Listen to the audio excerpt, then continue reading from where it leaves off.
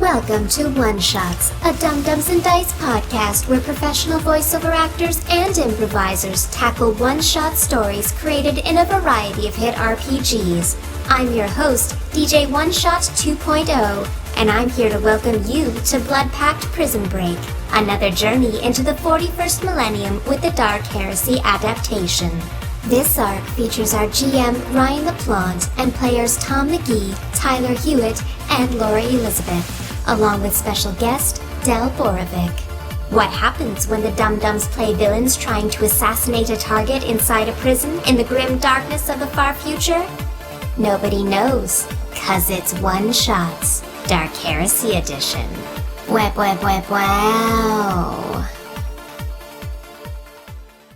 The prison heist murder is well underway. You have taken over, theoretically, a good chunk of Beta Block. You're in with TKO. Morgath murdered some burner boys. You've got cylinders that give you access to at least this floor, all of the stairs, and theoretically the rest of the prison for keys. And you're creating a Blood Wolf door-opening demon bomb, essentially, right now. Mm-hmm. So, Vesnia, you finish the final cuts into Dr. Tonks, who is now essentially stripped nude with runes that hurt the eye carved into his whole body. He's shifted from screaming to just making those wet, sucking sounds that suggest near death. You are all bleeding from your eyes and ears. Vesnia, you the most. The room is ice cold, and there's become almost like an actinic energy that's begun to circle around Tonks towards the end of this spell. I think we could say that you guys probably just took some belts or whatever you want to use to put the cylinders on that you want to send around to try to open all the cell doors. The big question, and I'm just going to ask Vesnia this, because I think once you start chanting, there's no way for you to pause in the middle of your demonic summoning spell to ask questions. One floor up, there is the south wall that has two entrances and you don't know what's inside it. Right. There is the west wall, which had the 3 gun servitors and the guard in front of it. And then on the east side, there was the kind of the mark of the cult of Mechanicus over a big door. You said you wanted to send the Blood Wolf for its final destination upstairs. Which one of those 3 rooms are you sending it to go essentially take apart? Yes. I guess it's gonna be the door we don't know what is behind it. So the one with the servitors or the one with the blank wall? The one with the... There are 2 doors that we don't know what's behind. Oh, yeah. Okay. Yeah. There's one that's more reinforced with the gun servitors out front, or there is one that is just kind of... There are 2 generic and you don't know what's back there. Right. You could roll me a cunning, and we'll say, do you know, if we're going to use military skills, I would say we could roll me, this is going to be a weird combination, but I will take a cunning using your ranged light as an upgrade for it. Okay, I'll do that. Because I want it to be smarts plus the military. Difficulty will be, I'm going to say 4 for this one, just because I don't want to give you this for free, because this decision has big impact, but you might be able to get that. I will say, no, that feels right to me. Does anybody see anything else they could add? What's our story point, Stitch? Story points, 4 for y'all, 1 for me. Cool. All right, I guess I'll take one of those then. Yeah. The only other caveat I want to add, just because it was yesterday when we were recording previously, and this may have fallen to the wayside a little bit, but we'd also talked about getting one of those flamethrower servitors set up for this. I don't know if that's something I know where Ryan, if I'm not mistaken, this role isn't to actually activate the wolf. This is just determining to decide. Yeah, great. She's doing the chanting. So if you wanted to send Flinch to Laura, can you roll me that D6 you got? Totally. 5. Okay. This has all happened fast enough that Flinch, you could go, and you think you could go tackle kind of setting up the purge servitor if you wanted to do that beforehand. It's worth noting you're sending the purge servitor, which will then circle the cells for a blood wolf to circle the cells. So they may destroy each other, but it's possible. Right. Yeah. I guess it's a question of, do we want this riot happening, or do we just want people to fry in their cells? I was gonna say, this is a question for, I think, you three. Vesnia, you're in yourself, so you do your role. I'm doing my thing. You're chanting. Yeah. Cool. In terms of other bonuses, I think we're pretty well secured, unless there was some kind of like we could give a benefit because we're all bleeding. I would say one of you could jump in and kind of be, for lack of a better term, but like the assistant to essentially just use your knife to make sure the runes are sharp. Vesni's got to work fast because this is not a spell that you can like be too slow doing. So if somebody wanted to do that, I'd let them tag in and throw her a boost die. Sure. I'll muscle in there and I'll get to work. If there's knifing to be done, my knives are at the ready. So then, Carl and Flinch, it's up to you whether you want to activate the servitor or if you just want to let this go off and kind of be ready for what's coming next. I think Carl would say, hold off on the servitor. We want as much chaos on this level as possible, and if we burn everyone alive, then there's nothing left for anyone to do here. But that servitor will come in handy on other levels. Okay.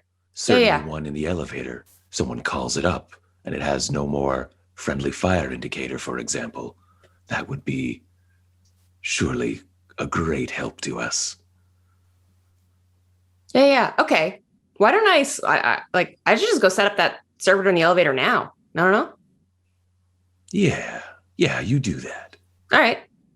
So basically, I'd like to go on over to the elevator and. I think stairwell is the flamer one. The elevator is currently on another floor, dealing with the previous servitor you had torched. Okay. Yeah, and it's double guns as well, which is useful for different reasons, but also slightly more concerning because I feel like if we hack one, the other one just turns and it's like, fuck that. Yeah. Okay. But you could go program the one on the stairs and essentially give it that classic countdown if you want, before it just rolls in and purges everything. So, sure, let's do it on a delay. Yeah. Okay. Then what I will say is, so we've got our two rolls. So, Laura, if you want to prep tech use, I'm just going to say difficulty 2. You're dealing with a system that you've already dealt with, so I'll also throw you a boost for that, and you can add whatever your normal tech use is. Oh, that's nice. Vesnia, what was your roll from that pool we put together? I didn't roll yet, so I just wanted to check the pool was right first. Yeah. So it's 3 yellow, 4 purple, and 1 boost. I am going to upgrade to difficulty, so make one of your purples a red. All right. Now I shall roll. Yeah. Good luck. No, the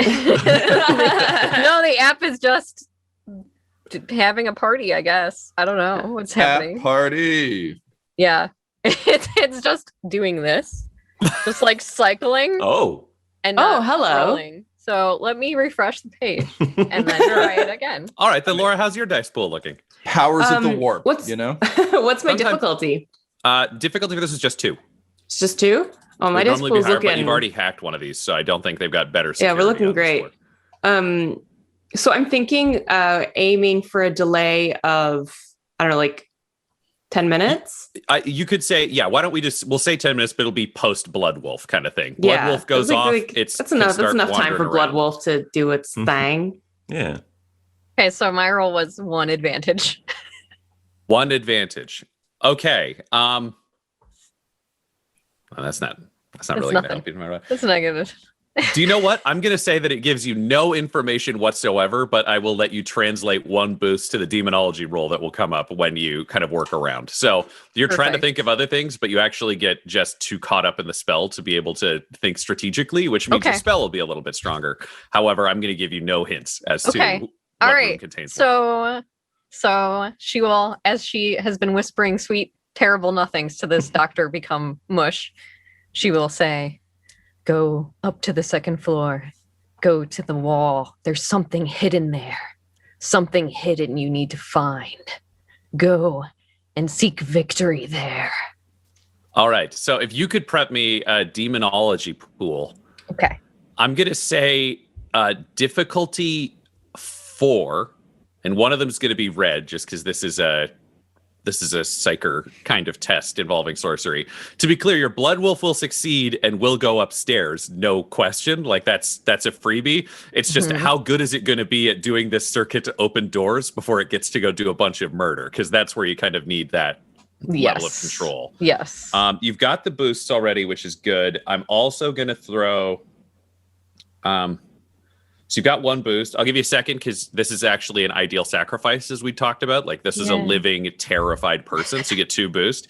I am going to throw 2 setback your way simply because you're asking the Blood Wolf to ignore a bunch of people in cages on its way to its goal and leave them alive, which is a challenge for it. So if you prep that pool, Laura, what did you roll? 4 successes, 3 advantages. That servitor and I, we are best buds. Yeah, that servitor will basically go off. I'm going to give you a window where you can just decide it bursts in as though your timing was very good because that was a number of successes. There will be a point where I just announce it starts coming in and burning things. That's fair. Cool. To be clear on its direction, you are sending it around this floor to attack things randomly, correct? Or what is your intention for its attack? Because purge is just kill all prisoners is the program. Yeah. Yeah, because I mean we're planning on being up in alpha block, right? Like so I think we want to seal things off behind us. Cool. I think that's eminently doable. All right. So Flinch, you return to the group having achieved your goal of taking over a servitor. Team Demons, I think you're both very proud of your handiwork. The final knife cut goes home after you make your dramatic statement, Vesnia. And you just hear a screaming. And you realize it's a blend of 2 screams in an impossible way. It's Tonks screaming at the top of his lungs, leaping forwards, almost with his joints cracking. You can kind of hear inside it of bones breaking and things, and you realize the toll on his body. As Vesnia, I think you've seen up close. The rest of you have probably seen these demons used, but probably not built in exactly the same room. Morgath, I think you wouldn't. I don't think any of you are afraid of it. I think you would all have a healthy respect for how dangerous this kind of magic can be. Morgath fearless because blade not broken. Morgath doing great. So it kind of takes off, but instead of bounding, you're actually seeing Tonks floating in the air, kind of running almost like a saber tooth while he's screaming, and a demonic face overlaying his as this like hurricane of warp energy is spinning around him. And it takes off in, I guess, the most terrifying possible version of the Tasmanian devil, just tearing through and ripping the door to the room off the hinges and actually breaking the wall around it. The level of force behind this thing is terrifying. Can you roll that demonology roll for me? Here we go. Yeah. We've got all these belts on him holding the keys, basically. Yes. Okay. I got Just one proper success. Rob Liefeld. Yeah, we've got 1 success, 2 threats. we got a Tetsuya Nomura situation going on here. Yes. 1 success, 2 threats. Okay. Looking out the door as you see this happen, the Blood Wolf follows your directions, but not exactly as you'd hoped. Instead of doing the full circuit of this floor, kind of going out the door left and around, it actually blasts straight across the open space and opens essentially opens the cells on the, because you are at the north right now, on the west side. So it just cranks around, opens those cells, so a number of prisoners are getting let out, and then just darts up, and you just hear screaming start upstairs. The number of screams you are hearing is surprising. You clearly made a choice that is doing some sincere damage upstairs. You're hearing occasional last fire, but mainly it's that. And you just see, I would say, a blood-soaked body missing several limbs just be thrown down the chute, but it manages to cross the whole space and just splatter against one of the cell doors, a floor down from you. The level of blood and stuff spraying off the top is clearly dramatic. You're hearing cranked alarms, all this other kind of stuff. However, across, the other forces are immediately reacting. You see the astropath and the arbitrator both burst out of the shrine next to the chapel. The preacher follows. However, I mean, you guys can interrupt because, I mean, you're watching, so you can act when you need to. When they see the sheer number of prisoners coming around the other side of the formation, they duck back into the chapel. So you now have the preacher, the arbitrator, the astropath, and theoretically an archiflagellant all in the same room, kind of holding up for shit garbage technology. Okay. And you're starting to hear reaction, like you haven't seen what's going on through the secure door. It seems like they seem relatively confident that they're inside and can weather it. You just hear a ka-chunk of the big kind of solid door probably locking down. The prisoners are starting to come around. What do you guys do? Well, definitely gonna take the gun back in my hand. Well, well, I think it's time to go. So the chapel has like got some sort of like lockdown feature where like that seems to be like locked down. So on the east side, there is a security door that's clearly, you would guess this is where you get access to controls to probably open up everything from, beta and below. Yeah. That's got a big lockdown feature. The chapel they're just inside of, there could be a wooden bar. There could just be they jam chairs against the door. Or it could just be, hey, we've got a bunch of heavily armed dudes and they're only expecting prisoners. Right, yeah. Open the door if you fucking want, unarmed idiots. Like... There's an army in here. So that's kind of what's going on there. The prisoners themselves are out, but they're clearly directionless. Yeah. So this was not something TKO had like wound them up for. And this floor seems pretty TKO owned. So you're seeing, if you glance out around the corner, Carl, you can see Olaf and two other, I would say, or just following the rule of size, two other bigger, like kind of clearly bodybuilder types. But more grizzled than a lot of the burner boys you've seen, who are kind of younger and tend to be more line troops. These are all like mid-40s, crew cut, hard as shit, kind of dead-eyed, very Spetsnaz looking, if you've seen any of like the Russian special forces guys give interviews. Just kind of slapping their people around, and they're not really sure what to do, so they're staying near their cells. It's clear they're aware they could all die, but they're not sure yet. So there's a situation you could take charge of if you wanted. I'll step out of the medical wing and say, brothers, just to everyone, and I will say, we have been given a gift. We've been given a chance at freedom, and our jailers are going to try and quench Wash that. It's only a matter of time before those servitor flamers come down here and wipe us all out. And our jailers, our masters, are right in there, hiding from you. I say we take the keys and let ourselves out.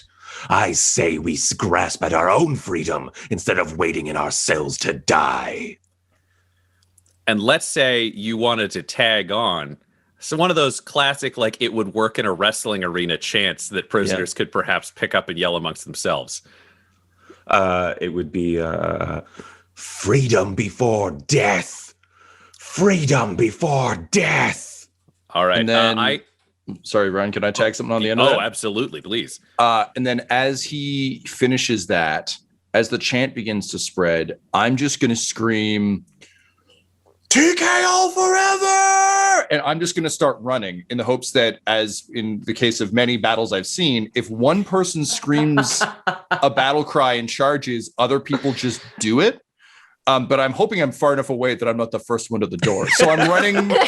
I'm doing like a Hulk run where it's just like I kind of float a little bit as I go because I'm just actively not trying to make speed. But I've got a knife in each hand, just full Drax. Just blades out and running. Nice. Are you going for the security room or the chapel?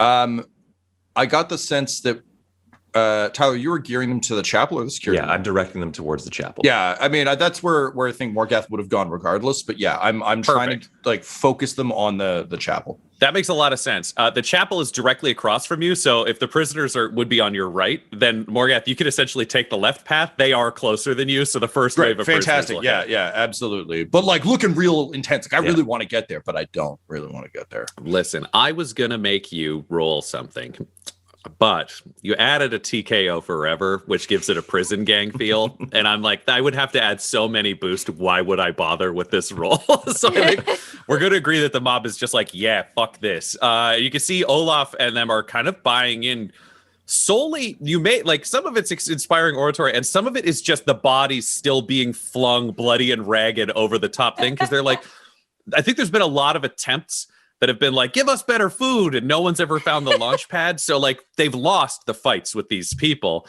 and they're realizing now if they move fast, there's a distraction upstairs. You have a limited time period, but you can get all the weapons off of everybody on this floor, and if you can release everybody else, you can hit the weapons downwards, because you know there are going to be a few guards kind of on each floor, and there's definitely a whole whack of them now at the level where the flamer servitor you hear just kind of like finally gets shot to pieces.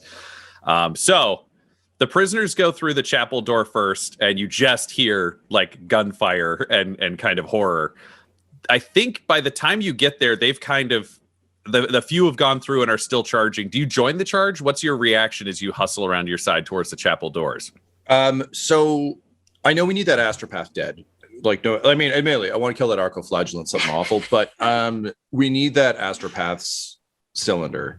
And as we've established, like Morgath has a real problem with like magic and like things that are beyond his understanding.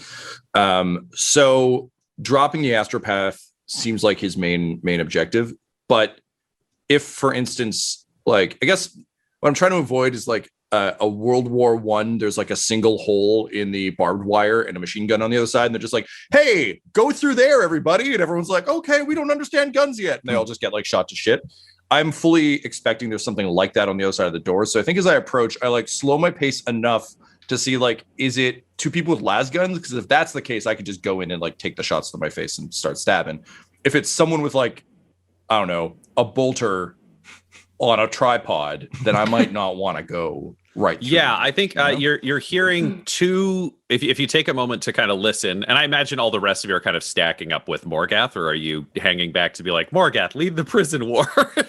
We will await what happens. I think Flinch is kind of like doing that same thing, like kind of like stepping like near the stairwell where her like servitor is that she's going to let loose. Just kind of like stepping forwards to the crowd, but then kind of stepping back. Like, no, I got to stay back here. Like, just. I was going to say, Flinch, you do have the other cylinders, and there are still kind of half an area's worth of prisoners you could let out. Like, you have a bunch of them that are like, freedom, come on, what the fuck? Just yelling. Oh, really fuck. Like other men and women, unarmed, but in their cells that you could let out. Oh, my God. Yeah. I mean, more fodder, right? Mm-hmm. And blood god, baby, your goal of freeing humanity from a prison. So, Flinch, you'll be doing that. A physical prison, then the prison of the mind. Mm-hmm. Perfect. So Flinch will be going around and doing that. Yeah. You other two. Yes. What are your intentions? You are hearing, I would say, 2 last weapons and a tooled up shotgun kind of firing from within the room. So the prisoners, the first charge was enthusiastic. They're kind of trying to hype themselves up for another. You don't really feel like you'll get a third suicide charge into a room. Yeah.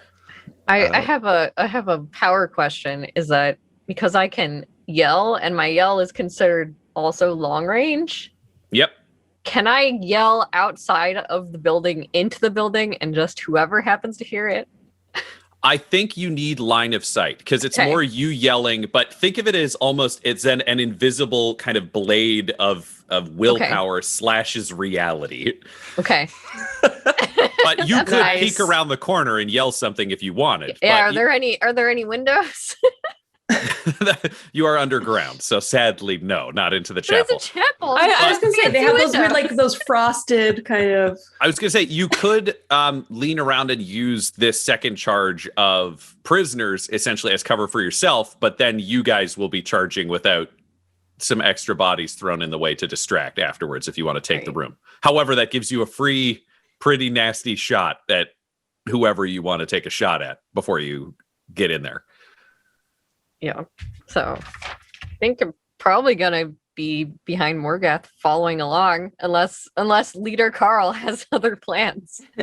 No, Leader Carl is kind of hanging back. I think just basically watching and waiting for the right time for me to basically summon the unit to like get up the stairs kind of thing. Would it be the stairs that we can go higher with? Yes. Yeah. Okay. Yeah. I mean, you could theoretically get get control of the elevator, but that feels like you wouldn't want to box yourselves like in. a The stairs kill seem box, like yeah. a safer bet. Yeah. Yeah. Okay. So I think I will be in between then and be waiting and watching so that I could maybe snipe someone to help Morgath if possible. At this point, it would be nice to get like the cylinder to open up this big bat in here that would basically draw like everyone's attention. Like that would be like the perfect distraction kind of thing, and ultimately like might doom us all depending on how powerful this thing is. Yeah. But that would still check the box of killing the target as long as they're in the prison. Right. So that would, I think that's like a nice extra to have, but we can also do this ourselves. So Carl is kind of waiting to see how the assault on the chapel goes, but is basically eyeing the exit vector to the stairs. Okay, what I will say then is the first round of the charge into the chapel you can't affect, but you will know how it goes, so you can join in kind of round 2. You won't be able to take part in the surprise, but you'll be able to join in afterwards. That makes sense, yeah. It sounds like they're stacked on you, Morgath. So is there anything you say to Morgath or Morgath you want to say before this concerted charge through the door? Yeah, so having got up there, everyone's kind of looking around, all concerned. I've got my las gun in one hand and my FME in the other, and I'm like, I just turn, heroically, my streaky, like sweat-soaked blonde hair flipping Brad Pitt Troy style, my flesh mask, still kind of like full of blood from when I was crying it earlier. I haven't like let it out. So I'll just like smile, which causes blood to just kind of like gush from the sides and everywhere else where it's just been pocketed in my gross mask. And I think I look great, but like I'm clearly a horror show. And I'll just turn bare my teeth and be like, hey guys, yeah, listen, like it's real important, that we all get in there and we all do our best. So like, just when you feel it, I just want you to come with me. Just feel those vibes, man. It's going to be a great time. Blood for the blood god, skeleton for the skeleton throne. Let's get our freedom, right? Here you go, bud. And I'm going to hand a lasgun to a guy. I'm going to jam his finger into the trigger, and then I'm going to boot him in front of me as I run in behind. Because at this point, I actually don't care if the rest of the charge comes. I just need someone in front of me to get shot. So my hope is this guy feels really empowered because he's got a gun and doesn't quite notice that I'm literally doing that, like, again, John Wick, like hand on his back, running in behind him with a knife as he's shooting and being shot, with the plan of pushing him into whoever I find. And essentially I'm going for the Assassin's Creed leap stab on Astropath if I can see them when I get in there. Otherwise, that Arcoflagellant's getting broken in half. 90 degrees? No. 1 degree of broken. Wow. Awesome. Morgath and Vestia, can you both roll me an athletics brawn at difficulty 2? Yeah, 1 sec. Just let me get my dice roller here.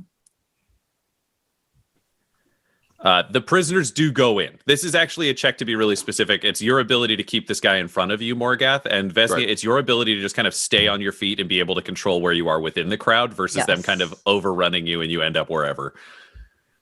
Did you say difficulty 2? Difficulty 2. Okay. Cool. Vessi, I'm going to give you a boost if you haven't already rolled it, just because I think the crowd would be honestly scared of you. Some of the warp energy that surrounds you is becoming undeniable. You have like psi stigmata and other ultra scary shit. Yay. Morgath, he can't see your face because you're shoving him. So yeah, no, absolutely. And there's another face on it. But I am going to take my Hatred of Imperials boost because I know there's an Arcoflagellant in there somewhere. Yes. Nice. And I don't care if I have to murder everyone in this prison. I'm going to get that son. I will allow that for you as you're leading the way. Vesnia, no hatred bonus for this, but hatred bonus for undoubtedly the attack to follow. Yeah. Okay. Great. Whenever you're ready. And rolling. Nom, nom, nom, nom, nom, nom, nom, nom, nom. I got 1 success, 2 advantage, and a triumph. Ooh. Wow. I got Cool. 2 Turn, successes. take the wheel. 1 advantage. Sorry, 2 Shit. successes, 1 advantage. Okay, I am Well going done. to say that you guys immediately, due to these successes, you're at the top of the initiative order. So you don't have to roll. There's no chance of them getting the drop on you. Essentially, they're surprise shots. The arbitrator opens up and basically blows away the guy you're carrying, Morgath. But due to your triumph, you continue to carry him forwards. And I will say you can basically throw your guy and knock someone down. In front of you, you have the preacher, like Sister Brutal. You've got the arbitrator guard. The astropath is just like a little old, wizened old man just shooting a last pistol. Who's 30 years old? Yeah. Yeah. And you just hear the preacher yell, Fafnir! And the archiflagellant stands up straight and just smashes its arms down, and electricity kind of arcs over it. And it's about to charge. Who do you want to throw your corpse at there, Morgath? I am going to throw the corpse into the arbitrator because I don't think throwing it the flagellant is going to come forward regardless. But the arbitrator is, to my mind, the most dangerous person in the room and might get tangled up in corpse. So I whisper in the blown away man's ear, "Hey man, I appreciate you." And then I boot him at the arbitrator, and then I'm going to throw myself at the astropath in the corner. And my goal. Yeah, I think it's the Assassin's Creed, like, you know, from the trailers. You can't really do it in the game, but that like leaping blade things. I just want this fucker down as fast as possible. Yeah. Alrighty. So I will say the corpse of your latest friend just smashes the arbitrator kind of off his feet, opening up their line, and you can jump over him, and do your Superman punch stab. Yeah. Just Roman Reigns style. As everyone boos me. All right, so I've got my standard pool. Ryan, I'm assuming difficulty 2 since it's a melee attack. Yep. Great. I'm going to add my boost for hatred. Would you say that this target has not taken their turn in the current combat? Great. So second boost for that. Due to your triumph. Yeah, I'm going to spend a story point to jack myself up a bit more. And I had 2 advantage that I would like to spend to give Vesnia a boost on her next thing. I think that's totally reasonable with the flying corpse and the attack on the person they were ultimately trying to protect. You win. They're thrown, definitely. Yeah, great. So. Great. Okay, I think that's it for me. Go for it. I've spent, sorry, I think I said this. I spent a story point to pump up. All right, let's do it. Oh, yeah, that's what you like to see. 3 success, 3 advantage, 1 triumph. Fucking hell. Holy crap. So what does that put your damage at, Tom? That will be an additional +4 to my already 7. So a total of 13. No, 11. You thought you were just going to stab a guy. You actually, with this punch, hammer your theme entirely through the astropath's torso and out their back. So this is just a very, very dead person. And I will tell you, you did not hit the cylinders in their front pocket. So the cylinders are intact. I will let you grab those as a free incidental, so you don't have to worry about leaving those on the ground. It feels like something with this much of a kill against this weak of a target.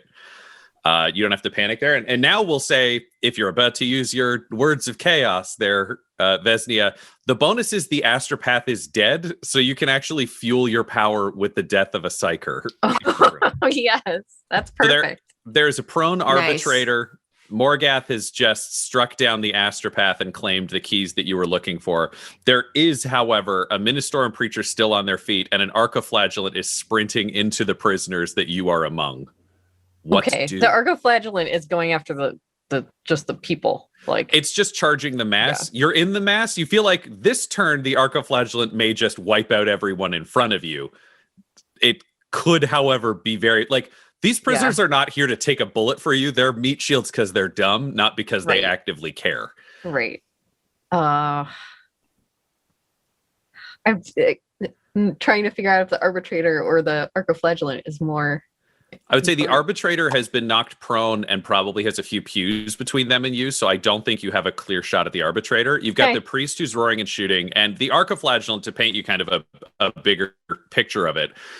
Think of a wiry person kind of built like a sprinter, probably was about 6 feet tall originally, only they are, you've seen kind of like Bane style, like big injector rigs built into their spine. They're hunched. Their arms are like punched over with tubes with giant electro flails that are about 3 or 4 feet long in place of their hands. They have a giant visor hanging down over their face, which is in like their jaws clearly been bolted together with like a rictus grin, and you can see flickering lights inside the helm. They're clearly not being shown what's happening now, and the ejectors are pumping, so you're seeing in that kind of Bane way that all of their muscles are getting bigger and scarier, with like different, servitor style things built into their body. So they're sprinting forwards and just howling through these clenched teeth. So like slashing everything. A way cooler, way scarier Mickey Rourke from Iron Man 2. Correct. Yeah. He just wants his bird. All right. Give him his bird. We're just going to go for it. We're going to direct it right at the archiflagellant, and then hopefully we can book it out of here if we don't get too angry, but we'll see. Alrighty. So that costs you, I think, 6 strain. 6 strain, yeah. Right. So you can just make a note of that one. Yep. Holy shit. So she will turn towards the archiflagellant and be like, I will set you free. You will know true chaos and destruction. Yeah, and then fuck him up. Yeah. Yeah, you spit out a word along with kind of a mouthful of blood because it tears your mouth to actually speak it aloud. Oh, God, that's so cool. And the word breaches reality in a miniature warp rift that kind of slashes towards the archiflagellant. So it'll be a demonologist roll. Yes, and it says difficulty 3, 2 purple, 1 red. Correct. Okay. You also will get to add a boost for the fact that the astropath just died, so that's kind of fueling what's going on. An archiflagellant, I will give you your hate score to this because it's technically imperial. Well, it's a ministorum perversion of someone who could have been. Why didn't you just take the helmet off? You'd love to have these. They could have been a friend. We could have been friends. This is it's like one step off from our people. It's like, how dare you?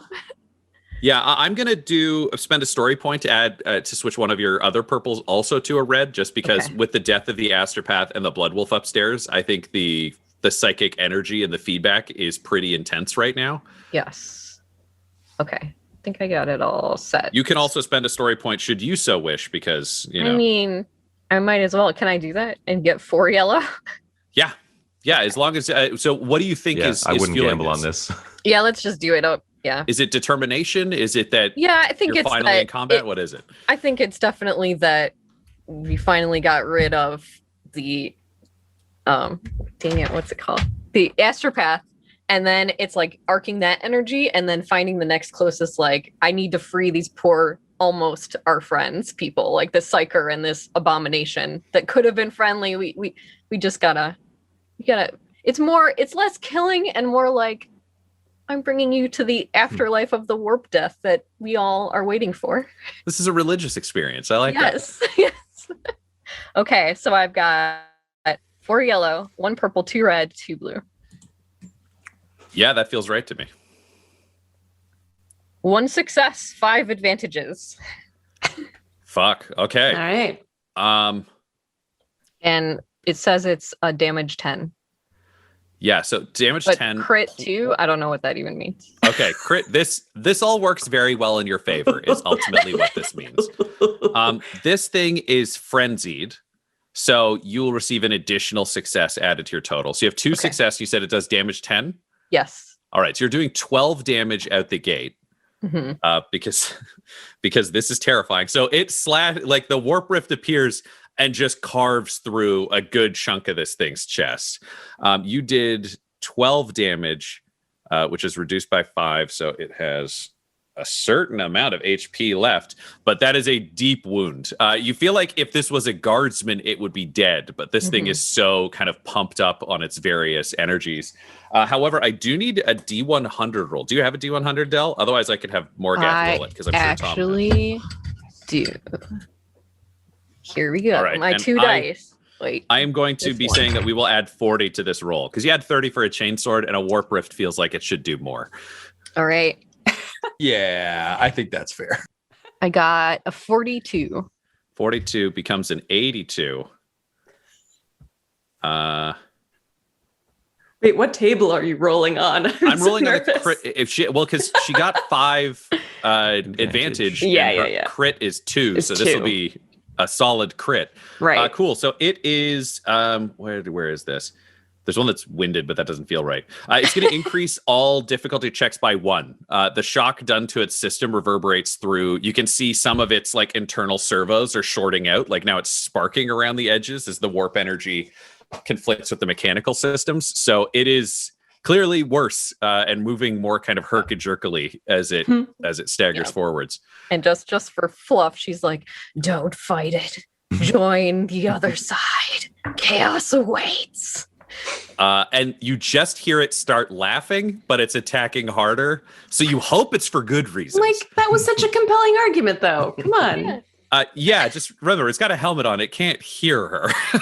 It is seeing an implanted like nightmare. Like basically, these things are put into the Clockwork Orange style system of helmets and everything else. It is seeing images that it's not actually seeing and hearing things that it's not actually hearing. You get the impression, for those of you who know this, Vesnia, you'd definitely be able to hear this as it gets closer. It's basically seeing nightmare images and more being pointed in a direction to attack forever than it is consciously engaging in this battle, Yeah. which is blasphemy unto itself. I'm also fangirling because I have them in my army, and every round they attack as many people as they can, the closest people that are to them, always, forever, until they're Nice. Yeah.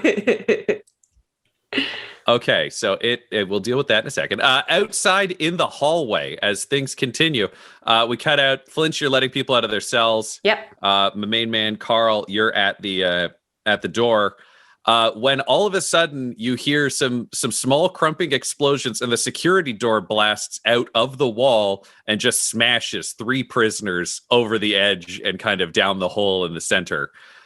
Flinch, I'm going to say that you are on the south side of that door, so you're closer to the chapel as you've been letting people out. Carl, you're by the door. On the west side, yeah? Or east side? You were on the east side because that was the side that didn't get opened up. You were by the security door. So you are towards the chapel. Carl, you're towards the stairs because you said that was kind of where you'd have been hanging out. Cool. When all of a sudden, storming out of that room come 3 enforcers, which are like arbitrators only. Think of them as arbitrators light. They're probably like staff that have been seconded to the arbitrator division. So they're not in full carapace. They're still in flak, but it's a different uniform and they're carrying shotguns. Followed by someone who is dressed very differently than you would have expected the staff here. Think of it as kind of like, if you're thinking of Hive or like Necromunda stuff, like he's got a little bit of space pirate about him, but also looks mean as shit. Carl, can you roll me a cunning with difficulty 2? Cunning, and I will say streetwise or skullduggery, whichever you want to use. I don't know if... Oh, there is a difference. Okay.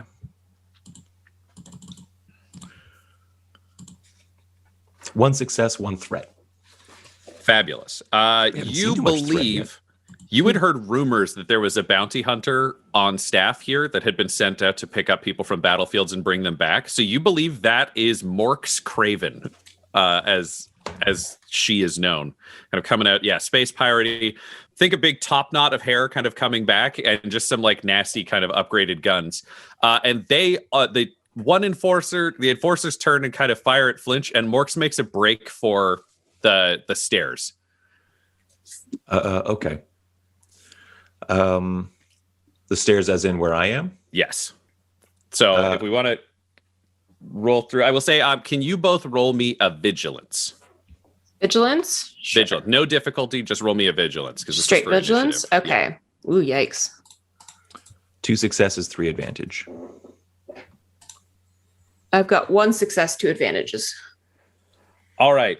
You both get time to react as they come out the door. So the door hits, kind of topples over with the guys who are screaming. Enforcers and Morks come out. You both get to act because they have to essentially burst through the smoke towards you. So What do you do? Morks is clearly heading for the stairs. The enforcers, you would guess, are covering him.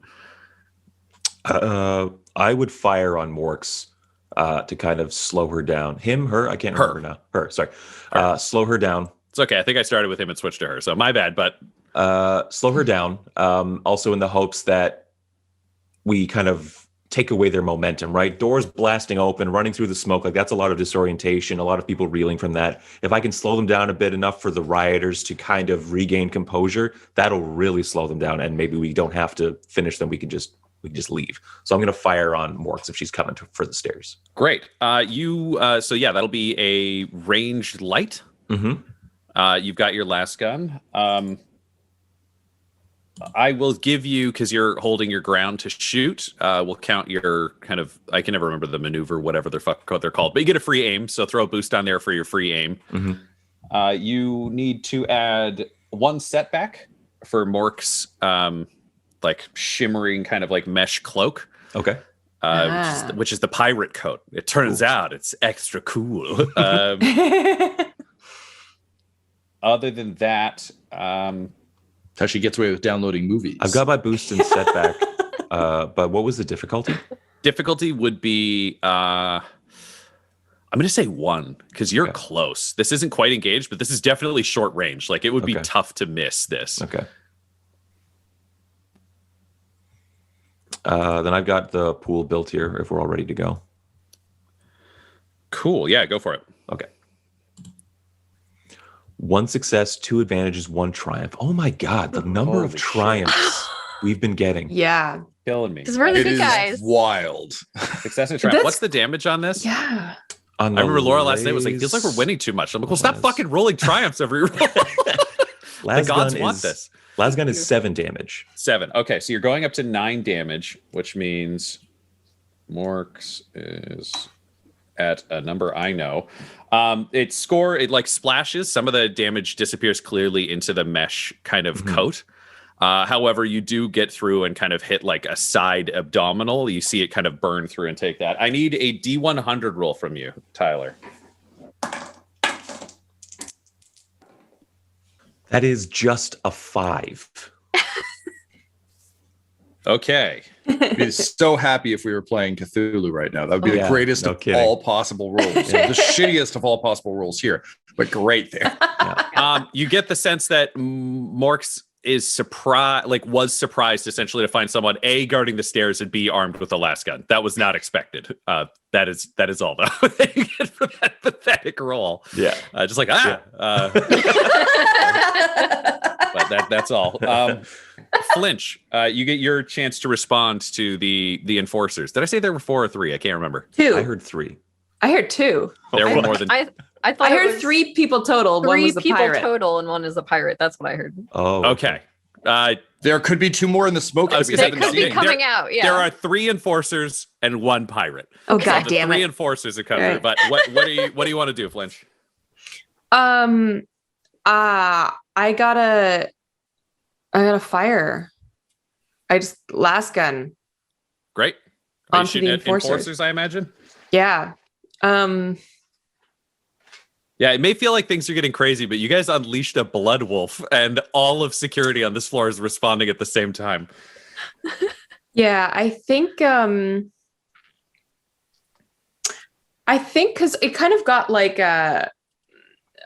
we're on basically like a kind of like the platform surrounding an open space, right? Yes. So I think I'd kind of like and I'm at kind of the end of the hall. So I think I would roll kind of to duck behind kind of the corner where like yeah, I mean, you also are surrounded by loose prisoners, so you could duck into a cell and fire out of it, or you could be shooting, just using prisoners as cover. Oh fuck, let's do that instead. It's kind of like as I'm like kind of pushing prisoners kind of like in front of me. just like almost like kind of like slightly like corralling them, like, no, this way in front of me, and then shoot. Great. All right. What's my difficulty? Your difficulty will be 1. This is short range. Like, you guys are on top of each other. Awesome. Now, does it matter that the weapon is a long range weapon? No, that just means you're good up to long range. Okay. So you don't struggle because there are weapons like a pistol that are medium, so they get significantly shittier if you're at long range, whereas you're capable up to long range with a rifle. Okay, cool. I looked at the distances, and it actually makes sense in Genesis. Engaged means hand to hand. Short means the distance you can comfortably throw something.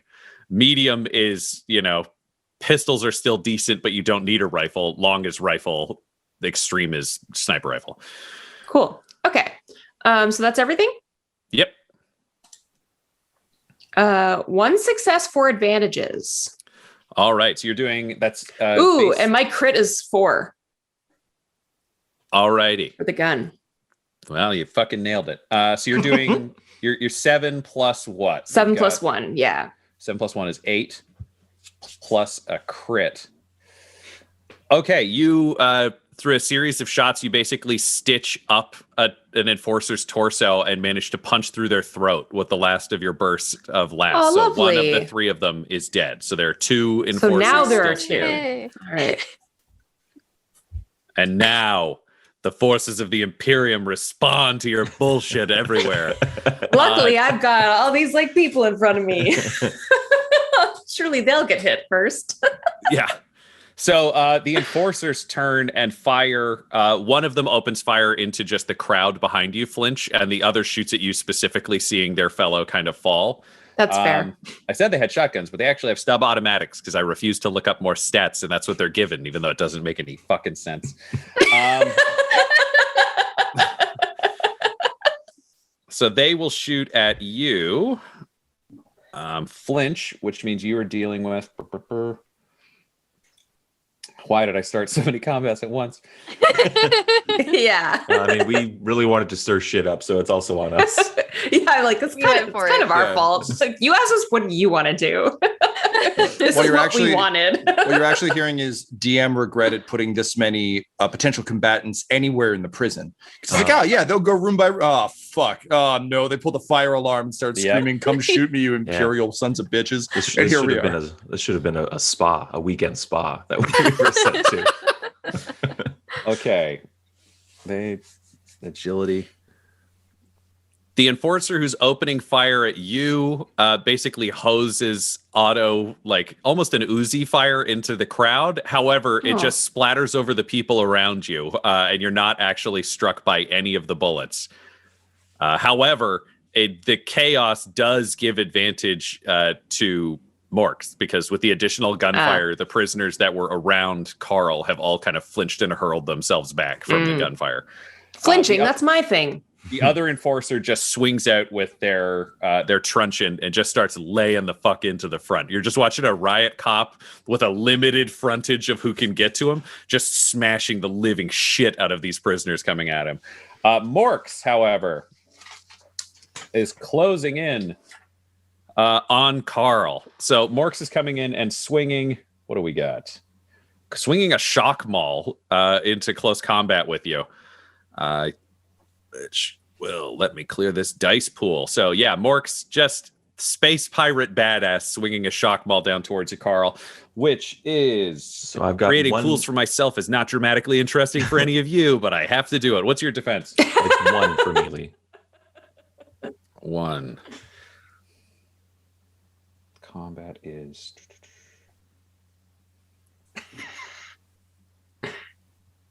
Nah, this is riveting. Give it a boost. Mork swings in, and oh man, that is decent.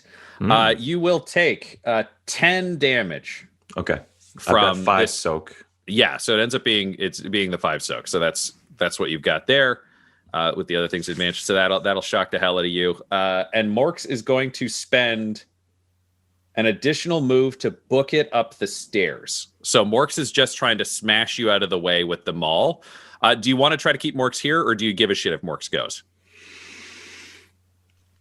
I'm going to try and keep Morks here.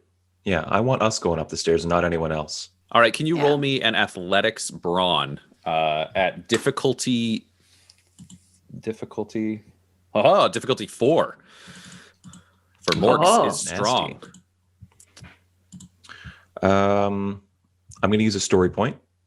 Great. Because we Morks is strong with this one.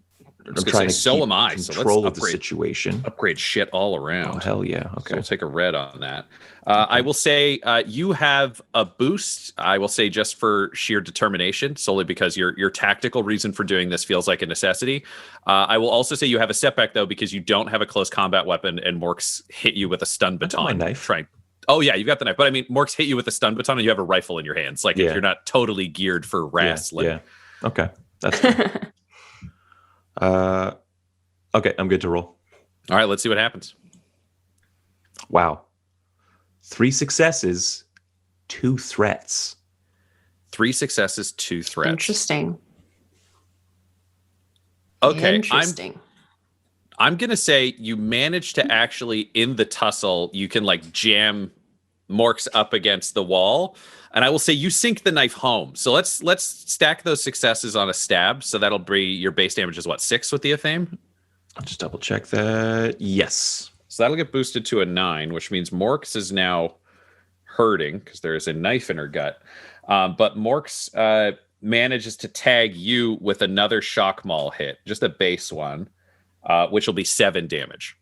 Okay. So it ends up being 2 because you've got that decent soak. Mm-hmm. You do manage to keep Mork's pinned and in place with you. Okay.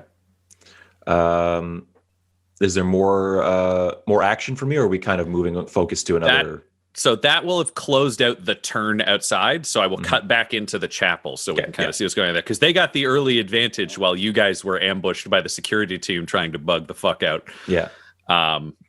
Inside the chapel, we have a preacher who saw somebody open a warp rift. You'd think she'd save the astropath, but nope, that's blasphemy. So Sister Brutal has had enough of your bullshit. Sister Bring it, Brutal's sister. had enough bullshit. By the end of this Sister mission, Brutal. I will have used every fucking villain in this book. Yay. So she is going to open fire. Oh no, wait, you're blaspheming though. No, she'll open fire with the last pistol because she doesn't want to get too close to that arcoflagellate. She's used these things before. Yeah, it only takes watching one of your fellow sisters ripped apart by their own device to realize, like, give it a few meters, you know? Yeah. So tactically, you guys get lucky in that she can't come in with her hammer, but she's too mad at the blasphemy to turn around and use the hammer. What's your defense, Vesnia? It is, I think it's just 1 because of but it's only for melee. So nothing, only, wait, no, no, 'cause 1 of black defense armor. because I have the armor on. That's right. Yeah. So you've got So the 1, 1, which yep. is good. I'm going to give her, what's the score for hatred? It's 2 boost? Yes. Great. I'm going to decide just on my own that she fucking hates you. Oh, wait, no, it's 1 boost for attacking. 1 boost for attacking? Yeah. Yes. That still works. We'll give it the 1 boost. That feels right. I'm going to spend a story point on this shot because she fucking does not like you. So she opens fire and manages to hit, which is impressive because that is not a skill she is good with. You will take 7 damage Okay. minus your Soak soak. is 4. All right, so you take 3 more. What's Okay. your wound threshold sitting at right now? So What do you have left? I have 2 left. My 2 left. threshold, I think I did this right. I was 15 and now I'm to 13 because I got shot before. Because before you took how much damage? You took 5 damage 10. before, I think? 10. Yeah. You took 10? Did you subtract your soak from that? Or no, you took 10 anyway? Wait, I think I did the opposite. I think I took 5. I should be the Yeah. other way around. Yeah.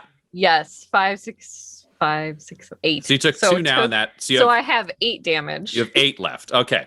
That's what I did. Instead of making my current, I did it backwards. Yes. It's okay as long as you know what you have left. Because I was like, I think you have more than that from what I remember. But no, that you feel the demon coiled around your heart, and I would say every time you are injured, you feel it coil a little bit tighter. There's something clearly possessive. Even the Blood Wolf is not the demon that talks to you. That Right. demon that you first dealt with, and I would say it was not a bloodletter, because I don't think a cornate bloodletter would be the kind of person to be like, let me show you to your friends. I'd be like, you go in the hole, stab, stab, stab. No, so it's weirdly enough, even though you work in a cornate unit, you have like a Slaneshi demon. Like it was a special demonette friend. Yeah. coiled around your heart, kind of looking after you. So Aw. you feel it clutching even more possessively as you are shot. And I think the preacher is just bellowing hymns, but with such like a phlegmatic passion that you have no fucking clue what she's actually singing. I don't think anyone does. It's so fucking disgusted and angry. The Archiflagellant is basically going to tear through the wall of prisoners in front of you, Vesnia. The Archiflagellant will not attack you this turn, but they are now engaged with you. So if you try to shoot them, it's bad because you're very close. The Arbitrator will basically shove off the corpse and get up and basically take out, I think they get a stun baton. I have to flip through all of these pages. They have a shock maul, so they're going to stand up and basically heft their shock maul kind of two-handed and just get ready to kind of lay into Morgath. But getting up and throwing the body will be their turn because you guys very successfully ambushed this room full of arguably superior combatants. Which leads us back to yours. So Morgath, you have killed the Astropath, you have claimed the keys, and you have an Arbitrator closing in on you. Yeah. So if I'm understanding this correctly, if I'm like looking at the mob of prisoners, they're getting chewed up by the Archiflagellant. I can, yes. Yeah, I can see Vesnia like being closed in on by the Archiflagellant. Beyond them, I can no longer see Carl or Flinch there because they are off engaged in a fight elsewhere. Yeah. You will have heard the explosion outside, so you won't know what's going on. Yeah. Weirdly enough, it has not affected the flow of prisoners following Vesnia into this room. So Vesnia is now kind of at the head of the wall of prisoners charging. I was mostly, my heart of hearts, I was going to toss those keys. It's going to be a real classic, like, go, but there's no one to toss to now. No. So I look at this Arbitrator walking towards me, and I just start doing that monkey knife fight thing where I'm just throwing a knife back and forth, the athame between my hands. But I see the Archiflagellant, and I see Vesnia kind of in direct danger. And behind my flesh mask, my face falls. And it is like watching Paul Rudd frown. It is like clouds across the sun. It is it is a beautiful flower being trampled under a steel boot. It is the end of all joy in the world. And I just go, no, man, that ain't right, which is the most enraged you've ever heard. That's not chill at all, dog. Yeah, exactly. You've ever heard Morgath. So ignoring the Arbitrator closing on me, I'm going to flip my knife around for digging, and I'm going digging for spines. I'm going to leap at the back of this monstrosity. And unlike, my friends who are trying to like set it free and introduce it to chaos, I hate cheaters. And having stupid robot chain arms is cheating. It's not cool. I don't care what you're watching. That's bullshit. So I'm going to try and kill the Archiflagellant before it can kill Vesnia. Awesome. So you get your combat roll. It'll be difficulty 2. There you will add. Oh lordy, the setback is it really serious? Yeah, defense. I just got to confirm something because it says it has the thing. Yeah, defense 0. That doesn't matter. There's no setback die because it is currently focused elsewhere, and it's back. Unsurprisingly, they didn't sink a lot of armor into the back of the Archiflagellant, so you have access to the spine. The injector gear is around it. This is a symbol of the Imperium. Also, I mean, you just hate it personally, so take your beautiful hatred boost. I did. Thank you.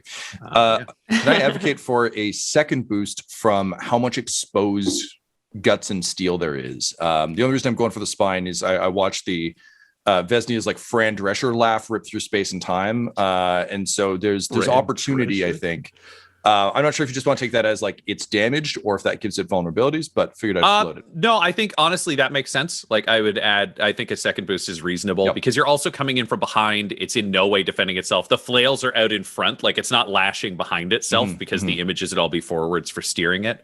Cool. You will also just for yourself, you add a success automatically because it is frenzied. So it doesn't affect the die pool, but it will affect the die roll. Well, happily in our dumb system, we can actually add that automatically. So I'll just push go on that. Perfect. Auto success increase. Good work, dice roller. And I will spend a story point to make it harder for you because you do have the Arbitrator. Oh, absolutely. Yeah. Also, it's an Archiflagellant. Like even if it's not focused, it's not like it's like standing still being like, smash, smash. It's like, flailing and screaming and shit. Cool. What's our story point pool at right now, right? Story point is 4-1 in your favor. Oh, fuck yeah. Let's burn one of those babies. I want this motherfucker to die.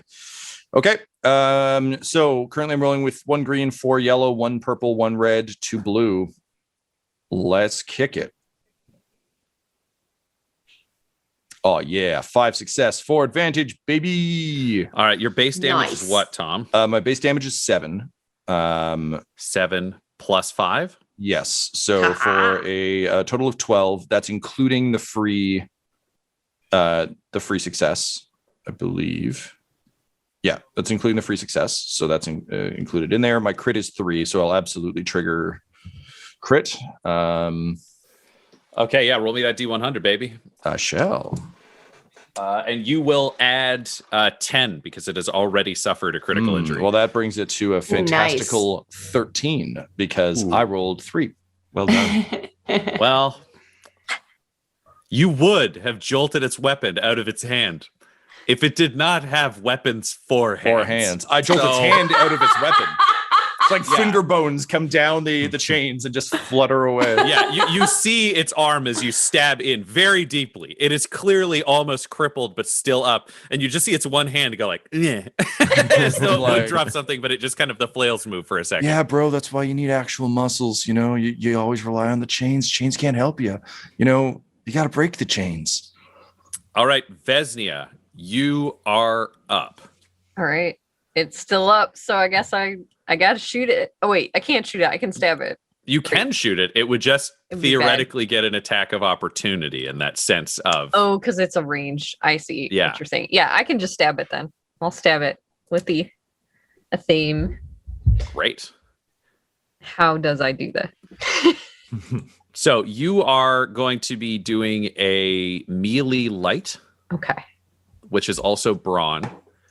I am going to put this at difficulty 3 solely because it is hitting out with flails, which are not the easiest thing to kind of dodge around to get in there. Yes, that's true. Do I get a boost for hating it also?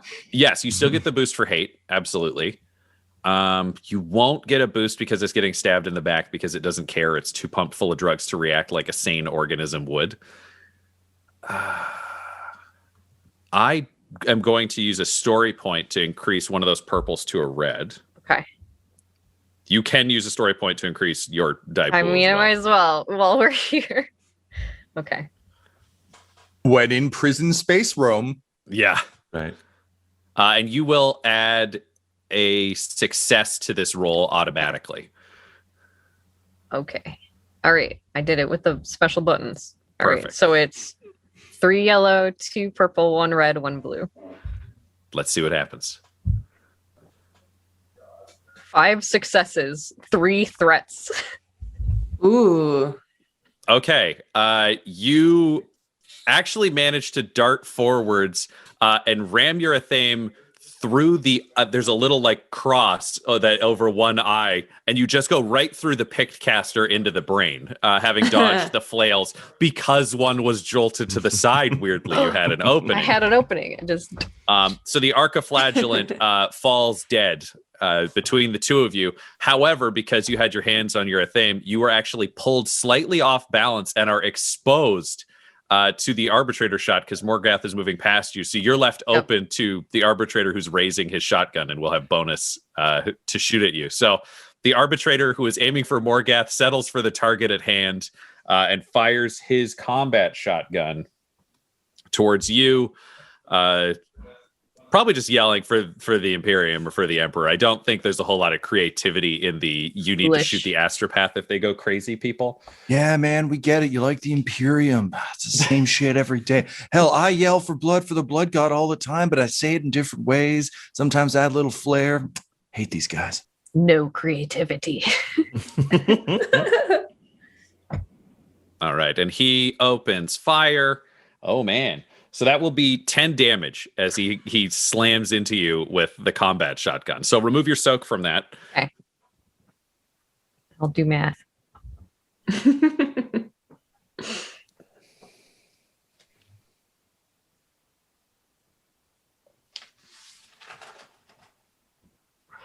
I am still barely up. I have 1 point left.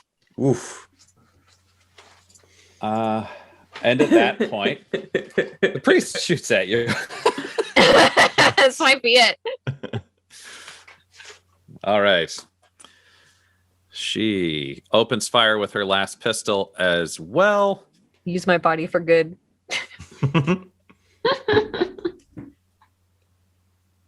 Go for the hatred.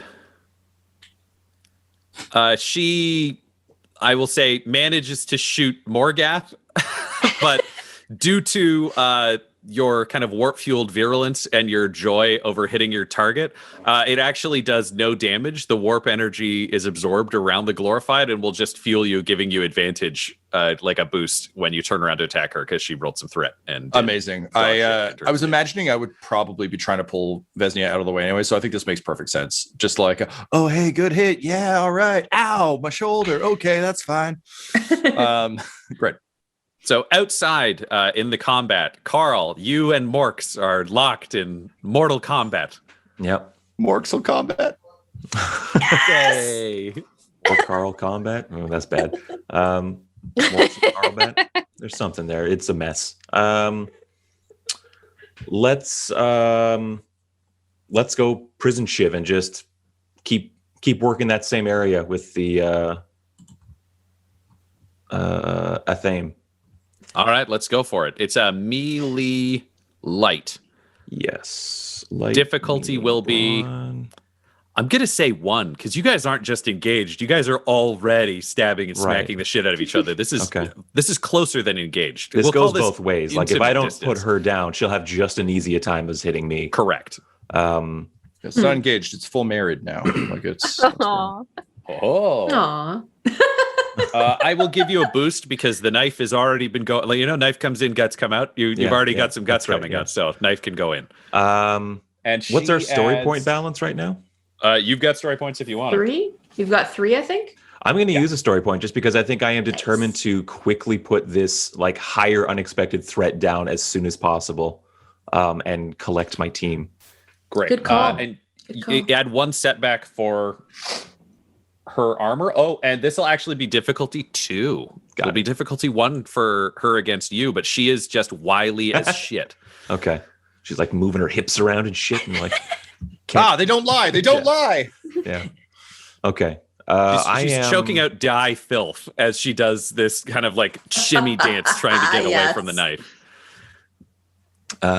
Okay. I am ready to roll. Go for it. Come on. 1 success, 2 advantages. All right. What's your damage? Damage is 6. 7.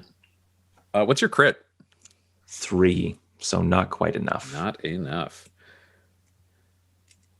All right. So Morks takes a heady blow. Cool. That'll take Morks down to... there we go. All right, so Morks is there. Morks, however, is not actually going to try to hit you back. Morks is going to try to shove past you and go up the stairs. So Morks will be making a combat roll, but it's not to strike you. It's just to wave you off with the shock maul and get the fuck out of here. Would we call that melee? Yeah, I'll call that melee from my side. Just then I actually have 2 defense for that with my Athame. Ooh. It confers an additional defense to melee only. So a little extra difficulty thrown in there. And I'm going to throw a boost on Morks, who wants to survive. And you know what? I'm going to throw a story point as well, because Morks is not trying to kill you. Morks is just trying to get the living fuck out of here as an entire floor of prisoners is following the bloodstained psychopath. Morks, maybe don't go to prison. Come on, what's the worst that could happen? Everyone I've ever put away for money just breaks out at the same time and is just running around with weapons? Come on. And that's a fucking wash. So Morks is still there, just being absolutely fucking useless. So Morks Craven, my favorite hunter, is still stuck just being prison shivved in a doorway. The chaos Flinch. loves us. Flinch, can you roll me a d6? Oh, sorry, me? Yes. Yeah. Sorry. 3. All right, so the prisoners drag down the enforcer because I figured that felt like a 3+ kind of scenario. So the enforcer is basically battered down and then just torn apart by the prisoners in front of you. You have free movement now to do what you want on your turn. Morks is still engaged with Carl, but they are within range. So if you wanted to close in and take a shot at Morks. Oh yeah, 100%. What are you gonna do? Am I close enough that I can run up and get my Athame in there too? Oh, then that's what I want to do.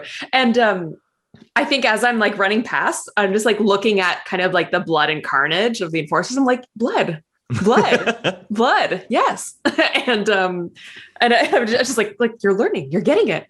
And then I think it's just like stowing my last gun, Athame out, and just I'll probably put like a hand on Carl's shoulder. Just be like, hey, buddy. and then stab into Morks' side. All right. It'll be a melee light. Yep. With Braun. It will be difficulty 3, just because, again, Morks is super shifty. Okay. You will get to add, I will say, a boost because you are coming in as an additional combatant, and I will actually give you another just because the momentum has shifted and Morks is smart enough to be aware of it, that like if Morks had got away, survival was very likely. Morks didn't get away and all the enforcers are dead. And then add 1 setback for Morks's mesh kind of pirate coat. Cool. That's everything? This doesn't I don't think with the momentum shift, I can't justify giving Morks a story point to try to stay alive. I think Morks is probably just fucked, and that happens. All right, let's roll them bones. 1 success. And your base damage is what? 5. Yeah, you get Morks. Basically, I think your knife just stabs in, and at that point, it jerks Morks enough into a position where Carl can stab past the coat, and you get Carl. But Morks just spits blood into Carl's face and says, "Good luck opening the rest of the prison." And as Morks dies in your arms, just a massive explosion rips out of the security room and sprays shrapnel through the prisoners behind you that just killed that enforcer in kind of a final moment of Pyrrhic victory. And we cut back to the interior of the chapel where the world's most intense 30 seconds of combat in the history of combat of the 41st millennium is occurring. Morgath, there is an arbitrator, but there is a priest. The priest just shot you with a last pistol. Yeah, that's weak sauce. Hey, you're really harsh on my buzz here. Come on. I'm going to press the cylinders into Vesnia's hand. Here's the thing. Tom, the player, is aware that Del, the player, has the same setback I do when it comes to fighting Imperials. Morgath is unaware that this is true. So Morgath just He might not be leaving this room. Vesnia the keys and just turns to the priest and says, "Oh, hey, yeah, that's cool. I got a chant too. It's called Go Fuck Yourself." And I'm going to launch myself specifically at her throat. I'm looking to stop this chant because I'm scared that there's like, having accepted that the Emperor of Man is one of the Chaos gods, I'm fully aware that like Imperium magic, like I'm not like some Chaos folks who are like, whatever. I'm like, oh no, this is legit. This is cool stuff. You're just using it wrong. Imperial saints exist and they pop up in times of great trial. And right now you've just got an incredibly burly woman going like shooting a last pistol into a crowd. Also, like, fucking nuts. This is my favorite song, and it's such a bad version of it. You know, I'm just like, no, man, it's the weird thing is, Brian, every single turn you have to do that. This could actually be an Imperial hymn that you would know and sing because you're allowed to worship the Emperor as a member of the Blood Pact. Honestly, it's one of my favorite jams. I've got it on a bunch of, I assume like. What is the title of it, Tom? This is called His Gauntleted Fist Brings Righteous Fury in D minor. But she is singing it in E flat, and that drives me fucking nuts. Like if you're gonna do a remix of it, like at least get the fucking key right. And it's off just enough to like. It feels so wrong. I hate it. I hate it. And like again, like it's chaos. So I don't think we'd have like iPods, but I feel like I've got like a mini disc, mixtape of this that like I jam to. And it's just hate it. So going straight for the throat. I've got my hatred boost. She has not acted yet who haven't taken their turn in the current combat. I think that's more a just surprise off the round top thing. Okay, yeah. Great. Yep. I will give you another boost because we'll count your charge as the combat equivalent of an aim. You were going for a throat. Yep, I feel like there was a target sense. there. And then I assume 2 for close combat strike. Yeah, 2 for close combat strike, and she's only wearing heavy robes, so just her only defense is her trunchbleness and singing. I understand, and admittedly, pretty good defense. I honestly hate getting this close to her, but again, like Vicini the Lesser, who wrote and performed the song first, like was really specific in how it should be performed, and like he's got to burn as a heretic eventually, but like just do the man justice, right? Where are we at with story points? Story points? It's 2 for you guys and 3 in my favor. So you've got them. Yeah, I'm going to burn one that doesn't, like, tactically from a meta perspective, not the best call. But I am pretty convinced that, like, this whole room has to die or our entire plan falls apart. So you've just heard a series of explosions outside, so you don't even know if you have any other team members left. Yeah, but I feel like even then, like, Morgath is just so focused on immediately what's in front of him that, like, he's hearing explosions, but he can barely hear it over the sounds of just her fucking butchering this song that he loves. So, like, I'll start singing it as I walk in, and it's like we're having, like, a proper, like, singing duel. And I'm like, oh yeah, it's a karaoke off. I love this shit. I live for this shit. And then I'm gonna go for the neck. Go for it. Let's go. 2 success, 7 advantage. Genesis is so weird for like handing the GM completely useless things like 7 advantages. Yeah. What's your crit on your ethane? 3, homie. All right. Your damage base is 6, I think, for you. 7 plus how many successes was that? 7 plus 2, so total of 9 of damage coming in for me, and I will activate a crit. Honestly, leaving me 4 advantage. With that amount of advantage, I'm going to let you cash them in as some success, and I think you're just going to hammer the blade through the throat of this person because you were within 2 HP of killing her. Cool. So I think we'll just have it be Sister Brutal goes down to the glorified. This is what you do, baby. So how does she die? And exactly what point of the song do you interrupt? So it's there's a part that I've always really liked. I kind of always imagined that, if I ever did find a sweetheart and we were to smooch under the blood red moonlight of one of the Sabbat worlds, that it would be to just like one that really resonates with me, which is his, and this is of course in high Gothic, so like it's kind of hard, but the rough translation is as his armored knuckles carve new trenches of justice in your heretic face, you will see his glory as your eyes burst and roll down his fist-like mace. And I really I like that. I've never been a mace guy. I've always been like a knife guy, but like really it's such a visceral image. So I just come in with it. But then I actually sing in harmony with her. And I assume her eyes go wide because she realizes how much better I am at singing it. But really it's because the blade went through her throat. So as I'm hitting this high note, I'm just like carving out the throat. And then in a final act of sort of pettiness, I just jam my other hand into her jaw and puppet it to say like, oh, dude, you were right. I was wrong. This song is much better when you sing it. Okay, bye. And then I'll just drop the head off and be like, thank you. At which point I assume the arbitrator just fucking destroys me. Listen, we got to see what nasty. Vesnia does before the arbitrator knows what the arbitrator does, because this is simultaneous. So you are currently stabbing and puppeting a dead woman. Vesnia, you, however, knowing that Morgath is going after the priest, what do? You have an arbitrator.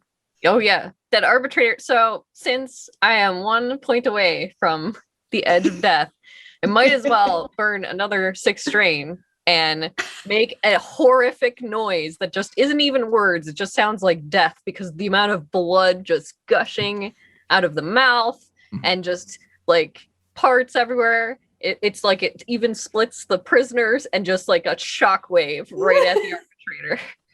I like it. I like it a lot. So it'll be a demonology check. Obviously difficulty 3 with the 2 purple, 1 red. I'm going to throw 2 boost at you because I think there was a Ministorum priest that just died. That's true. And B, you're close to death. And the sheer amount of blood you are offering is quite impressive. Yes. I am going to add a setback because you are supercharging this. So I think that's got a little danger to it. Because anytime you're using warp magic that's not in complete control is an innate risk. True. Otherwise, is there anything anyone wants to add to this pool? Should I story point again? Yes, I would say 100 times. I mean, we're just going ham. I mean, if I get shot once, it's over. So. Yeah. Also, like the characters aren't aware of the party situation at any time, right? Like they're only aware of what's going on for them. So I think that's always the spirit I've tried to use story points in, which is just battle like, zone. Yeah, exactly. I think being close to Morgath and him being obsessed with the hatred, they have a similar hatred that it's just like we're just hyping each other up. Yeah, I would also say with the sheer amount of death and fury present in this room, I think you can channel like the warp satisfaction with his murders as well as the deaths of these prisoners who are kind of now with There's the blood so wolf. So much blood and like fear that just... And with the blood wolf probably winding down upstairs now, like the warp's attention has been turned upon this room, and you're murdering religious figures inside a chapel. This is straight up primo heresy. Ryan, can I have a possible boost, but it really depends on what you think the arbitrator would be focused on. Because I would say that I could see a case for a boost if the arbitrator saw what happened to Sister Brutal and was like, I got to kill this son of a bitch. So he's not even paying attention to Vesnia. But Vesnia has used the warp before. So if he's thinking straight, that's scarier than a dude with a knife any day of the week. So I'm curious to hear kind of where you land on that. Because I think if Morgath is the threat, then a boost makes sense. If Vesnia is the threat, then a boost doesn't make sense. I'm going to do a straight cunning roll for him to see if he can focus on his training. So it's going to be his 3 dice for cunning against 3 difficulty, and we'll just see where he falls. Cool. How distracting is a puppeted head? It's a wash. So fuck me. These dice won't help me at all. No, they're only helping us this game. I think I will give you the boost. But what I will say is if he survives this, he will be able to fire at Vesnia and turn and lay into you the following turn. So he can really fucking go, because he's also, I think that's him being fueled by the fact that like he's got this one round to take a shot at you, and then it's just an avalanche of prisoners. This guy does not survive next round no matter what. So that makes sense. Like it's the backing into a corner with like the maul in one hand, the shotgun, and it's the like fire the gun, drop the gun, hold the bat. Like I get it. He's basically in a zombie movie at this point. 100%. Yeah. He's making his last stand. Yeah, he's in the cold open of a zombie movie where like you don't make it out. Yeah. Yep. Okay, so I've got 4 yellow, 2 purple, 1 red, 3 blue, 1 black. Yeah, that feels right. Here we go. 2 successes, 6 advantages. Part of me really wanted a despair and a Perils of the Warp to happen. Just to see. God. Look, the Perils of the Warp are happening, just not to her. Not yet. That's true. How much advantage was that? Or sorry, how much advantage? 6 advantage. All right, you're gonna roll 2 crits. Okay, and it's 10 damage.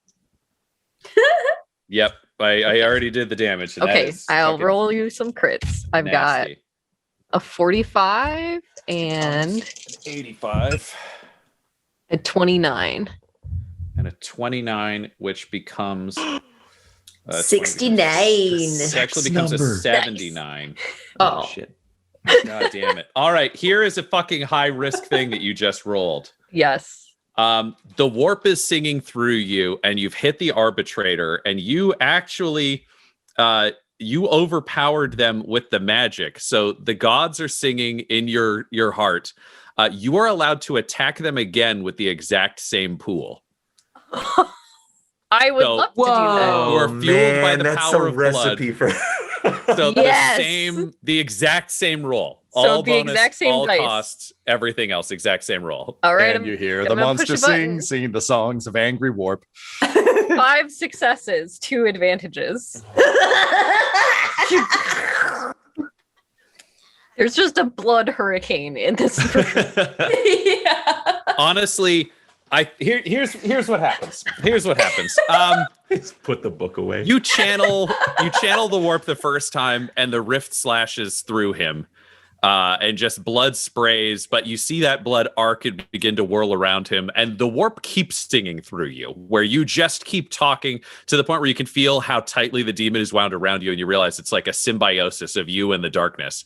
And the arbitrator begins to rise off the floor as blood continues to seep from his wound. And as you speak, his armor is just torn off of his body, like the carapace starts coming off in bloody pieces, until he's floating in the Christ pose in the air. And you just keep talking, like arms extended down at your side as you walk towards him. And as you do it, his muscles are actually being bloodily torn away from his bones at his various parts of his body until he's almost an anatomist drawing of the flesh around just a screaming man. And then he just fucking bursts. All of it goes at once, but the blood hoses out around him and actually leaves a gigantic mark of chaos, the 8-pointed star painted over the back wall and the altar. So if you look in, you have deconsecrated this church and reconsecrated it in the names of the ruinous powers. The jaw will drop on my puppet head along with mine. I'll just slowly let her slump to the ground and turn to you and be like, well, damn, man, you got the best singing voice of all of us. And Vesnia, you turn, and having just exploded a man with the power of your voice and sprayed this church in chaos, it is full of prisoners who are now looking at you in a mixture of awe and terror. Your life goal is to shatter the illusions of the lost. How do you address these prisoners now that you've shown them a new reality is real? Yeah, she's going to do like turn around slowly as there's like blood rain happening from this explosion. Ceiling. Yeah. And she's going to be like, look here. This is the true power of the real emperor. This is the power of chaos and the warp. You have witnessed it. Believe and follow us. I think they're all just going to fall to their knees and just start chanting, bless us to And you she will as a new touch religious people figure. on the face with all the blood and smear blood all over everybody. I Like think as she turns and walks out of the chapel, like past all the people so they can get back to their zone, she's just going to be like, you know, but also holding keys. Like, yeah, I'm still holding my keys, but I think as you touch them, as they go past, each person you touch, you actually feel at your palm, there's a tingle. And when you look down, you just see the tip of the claw of the demonette that has been accompanying you extend from within the stigmata. So when you touch them, you actually stab them subtly. And when your hand comes away, it leaves like a bubo chaotica. Like there is just a little mark of the warp that permanently kind of catches each of them. And you see that they're a lot more dedicated, a lot more willing to listen to you now than they may have been before. You now have prisoners that are capable of like a suicide charge for you. Because they're all hopped up, and you can see when you touch them, it causes like bliss to flow through them. Like it's the way you'd always hope converts would behave. Yeah, she's gonna be like, "You are all part of something greater now," and then it's gonna basically walk it back out and see how the rest of the group is doing, and be like, "This is what we have now."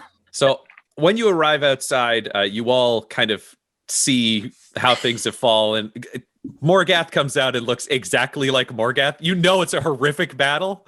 I was gonna say Morgath. Well, with one notable exception, Morgath comes out looking like Morgath, still chill, like, you know, it's fine. But now I'm wearing some heavy robes, and I got a hammer slung over my shoulder with a shotgun tucked in my belt. Just like, hey everybody, I'm a sister now. So, but yeah, I think there's something innately unsurprising and always disturbing about Morgath's ability to walk into a room where there are like countless dead, and Vesnia comes out looking like Vesnia is pretty much dead, and Morgath's just like got a new outfit. Like that's kind of She just looked Par like for the the lead course. from the end of the Evil Dead remake at the end, where she's just like soaked in black and red blood and is like more blood than person. Then like Morgath is just like wandering out, kind of confused, like taking a look-see, like giving a thumbs up, putting his hair back, you know. And Vesnia comes out. Vesnia is roiling with warp energy, is what I would say. She's covered in blood. There are a few times when traveling with the Blood Pact where you've seen high-level blood mages or even the blood saints, like the most deadly and kind of dangerous fighters that exist, fully in tune with the warp. Those probably even intimidate and scare the Death Brigade, because when they do things, everybody's sacrificial at all times for terrible deaths. She's close, and you can see she's converted people inside that chapel. Like, you could feel the arbitrator burst. I think you could feel in your bones just after Morks fell. You have the floor. You have an army. Outside, Carl is injured. Flinch, as always, is basically untouched and somehow killed someone, which seems very Flinch in combat, which is like, I hide, and then I'm still good at my job. Yeah. You have a burnt-out wreck of a security room, and you have the cylinders for the prisoner. It's time for you all to figure out what to do next. Yeah, and Vesnia will walk out, and I imagine that the warp energy is just everywhere, but also making like constant wind, so that the blood on her, she's like constantly bleeding from like little cuts and stigmata, but it's running backwards, like dropping off her face Like and like on a over, windshield, like water on a windshield. yep, like Yeah, on yeah. a windshield. Oh, that's metal as hell. Yeah, and she will walk up and give the keys to Carl, which. Carl is like, he's like, as you approach him, he is like clapping, and then like his hands like just like ring together, and he is weeping. He's like, Vesnia, my Vesnia, look at you. You look glorious. And he will like bow his head and take the key from you. Like he full on recognizes the power that you wield. And he is so thankful that you serve chaos.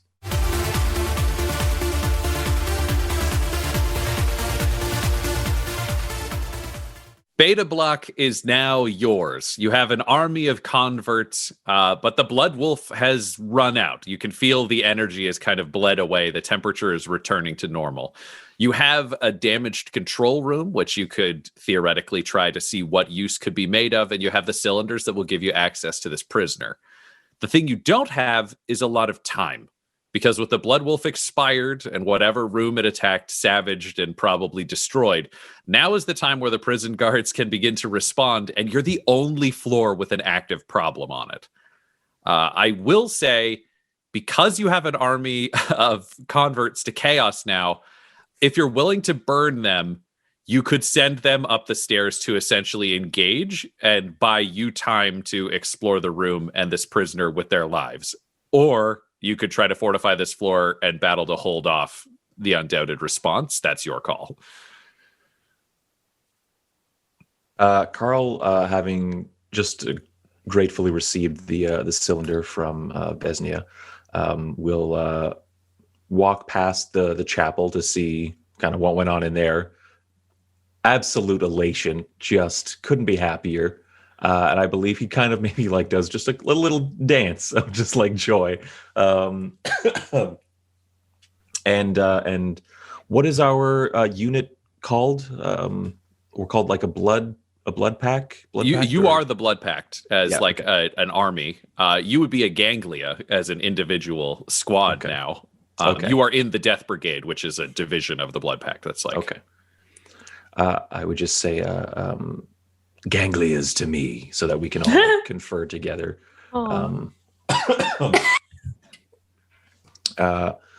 And just kind of surveying everyone, seeing that, you know, Vesnia is in really rough shape. Flinch looking just fine, looking great. Morph. Oh no, I was gonna say Morpho. That's not right. Morgath. Please, I don't know Morpho why was I my cannot get these names, and I'm so sorry.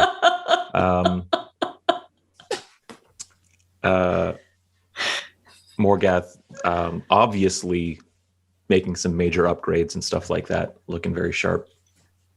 And I'll say, we have the cylinder to release that beautiful monstrosity over there, but it came at a steep cost. It took a lot of blood that we need to save for our target, for our escape as well. We must spread the blood and not spend it all in one place. Now I see we have some graciously welcomed new converts to Chaos.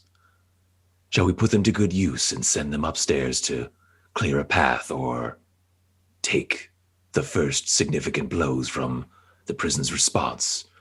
Or should we unleash this magnificent specimen over here and just kind of see what happens? And Carl smiles at that prospect.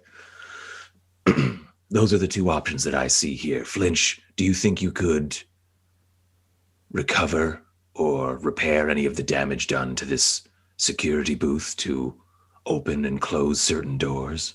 I'll try. That could be of use to us as well. What do we think, team? Do we think we release this big creature right here, right now?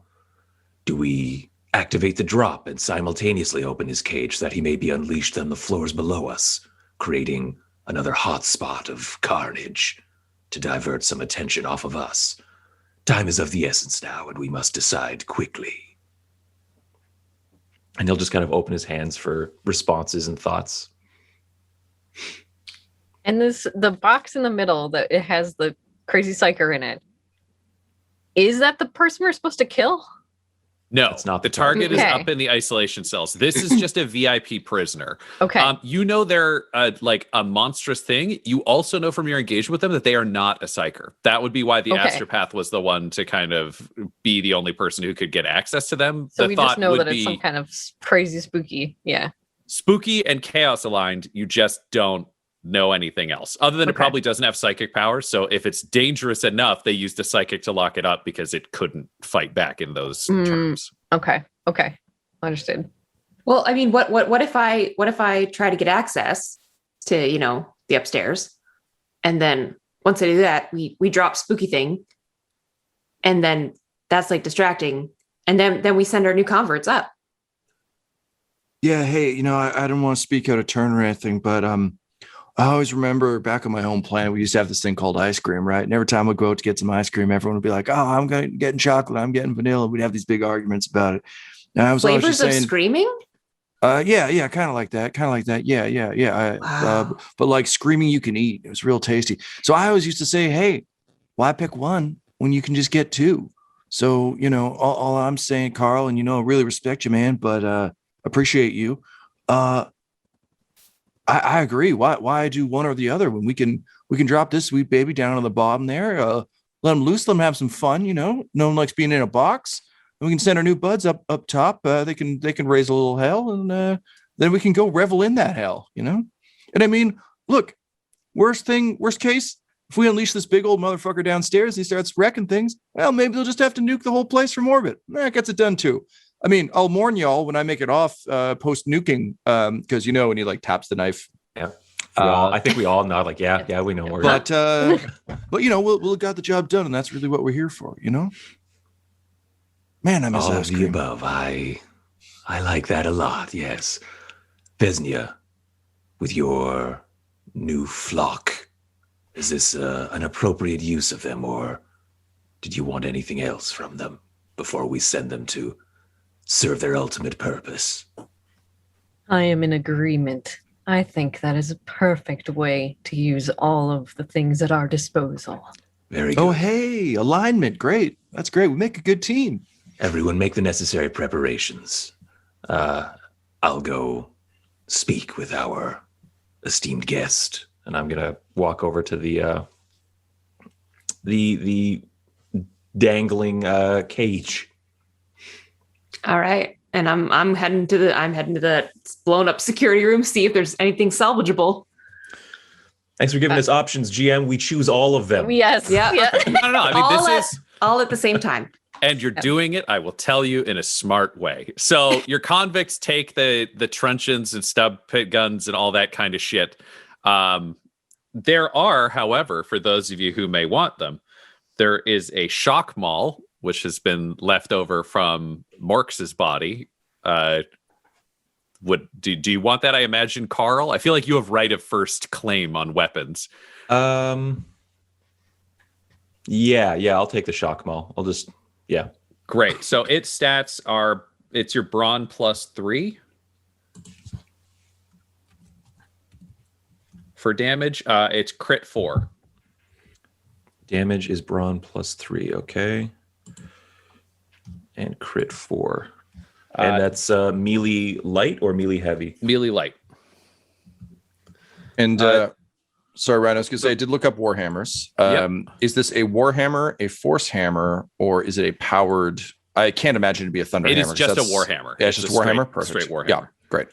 Does the shock maul have any special notes? It has stun, but honestly, I doubt there's no mission parameter where you need to take anything alive. So, I mean, if you want, you can make a note. It's also stun 4 if you want to do strain damage instead of wounds. But, I mean, that doesn't sound very Blood Pact. No, it does not. Morks also has a really tooled up pistol, like large bore, kind of like ultra nasty. Is there anyone who would want to claim that? I think, Carl, you're also the first person technically as you and I guess Flinch, you could claim the pistol because you also have right of kill. I've got another hand.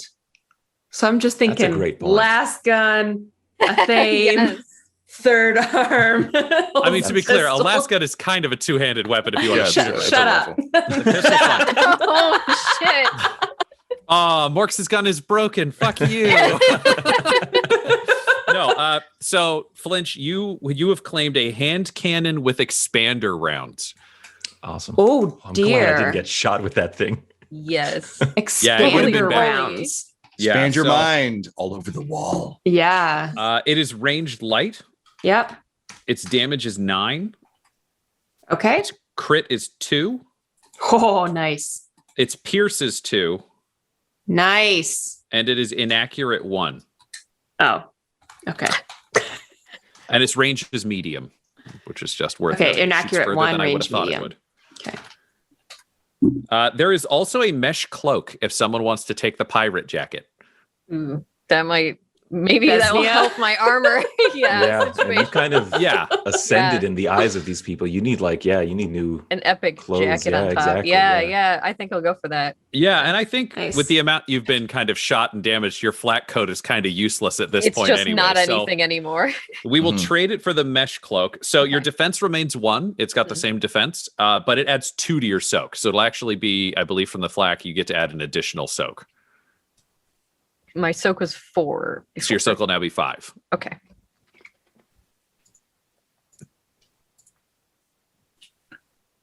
And then Ryan, if I can tag one thing on the end of this. Yep. I'd like to, while they're going about their missions, I'd like to spend some time making sure the prisoners have the right weapons. And you mentioned earlier there's a couple of like burlier types around. I assume like Olaf isn't with this mob of converts, right? Olaf is. You actually have TK and O. Tillerson, Kato, and Olaf are here. Great. So I would like to pick the biggest of them. I don't know what T and K are like, but I know Olaf's a pretty stout lady. Yeah, let's say Olaf is the biggest or the most capable if the others are slightly bigger. Great. So I'm going to go give Olaf the Warhammer.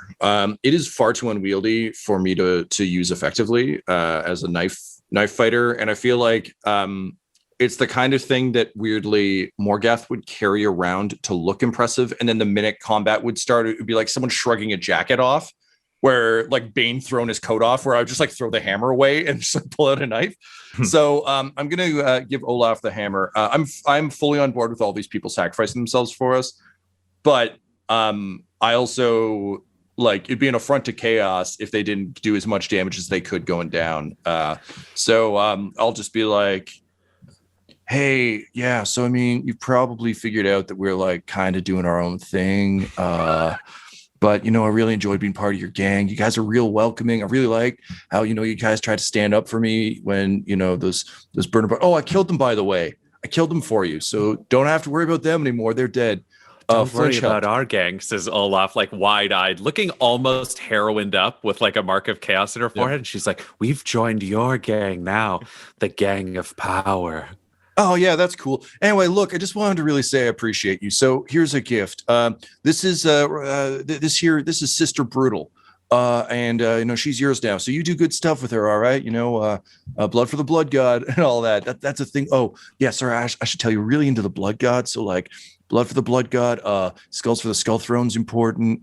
Blood for the Blood God. Yeah, it's pretty good, Blood for right? the Blood God. And she just looks to the prisoners around her like, blood for the Blood God. Yeah, yes, blood for the Blood God. Skull for skull thing. Hey, yeah. Really like new converts who don't entirely get it, but they're on board. Ryan, I got to ask you a follow-up question, though. Given that it was actually a Slaaneshi demon that is kicking it in Vesnia, is there any adverse reaction to a bunch of Slaanesh-touched people yelling blood for the Blood God? I feel like since they're not really like full worshippers, there probably isn't, but I'm curious. No, I think the marks hitting them are more kind of general warp than Slaanesh. I don't think Slaanesh can just be like, gotcha, you fool. I think we called gypsies. I licked them. They're mine. Yeah, I mean, very capable of that, but I think right now it's more just the demon was the spokesperson for that. So also even the gods are like, these motherfuckers are dead in 30 seconds. Like, we don't need to spend a whole lot of time debating about who gets these few. Yeah, gotcha. So they're cool with it. So they'll head up because of your kind of guidance and help with the weapons and that kind of focus. They will buy you more time just because you've armed them appropriately. And TKO will be, as you can see, they've kind of started running this massive bunch of prisoners. So there will be some tactical precision. Again, they're guard. They're not just going to be like, bleh, and then just all run out the door and die. They're going to be running this. One thing I will say, so everyone kind of has a purpose because we've got Carl heading towards the prisoner. We've got our Heretic going to try to see what she can summon out of that room.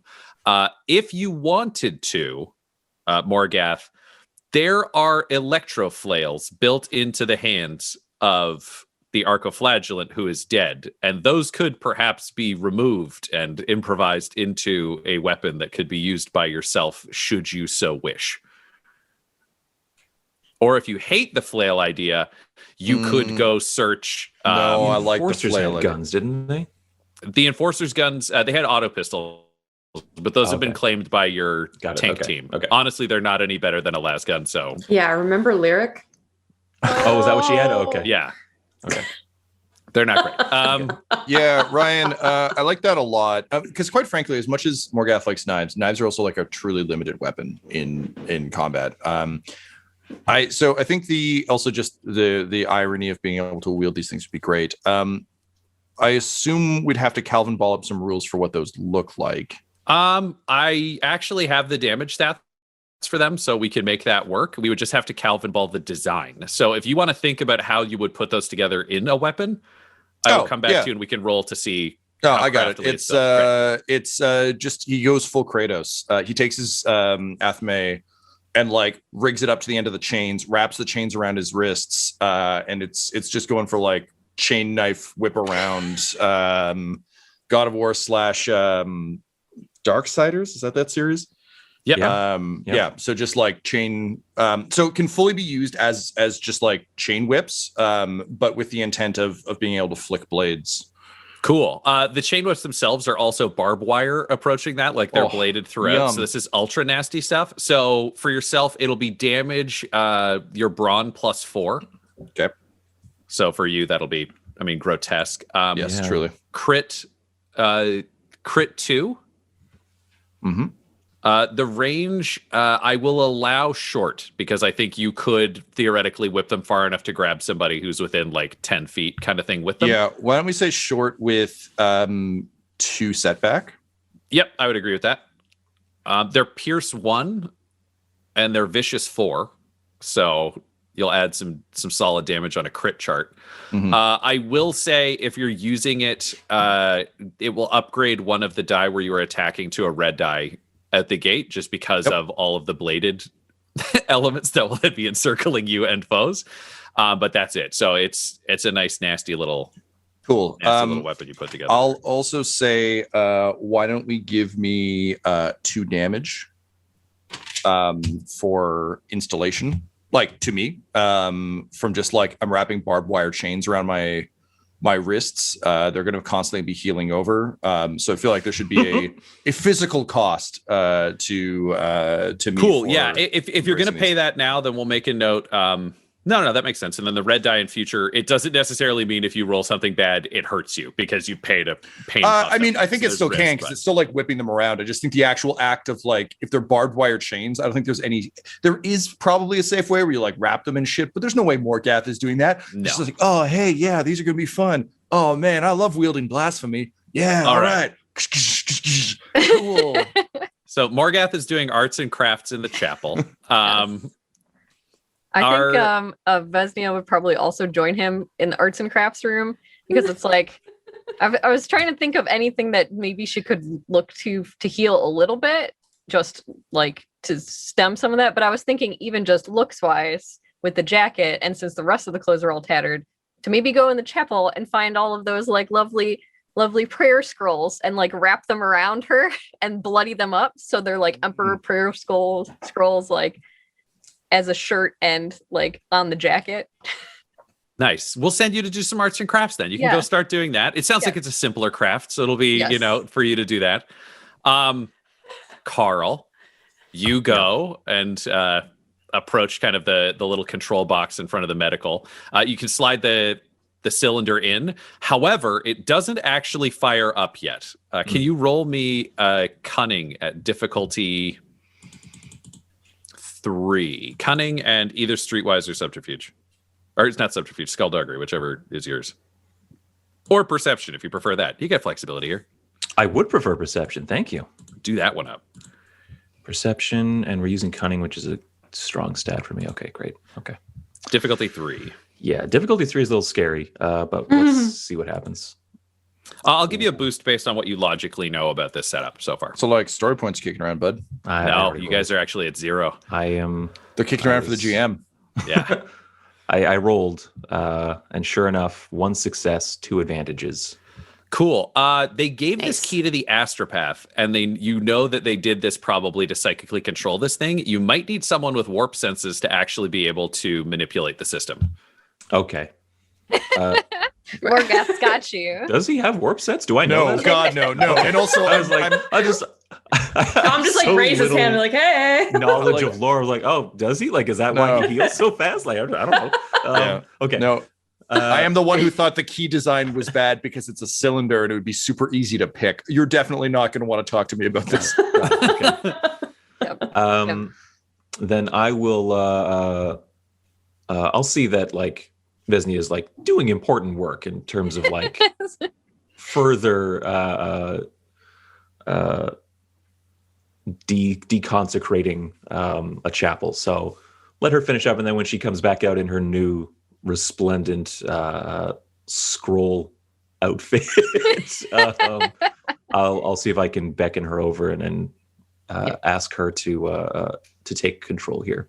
All right, so we will cut into the security room then, while other people are doing their clothing crafts or their weapon crafts or their waiting. Yeah, you go in and find a room that is just clearly it wasn't a like professional demo level explosions, but they definitely rigged up a batch of grenades, including some web grenades that have gone off. So the room is like sticky and kind of weird, and there's sparking controls and stuff like that. That's great, because I'm just gonna add stickiness to it anyways. Because I just imagine myself basically. Wait, what? What's about to happen? I'm imagining that I kind of like me like kind of going around the room figuring out what the proper control is just like my weird like utility tentacle arm fleshy weird thing is basically just like dripping ichor and just basically feeling all of the controls as I go over the room. It's the grossest form of braille, you know? You're just like, exactly. Okay, all right, what do we got? Yeah. Totally. All right, so let's go. Like, what are your goals? What do you want to do with the system that's here? Well, I want to I want us to be able to get up onto Alpha Floor. Okay. Right? Because we don't have a key for that because that was separate. No, right? But based on the screaming and the shooting you're hearing upstairs, you think the prisoners may have successfully broken down a door. Yeah. So so the stairs will get you upstairs. Okay. So I want to try to, because we know that the prisoner's in the solitary, the isolation room. So I want to get in there. I would also like to see if I can lock down all the other doors. On top on floor? Alpha floor. I mean, this is the depressing thing. The beta controls only control beta and down. So you can't affect alpha from here. You probably have to get into the Mechanicus Shrine one floor up if you want to affect alpha. Okay. Do you want to roll me a tech use as like a what you can do check? Yeah, I would like that. Roll me a I don't think I don't have enough can information yet to know what to do. Okay, sorry, what am I rolling? Just straight tech use? Tech use, no difficulty. I just want to know how many successes you get because that's how many choices I can give you. Okay, sounds good. 5 successes, 1 advantage, and 1 triumph. Well, fuck. Okay. Look, I have 5 use intellect with like 3 ranks in tech use. I was gonna say that's an alto tech use roll right there. Whoa. That's so many successes. Gimme! Like So Ryan- many successes and triumphs that I'm just going to straight up have to give you stuff. Like, I can't not just be like, oh, you figured out it could be these 2 things. Feels real shitty. Fuck. Well, just like every terrible prison in a movie, it turns out there's one lever you can pull and it opens all the cells down below you. Ah, There were like 10 of them that would allow you to do each of the lower floors individually if you had to either pop or lock all of the cells, clearly done for like exercise time so that the prisoners couldn't do it below.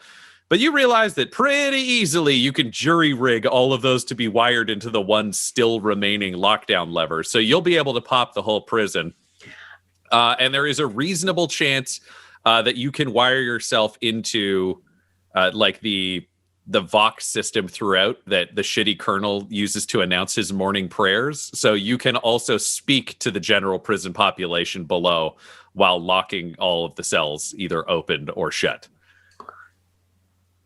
oh, okay. I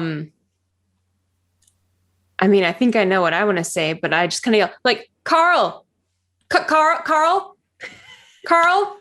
Yeah, while I'm waiting, I'll go over to Flinch. And anything you want to tell the folks downstairs before I let everyone out of their cells? Anything in particular? I was just gonna do like blood for the blood god, like everyone get your freedom. Yes, that is a good start. I'll just have one small thing to add. All right, do you want me to turn on the Vox system? You Yes, want to please, say it? Finch, yes. All right. So it's just like, can you boom, roll boom. me? Can you roll? No, we got to put some risk in this. I can't give it entirely to you for free. We will do a tech use check. Okay. It's going to be difficulty 2 instead of 4 because the most successes and triumphs in the universe. Yeah. I will use a story point to make it a little bit harder for you, just because a despair Okay. would be very interesting here. Yes, it would be. Difficulty 2. I will give you. So I've added my 2 boost. And you Because of have my a power that tentacle. removes up to 2 setback, right? True. I'm not even going to bother giving you the setback that I would have because they don't exist, but you would have had setback for the fact that you don't have any materials to like replace materials with, but you're fine because you're really, really crafty. So that yours. Good. Let's see what happens. All right. 5 successes, 6 advantages. Basically, I'm rolling so well. Like, it's wild. you Okay. reconstruct the entire security room. Like it's not even wreckage anymore. Like if you see it from the outside, all it looks like is dirty parts getting thrown down the hole in the middle of the room.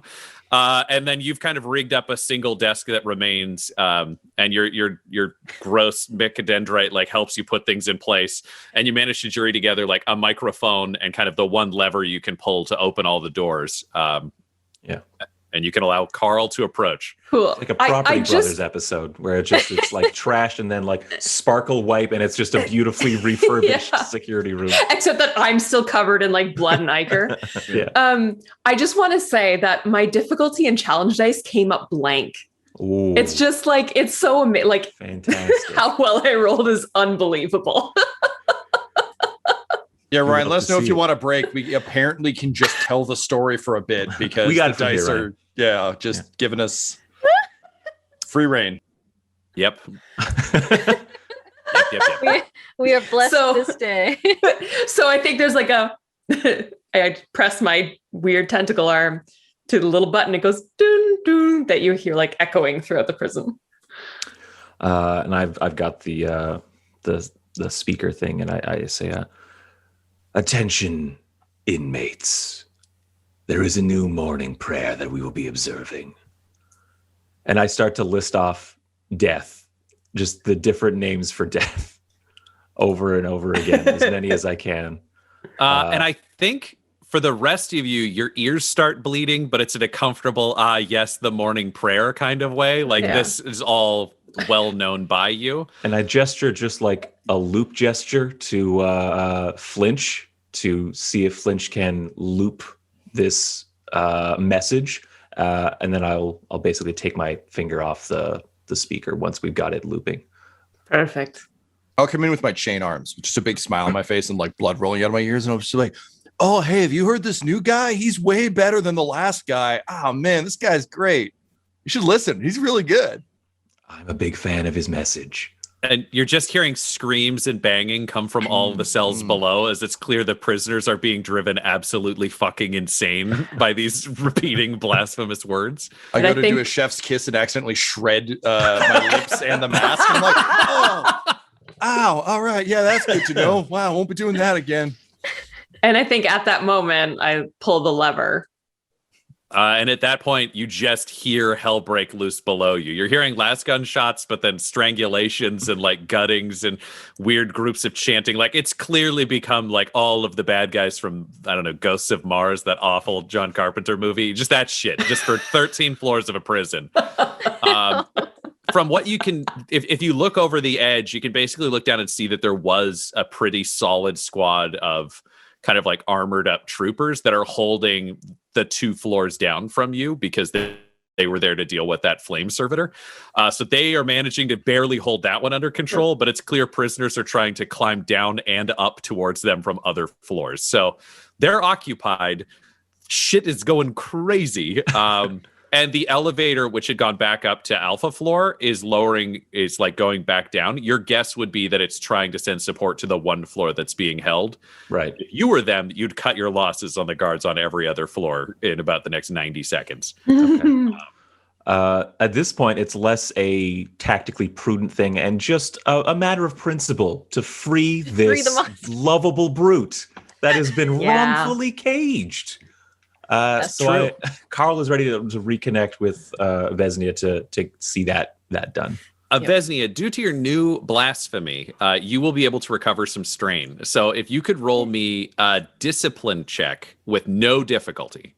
Discipline. Okay. And I will say add a boost because you did just pervert even more of the Imperium's false teachings. Okay.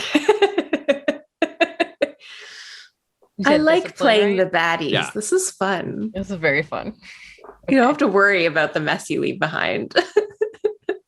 And no difficulty? No difficulty. Okay. So that's 3 green, 1 yellow, 1 boost. Yep. I got Good three successes, 4 advantages. Nice. You get back 5 strain. Okay, great. Awesome. Traditionally, that's done after every combat. We haven't really had a ton of Psyker characters, so it matters. But I'm like, Okay. even better with your fucking covering yourself in like a destroyed Bible. Mhm, So mhm. the nice thing is you've actually got all 4 of you to be able to go approach this kind of nightmare creature. Yes. Yeah, we're all Carl, you insert the cylinder. When you look at it with your warp senses, Vesnia, you realize that it does require kind of a psychic flip of a switch inside the controls. It's something that could only be done by someone who's warp touched. Gotcha. I think, I will say, yeah, this will be a demonology. Difficulty 1, but it'll be a red, just because anytime you use psychic Psyker, stuff, it's yeah. always a little bit more risky than normal, but it's a simple one because this is the equivalent of turning on a light switch. It's something any psyker could do, but there was only 1 psyker in the facility. Yes. Okay. So you said it's a demonology. Yep. And what's the difficulty? Difficulty is just 1. It'll be 1 Okay. red die. Okay. You do have a story point if you want to use it. No. But can I know to do this but hold it? Because we don't want to release it on this level. We want to wait till it's lower. All this will do is summon the bridge to it and Okay. theoretically let you All in. right. You would be surprised if they put this thing in a box like this, and then if they open the door, it can run out. That would not make sense based on the level of organization Understood. you've seen here. Understood. Okay. So I'm going to just do the straight roll. 2 success, 2 advantages.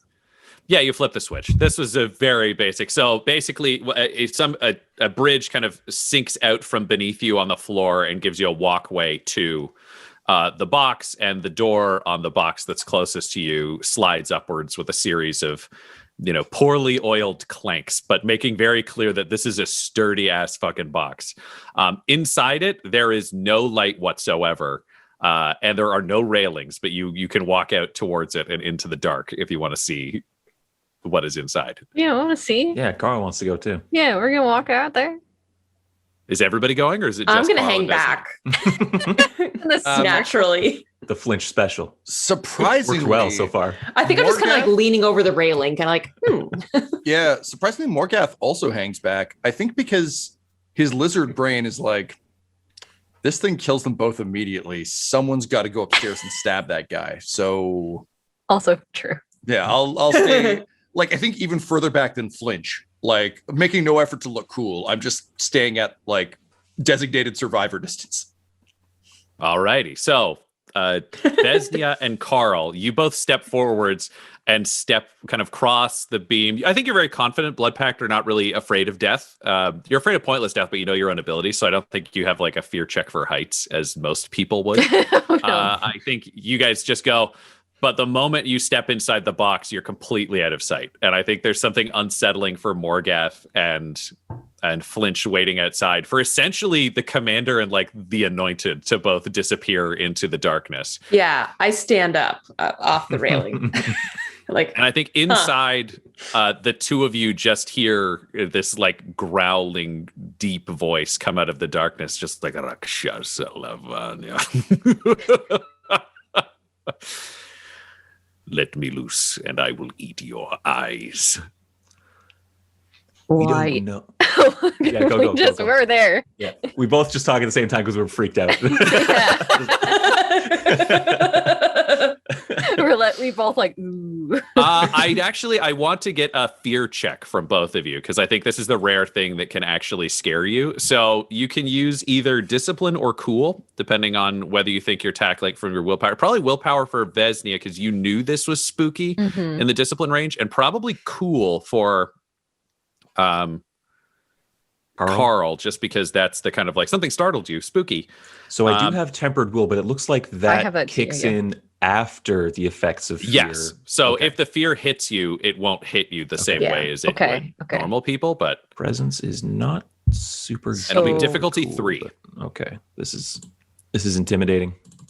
Okay, so willpower, but it's just a straight willpower check, or is it on? It'll be discipline as well if you've got any points in discipline. Okay, good. All right. And is difficulty 3 just 3 purple, or is that 2 and 1? 3 purple. Okay. Okay. Oh wow, I kind of make it. 1 success, 3 threats. ooh. It was more difficulty dice than ability dice there, so I'm kind of surprised. There's some weird shit going on because I got 3 successes, 2 threats. Okay. Great. You guys are not afraid of this thing in the dark yet because you realize that if it was going to eat your eyes, it would have already. But the fact that you're not afraid clearly pisses it off. Hmm. Okay. Who Yeah. do you serve? What do you want? Let me free. Let me free, and we can end all of your petty bravery. Vesnia will Ooh. say, "Why eat our eyes when you can eat many, many more below?" We have prepared an offering for you. We know you are imprisoned here because the Imperium fears you. That is what the Imperium does. That's all we need to know of you. We have prepared tribute for you below. Bathe in blood and get drunk on death and be free. But I have been robbed. I need what I need above before I can journey below. I will bring death to everyone within this place. Flayed skin, torn flesh, punishment for all of your unjust heresies. Free me. Vezia, do you want to use your warp sight to try to see him as opposed to looking into his soul as you did before? Because you're in pitch blackness. You can see jack shit right now. Yeah, I mean, might as well. What's the worst that could happen? There's the magic phrase. I mean, it's not like it could drive me crazy or anything. No, let's do a demonology roll. Difficulty 2. One of them will be red.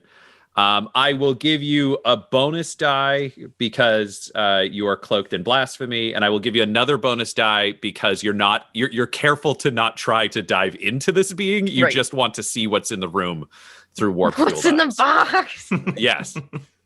All right. So that is 1 green, 3 yellow, 1 purple, 1 red, 2 blue. Yep. Let's see this bad boy. 2 successes, 1 advantage. 2 successes. Show me advantage. The boy. Yeah. It is a boy. He's very tall, nearly 2.5 meters. He is extended by chains so that he's hanging in the air, both from his wrists and from his ankles. He is supremely muscular, like beyond human musculature. You're looking at probably 400 or 500 pounds of kind of like enhanced flesh. Beneath his extreme muscles, you can actually see outlines of kind of black slabs of some kind of mechanical structure with, think of like the Matrix style like inserts at the back of the neck, only it's plugged into all of his limbs, this kind of carapace underneath. He has long stringy black hair that's come from the top of his head kind of over his eyes, almost the Ring Girl kind of way down. His flesh is so pale that if there was the slightest bit of light in this room, it would be vampire, almost in a comedy sense of a vampire. His eyes are pure black and all of his teeth have been filed to points. And you can see a tattoo across his chest and down kind of to his abdominals. And it is a fanged skull head with bat wings extending from either side of it. And you know from your time serving with the various legions and the Blood Pact's various allies, this is a Chaos Space Marine who has been stripped out of his power armor. And based on the marking on his chest, this is a Night Lord, who are a legion known for flesh-taking, terrorism, like basically they're alcoholics for fear. Mm-hmm. However, they tend not to make pacts with the warp terribly readily. Which would explain why, unlike most Marines that could not be held in a place that did not have psychic defenses, simply putting a psychic lock on his chains would keep this one trapped. Huh. If he talked about being robbed, you're thinking his gear might be in the armory. But if he's a Chaos Space Marine, okay, she'll be like, Night Lord, will you work for the same side? We look to the same gods beyond. You have nothing to fear from us, nor do you have to fear below. We'll set you free when we wish to. You're wrong about 2 things, and right about another. You and I are nothing alike, and we serve none of the same masters. You worship the pathetic fallacies of the warp. I worship justice and pain and fear. I do have nothing to fear from you or below, and you will free me now. She's gonna take Carl's arm and walk back so they can see. Yeah, Carl, not really fully sure. Like, I guess when you called him by his title, Carl likely clued into like what exactly is going on, and so is happy to step back with you. Vesnia is going to sigh, and she's like, "I wished it were a demon."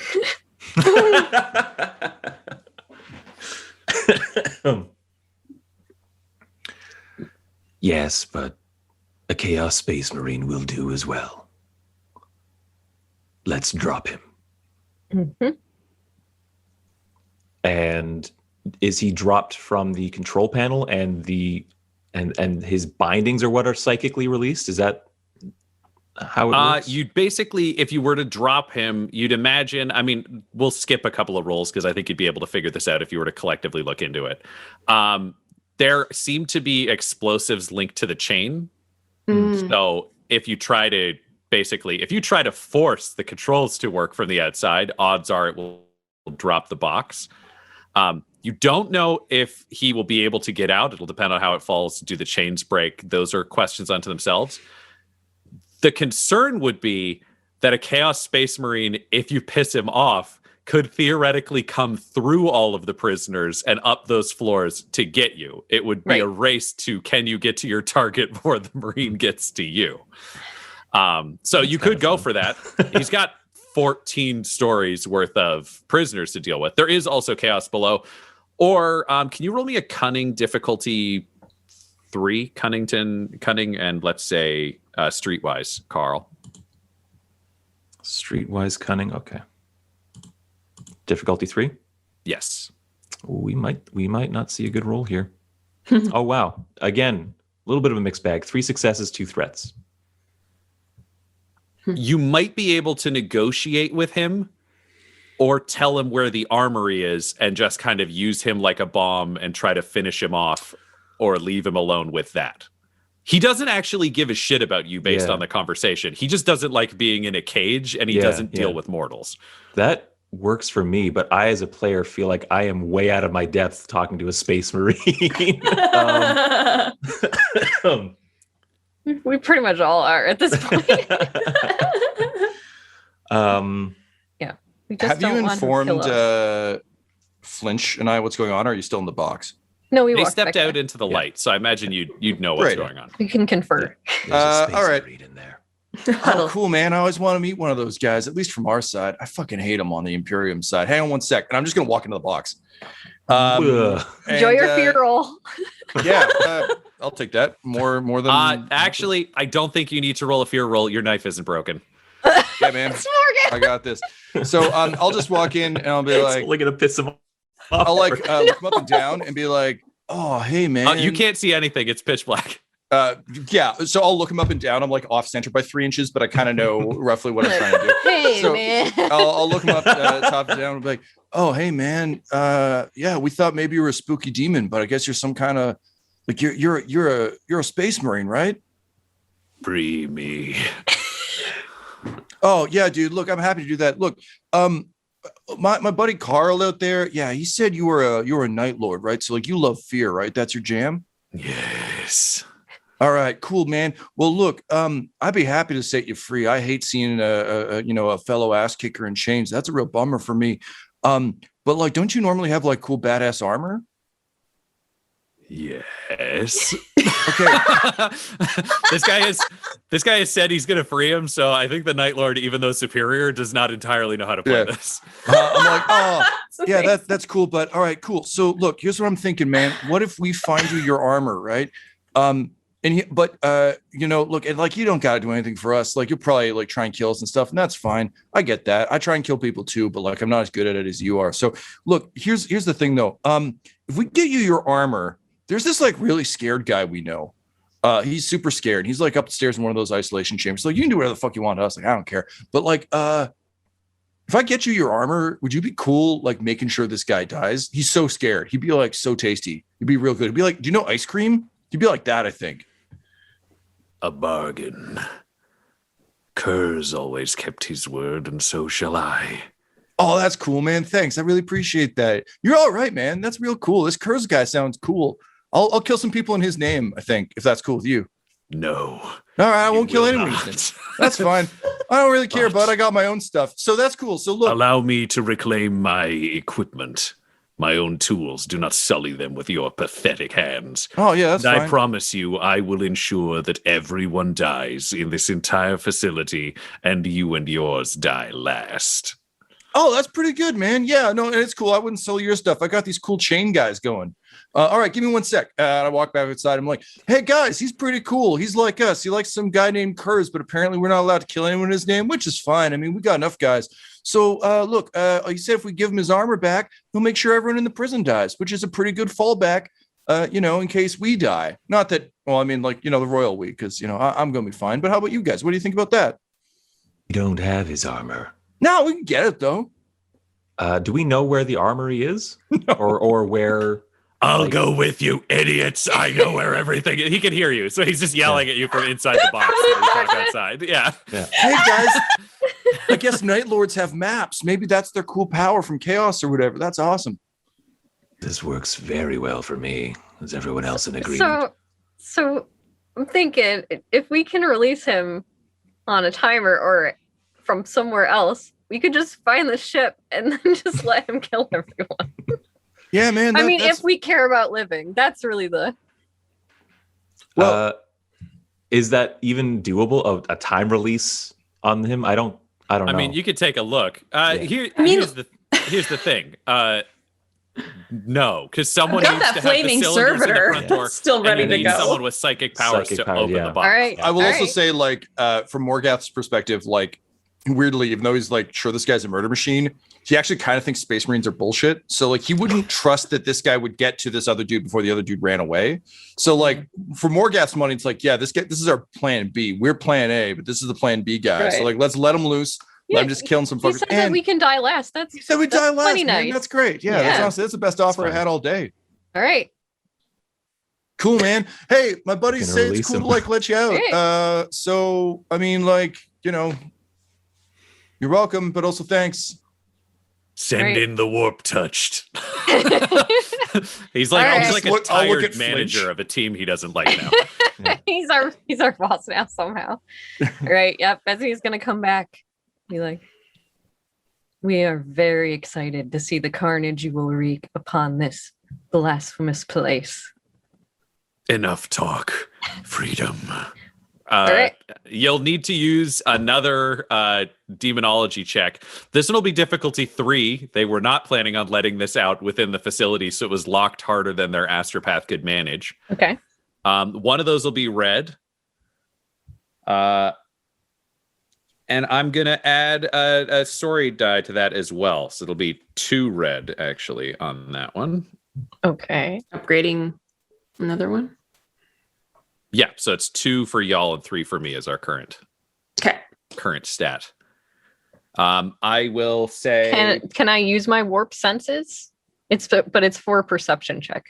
Not duality. No, because this is physically undoing the psychic bindings on the chains. Okay. So sadly, no. You used them already to see how the chains worked Yes. to identify them. Gotcha. All right. So do we and I will use I will add a setback because I think you don't have to do a lot of unbinding magic. I think you do a lot of binding demons into things. That's a good point. Yeah. That's a good point. Should I use a story point back? It's almost, it's a little bit in our favor, but it's pretty close. Do you want a Push Night it. Lord to get you to the armory? I was gonna say, yeah, push it. Yeah. All right. So we're at 4 yellow, 1 purple, 2 red, 1 black. Yeah. Is that it? Roll. 2 successes, 1 advantage. You're welcome. The Damn. chains clank out of the wall, and the Night Lord is free. He steps forward, and you realize he has these massive, like, chains with links as thick as your fist. Still wearing those, he reaches down and with his bare hands snaps them off of his ankles. Like, you realize this motherfucker is terrifying. He's keeping the ones on his wrists as weapons. And he just is to the armory. And he just starts stomping out across the bridge. He is huge, like almost twice the size of Morgath, who's probably like the biggest blood pacter you've known. Like, are these like Incredible Hulk dimensions, kind of? Not as broad. Imagine a lean Hulk. Like, think of taking like like kind of a Loki style body and stretching it to a Hulk height. Jesus. So like still proportional, but there's something. The Weird. tragedy of the Night Lords is that they actually were incredibly dignified in some ways before they fell into this kind of like corruption. They were all at their best. They were about justice and balance through like commit a crime, you die, because they're from a really ugly world. And then with their Primarch basically going mad, it became fear as a method of control to create good, and then fear for its own sake until it was just worship of fear and pain kind of overwhelmed them. Okay. He will naturally stay to the shadows as you move. He's not comfortable in bright light. You see him wincing at it as it happens. And then he'll lead you to the stairs and up to the top floor. He finds your purge servitor that still hasn't quite kicked off yet. He sees it like counting down from 10. And I think he will just go to the side of it and just wrench the heavy flamer off its body with both hands and then like experimentally pull the trigger. And yep, it's a fucking heavy flamer that's loaded. So you have a Chaos Space Marine leading you up the stairs. I'll nudge Vesnia and just like gesture with my chain hands and like nod at him. Be like, hey, I think I started a trend. You've done very well. Thanks. That's real nice of you to say. And I'll try and brush my shoulder off and just like slice up. Ow, every time. All right. I'm going to try to shoot lights out with my laser gun. Just as a gesture of deference to him, shooting out lights that are in his path. Oh, nice. I think he turns back to you and gives you an appreciative nod and says, "You die last." Which I think is the most respect you can get from of gratitude and wordless. Yeah. And I'll mutter to Vesnia like, "Idiot, he doesn't know about the knife." Oh my god, this showdown. So leading you up the stairs, you find kind of your army of converts at the top are fighting in the doorway to get up to the top. You're ready probably to try to have a strategy or do something clever. The Space Marine, his name is Throck, so I'm just going to say Throck because the Space Marine gets really tiring. Throck just blasts your entire army with the heavy flamer until they're screaming and falling out of his way to be able to charge. She's not really interested in this as you go. Up top, there's kind of a smattering of guardsmen in carapace with truncheons and storm shields that are just trying to hold the front. Would have been really annoying if you'd had to do this without the Space Marine, but Throck basically runs forward and just shoulder charges them. So about 3 or 4 of them end up getting thrown off the top, 2 against the side wall. They all kind of fall unconscious, battered, or dead. And then the servitors open up. So following in his wake, you see that there are 3 servitors with twin heavy stubbers mounted for their arms on the opposite side that are just pouring fire at the Space Marine. And there is a sergeant, you would guess, of the Imperial Guard clearly in charge of these servitors in this. He is wearing carapace armor, which is a clear upgrade from what you might have otherwise expected. He also has a plasma pistol and he's carrying a power sword. Looking at the guard around you, you're realizing they definitely tooled up after the Blood Wolf. However, there is so much blood on the ground running out of the 2 doors from your side, and there are so few guard relative to what you would have expected for a response of this kind. Vesnia, you're pretty sure that you actually sent the Blood Wolf into the barracks and just sent it into like the most concentrated group of people. Yes. To just wipe them the fuck out. So you're looking at is that the armed triumph, Ryan? That is, well, it was a question of which room was she going to get, and she went for the one where it was just like, no, she picked the right choice. There might have been guessing. So your guess is the servitors are dealing with protecting the armory. So the servitors are firing on the Space Marine, who basically throws his heavy flamer. And it just hits and kind of explodes, setting them on fire, but they're not kind of completely down for the count. He picks up 2 bodies and starts using them as a shield as he like leaps around, closing in on them in an unpredictable pattern. Still nodding to Vesnia, being like, coming in support. He's doing my thing. However, you see the Imperial Guard sergeant spot you and gesture for the servitor on the far side of him to open fire in your direction as you've come through the door. Can you all roll me either vigilance or cool? Your choice, no difficulty. Ryan, is this for initiative or is this for initiative? Same for me. No matter what. Good. because the Space Marine killing like 10 people and then throwing a flamer at the other side was the surprise round. Oh, This is just a straight roll, right? Yes. The difficulty? yeah. I got 1 success, 4 advantages. Got 1 success, 2 advantages. 1 advantage. Okay. How you doing, Morgath? 2 success, 3 advantage. A terrible roll based on what I was throwing. Okay, I have to pull up some competing stats. Now, do you know what? I'm going to make this easier on myself or my brain's going to explode. I can't be in 5 places in the rulebook at once. Sorry, how many was it, Tom? 2? 2 success, 3 advantage. And Vesnia, you rolled... I had 1 success, 4 Okay. advantages. All right. I think I know the order. Yeah, but I got to see where the other idiots who are engaged tag in.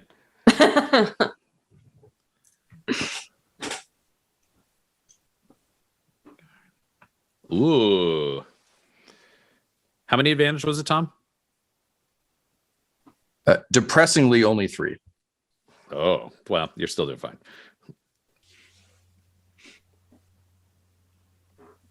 All right, so the Space Marine, Throck is charging towards the 2 servers on the left who are engulfed in flames. So you guys are just kind of facing essentially the sergeant who spotted you and the servitor that he's kind of directed in your direction. The first person to go is Morgath. You've got the quickest reaction time here. So Nice. Excellent.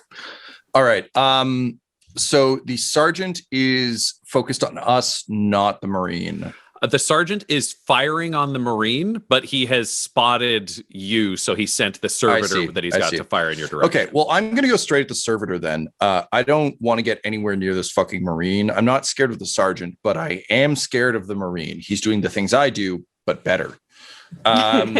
So I'm going to rush the servitor. I think rather than throwing chains around, I'm actually going to have I'm going to draw my shotgun. Okay. And just kind of like charge, doing that like roadie run from Gears of War until I'm at distance, and then just open up pow pow, as it were. I think that makes a lot of sense. We'll say if you can burn 2 strain for me. Sure. We'll just say you move double distance, because if you're going around the square to like the opposite side, which would make sense to avoid the Marine, then that's totally happy to do that. Yeah, so I'm not as good with a gun as I am with chains. It just seems dumb to try and close distance with a thing that is made of guns while they're still firing. So, all right, we've got oh yeah, that is much less good, but that's fine. Cool. So we got that. I don't imagine I would have servitor is Imperial though, correct? Servitor is the servitor. I don't think you'd get the rage the same way you would if you were firing at the That's guard fair, because it's not. It didn't choose this. It just is a thing. This is a necessary kill, not a. Yeah, I understand that. Cool. And it's already taken a round, so no quick strike. Cool. All right. So no, I would give you quick strike on this one because he got ordered to fire, but it hasn't shot yet. So I think you're getting in before it reacts. Perfect. And at short range, it is, I believe, 3. Short range with the shotgun. No, short. It gets easier as you go to short range. So short range would be 2. 2. Okay, great. And where are we sitting at story point wise? You guys have 1. I have 4. Okay, I'm actually going to hold off. Morgath doesn't. He's doing this as an opening salvo, but he doesn't buy this as like, this isn't trying to kill the astropath where it's like, no, I'm confident I can finish this thing in 1 round. It's kind of like let's get this started. So not committing to the cause just yet. Cool. All right. Ryan, is there anything else you want me to add to my pool before I roll? There's no defense. I don't think you get the boost because you're coming in. I feel like the boost and setback would balance each other. So you can add a boost and a setback if you want to make the roll more interesting, or you can leave them both out. Your call. Sure, that's fine. I'll add them both. Yeah, because I think you get the boost for the fact that it's a gun servitor that's not like rolling around to try to dodge. I think you get the setback from just the sheer amount of chaos and ambush that this is. It's also a shotgun. The odds of my shot not actually reaching it because it hits something else is. And you had to double time movement, so this is firing at like a sprint. Yeah. Yeah. So great. that works for me. And the only other thing I need to know, and I'm just looking this up right now, is what blast does. Blast would theoretically let you catch larger other targets. So I would say you could tag the sergeant as well. It's only if you roll, I think, 6 advantage. That's fine. I highly doubt that. Let's roll. 2 success, 3 advantage. 2 success, 3 advantage. So I will burn 2 of that advantage to trigger a crit. And what's the base damage on the shotgun? Base damage is 8 plus the 2 successes, bringing it to a total of 10. 10. Okay. The servitor is damaged, but you are disturbed to see that it is not very damaged. Like you did some scoring across the armor, and there's some blood leaking from the exposed places. But these 3 servitors are tracks from the waist down, kind of triangular style tracks that are fully there. They're armored like torsos and abs with like some exposed flesh around it that's clearly a little bit rotted and kind of seeping because it's organically clumsily put together. The arms are literally just giant guns. And their heads are almost on turreted necks with helmets over with like a visor across the front. So you're essentially shooting at like a well-armored RoboCop with human parts at the joints. Gotcha. And let's see what you do with the crit. Alrighty. All right, I pulled a 71. Ooh, 71 is nice. Not bad. Yeah, I'll take it. Better than a 3 or a 5. Yeah. You can fire again. Oh, no. Same stats. Exact right? same pool. Yep, perfect. Here we go. Congratulations. Your shotgun's double barreled this turn. 2 triumphs, 1 threat. Roll it again. Roll it again. Let me figure this out. That gives you fuck me. Okay. Yeah, man. I know that's a real damage. No, this is still fine. So that does some solid damage. Can you roll me another crit? Yes, sir. This one is a 38. 38, which will mean well, you made it even stupider. You ringed off its head, so it negatively affects its intelligence and cunning rolls. Good. Now we can beat it at our game of riddles. And can you roll me another crit? Get that Hobbiton book back. Oh man, this one's trash. This is a 16. 16. Which increases. Basically, you hit it in the head again and blow out a stabilizer, so it'll increase the difficulty checks on its aim because you see that its visor is cracked. So when it's firing at the group, it will struggle to land the blows it's intending. Which brings us to the Imperial Guardsman who fires his plasma gun at the Space Marine. Got to see if he hits. Oh shit! Really hard to hit a Space Marine. Got to remember that. Boost because he's panicked. Setback because his servitors are on fire and he's being charged by a Space Marine and cultists. When he's panicked. He's a fucking prison guard.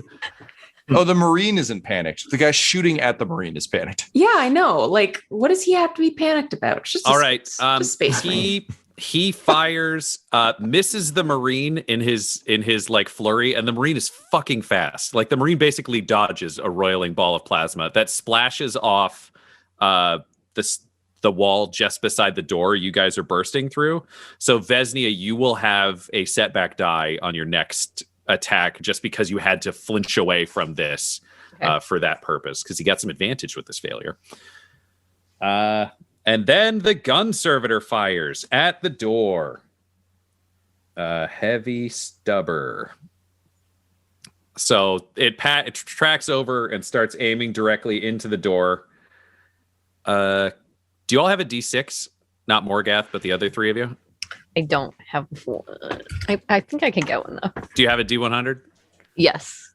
Okay, everybody roll me a D100 then, because I'm sure the other 2 have D100s. Yeah. Yep.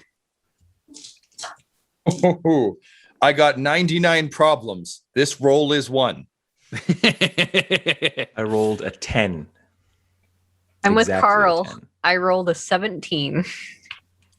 Lynch? What's a 10 and a 0? 10. That's a That's 10. a 10, right? Yeah. Okay. Yeah. So 17 was the highest? All right. So 17 is our highest roll, weirdly, out of 4 D100 rolls? 99 is our highest. Oh, got it. I meant that thought you were quite the literally. one. No. 99 No, was my but- problem. However, the guard pointed at the door, which means 90. You're out, Morgath. You're safe because servitors do not think beyond the command. And the highest roll is Vesnia, so it's shooting at Vesnia. All right. Bring it, sir. The range is long. Got the gunner skill. What's your defense right now, Vesnia? It's 1. 1. Okay. Came through the door. From your fancy pirate shirt. That's right. It gets a boost from the Imperial Guard guy's instruction. Let's see what happens as it opens fire blazing at the door. Oh. All right. It hammers bullets into Vesnia. Oh, man. Dealing 15 damage. Yeah, that's it. So Vesnia, you get punched full of basically stubber rounds that hammer into your mesh coat and all your beautiful other things. And you collapse backwards and kind of fall through the door. And you feel the life leaving your body and kind of the warp screaming out, like just dozens of entities circling around you, and your warp senses are reaching for your soul. However, the demon at your heart lashes out, and you feel it with claws stabbing and striking at the other ones coming for you. And it just says, "Let me in. I can save you. Let me in and we'll live forever together." She's like, yes, come to me. Fabulous. Everybody else, can you take your headphones off for a second? And I will wave you back when you can listen. Okay. So basically, I'm going to tell everybody how the demon comes back into your body and you come back to life. Here are the changes I would like you to make to your profile. All right. Your brawn is now 4. Okay. Your agility is now 4. Okay. I'm just looking up a stat block here because it's bonkers. Yay. This is why I was not devastated when I saw that roll. I was like, yeah, shoot her. This will be weird. Perfect.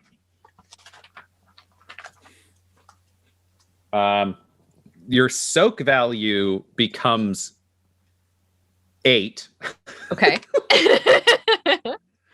Your wound threshold becomes 27. Oh my god. So do I keep my wounds I have now though? I would say take it off of that total. So 27, like what are you minus right now? You're at like I'm minus 14. So I was 14. I was almost dead, and then I took 15 damage. 15 minus your soak, which is what, 5, 6? It was, oh crap, I just changed it. I think it was 6. 6 or 5. So 15 minus that is 9. So make your wounds can go up to we'll say 19. 19 feels like a good wound threshold for so you. 19 to 27. Yeah. Yeah. And then I still have 7 strain. Yes. And So I I'll will just leave say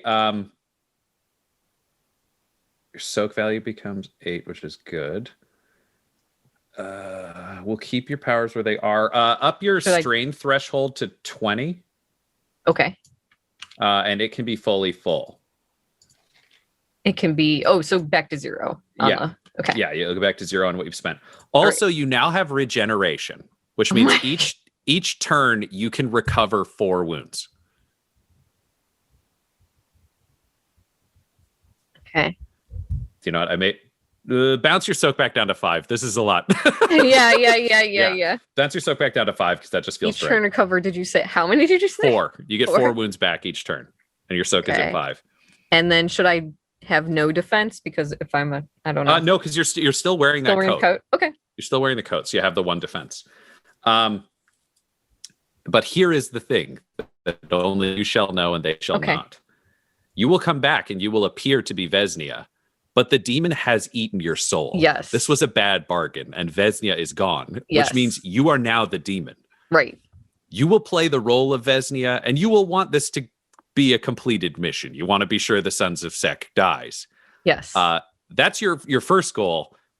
The primary goal, though, is no one leaves this prison alive, not even your team. Okay.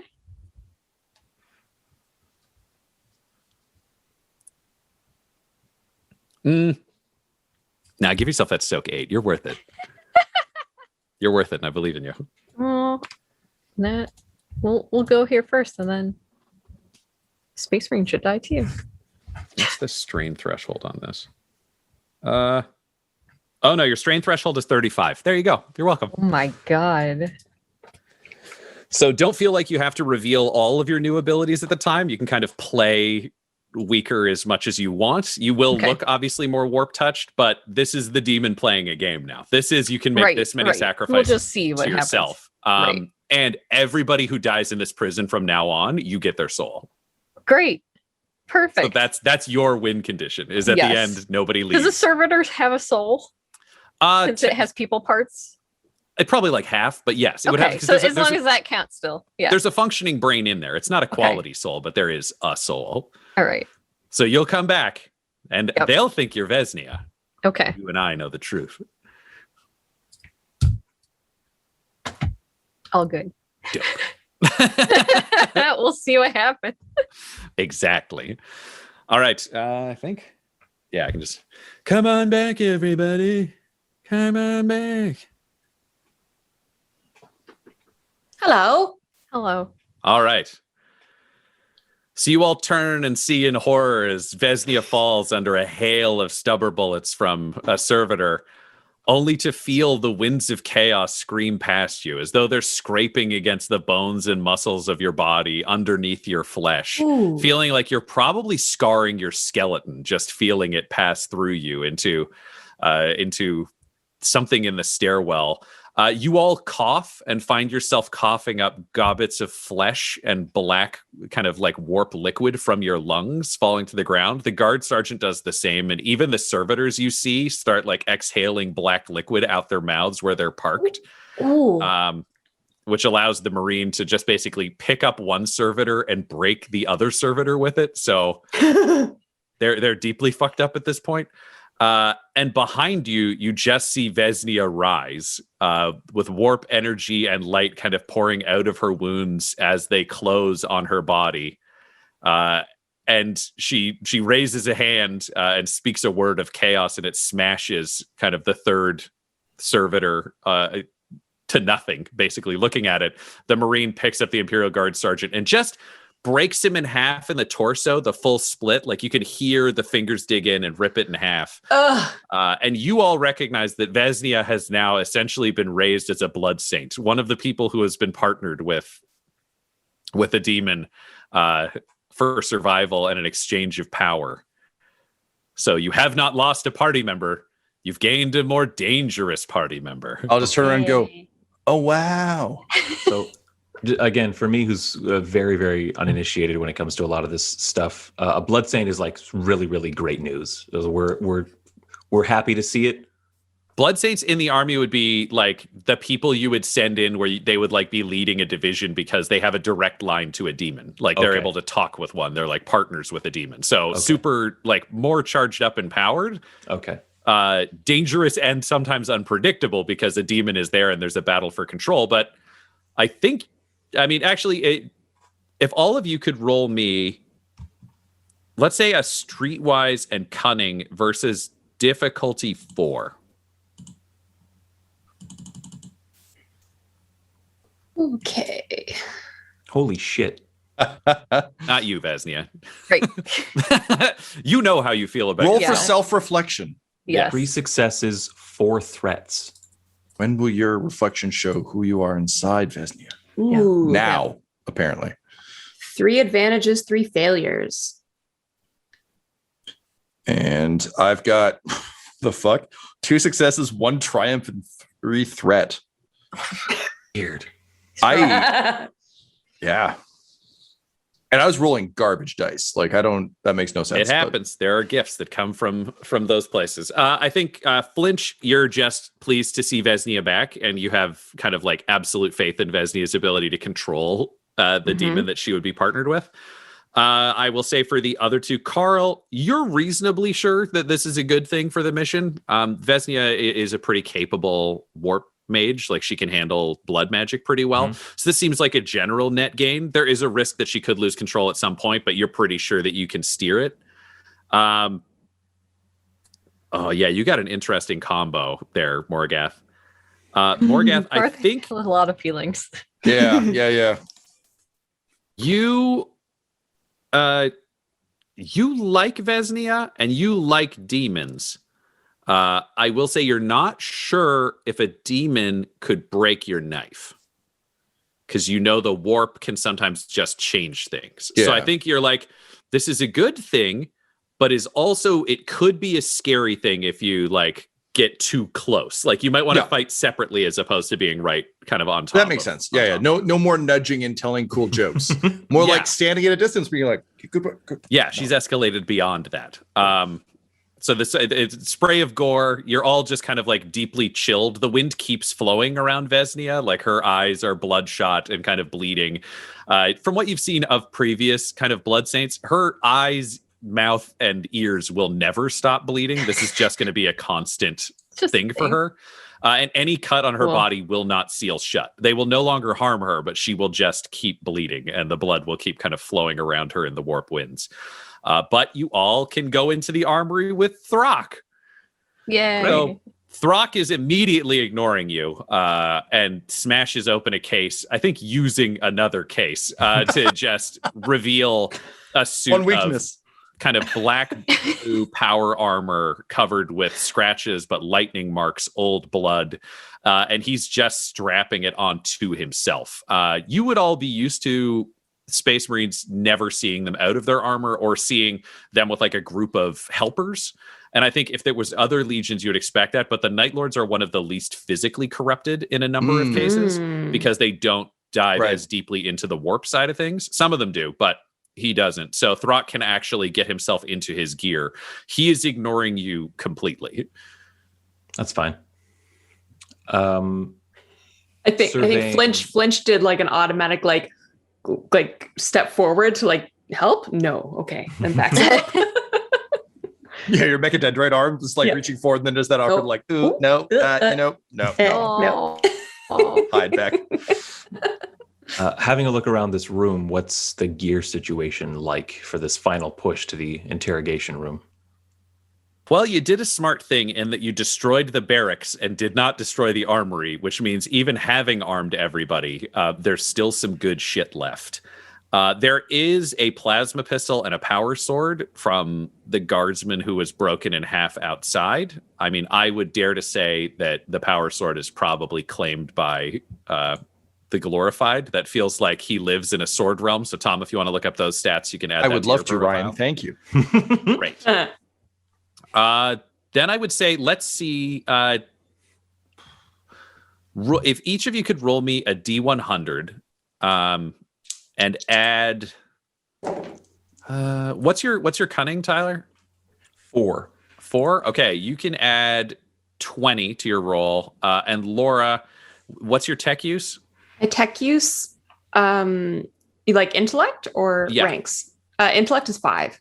Intellect is 5. Okay, you can add 30 to your roll. Okay. So my result all together is 78. Mine is 129. Fair. I rolled a 99. Enough. Oh. Vesnia didn't even have to die that time. Normally that's what happens when a 99 gets rolled, but this time. Well, now we're going to get into some sexy business. Just a second, I have to pull out some weapon charts because another set of power armor falls out. Oh God. Unclaimed Space Marine armor. Hey, what's in this drawer? I asked the Chaos Space Marine for help putting it on. Yeah. Hey, there's a full looks like a dreadnought is in this drawer. I guess just hop in and you just drive that shit around. Alrighty, having searched through the armory with various and sundry rolls, our entire band, except for Vesnia, who does not need carapace armor because she is fueled by the warp. She's just waiting, chilling with the warp.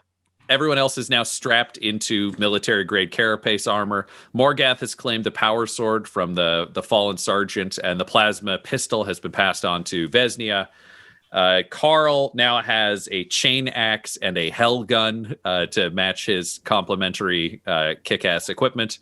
And because of a combination of tech adeptness and a very, very good roll, Flinch is now wearing military carapace armor, has an Inferno pistol, and has what we're calling power knife, because they didn't have a power knife stat, so we used the power stake, but we're removing the anti-demon properties. It's just a power knife. The team is suited up, and as you all finally get your things strapped in, you just hear the massive clunk of footsteps, and you look over to see Throck, the Night Lord, in midnight clad, as he would say, amongst his own legion, fully encased in power armor, standing nearly 3 meters tall. He's fucking huge, broad, built like a tank, and just massive plates of ceramite armor, so dark that they almost absorb the light of the air around them, creating additional shadows. His helmet has red eyes and a skull kind of emblazoned on the front with fangs, and 2 swept back bat wings that match the rest of his vibe. He's carrying 2 lightning claws, so his fists extend in a Wolverine style, only about 1.5 feet longer. And on his backpack sweeps up into 2 big kind of swooping turbines. And you only realize now when you look at him that he is actually capable of flight. He must be some kind of flying trooper. And he simply stalks past your party, shaking the floor as he moves past, and turns back to face you from where he stands next to the railings among the wreckage of what you'd left behind. And he just says to all of you in a voice that's filtered through a crackling vox, somehow making it deeper, the exact pitch that shakes your bones in a very unnatural way, the way horror movies use animal sounds to unsettle you. And he just says, "All of you last." And he spreads his arms wide on either side of him, and he just leaps backwards and falls. And you hear the scream of the turbines firing around him, and just panic and terror from amongst the groups below. And you realize there is a time limit for how long it will take him to kill that many semi-armed people. Yeah. And as he does so, you just feel a wave of energy pass over all of you, and the lights short out. So up here, some emergency lighting comes on in that flashing kind of yellow panic sense. But you get the sense that in the prison below, there is no light whatsoever. And as this cries of agony and outrage all turn to terror, you realize he's created his own charnel house where the deadly thing is him and no one else can see anything but fear. However, his mission to kill everyone is not your mission. Your mission is on this floor. Directly across from the entrance to the armory is the Adeptus Mechanicus Shrine, which is currently sealed shut with massive kind of interlocking cog doors. Whereas to the north, there is an open doorway that you'd seen when you'd come through with what looks like cells and other things inside. You know from your experience that that is the solitary block, which will lead to the interrogation room. What do you say to each other now that you're suited up? What's your plan? You have this moment to kind of talk before you set off on your final assault. Right, everyone. Time has now become of the essence. Flack, do you think you would need to get into the Adeptus Mechanicus chambers in order to open the interrogation rooms, or can you open the interrogation room directly? I'm going to say that's a stone cold guess. You don't know. Yeah. You could, I would say there are cylinders on the guard who was in front of the armory, so they may work in all of Alpha. You may need to open the door through like a hack. You're not sure if you want to say that. However, I mean, let's. I honestly don't know till I see it. So let's all head to the interrogation room. See if we can pick up any keys along the way, and try our luck. We can always double back if we need to. You know, that sounds like a solid plan to me. You know, excited to get going on this. You know, excited to get some stuff done. Our objective is within our grasp. Yeah. Yes. Morgath, you have the honor of taking point after you. Well, hey, that's mighty kind of you. Know, I appreciate you. Okie dokie, let's go murdering. And I'll say just before you head out, knowing that you are all religious people and Morgath thinks this same way. Right now, only Vesnia has re-scarred her palms. And there are gas masks in this room and a fair bit of gore outside. So for those of you who don't have masks or grotesques, this would be your opportunity to put one on if you want to carry this out as truly blood pacted. Oh, great. Yeah, okay. Certainly. Hell yeah. So I think if you're looking to scar your palms, the blood saint would be the equivalent or representative of Urlach Gower in this realm. Perfect. So yeah, I will let you invent this ceremony, for it is I have not been brought into the pact, and you have. No, I think I will fall to my knees, kind of like in a very like supplicating way, holding up my hands, kind of looking up in awe to Vesnia. Yeah. And Vesnia will lean and hold her hands back out, like both hands. And then it would be like the little demon claws will come out and then scar and slash open the palms. I think this is me just like basically hands up, kind of like falling backwards in ecstasy. Yeah. And I think Carl wouldn't want to be scarred without his grotesque. So I think he'll put together a grotesque first and then kneel and offer his hands up afterwards. Yeah. So if there are gas masks, I think he's going to take one and just kind of like smash it against a case so that it's all like bent and dented, and he'll slide that on. Excuse me. And he'll offer up his hands for marking. Yeah, but Vesniel will mark his hands too, and I think her grotesque will just be like she will slice up more of her face, so it's like just muscle, like the top half. And the rest is all just like cut up and then blood. So it's like, that's not a lot of face left. Right. I was going to say, and with your current gifts, I think you could, with your hands, reshape your flesh if you wanted to change the shape of your face in terms of bone structure or musculature. You are much more malleable now than you were previously. Yeah. So probably there's some skull sticking out and some like, and then just like black holes and blood. Like not much face going on, more the underneath. Yeah. I don't know what a gas mask like looks like per se. I'm thinking whatever you want it to. Yeah. There's a lot of varieties from a variety of worlds. Carlos wants to like snap like the filters off and like the canisters so that it's just these big lenses on like a rubber mask with like a metal skeletal frame kind of holding it in place. And then underneath it's just his mouth. And after having his hands cut, he's just going to slather blood all over his mouth and jaw. And that's his beautiful. Perhaps surprisingly, Morgath doesn't step forward for this. I'm gonna pull the tattered remains of the flesh mask off and kind of toss it aside, revealing my true face, admittedly with like some caked gore from just weeping blood into it for a while and not draining it. So I look real gross now, but still Owen Wilson-y. As I toss it away, you actually see kind of a look of contemplation on Morgath's face, and you just hear him mutter, "Gotta earn it, gotta earn it." So I throw the mask away, and looking at Vesnia with the same apprehension that he had since your transformation and since he kind of kicked you the plasma pistol, he'll stay at like respectful distance, like not like cowering or being aggressive towards you, but just there's a real hesitation there now. And he just kind of raises his palms and he says, "Hey, I really appreciate everything you're doing here. I think it's great. I think it's great work. I'm real glad you're bringing the team together. These hands are for Gower and Gower only. Hope you understand."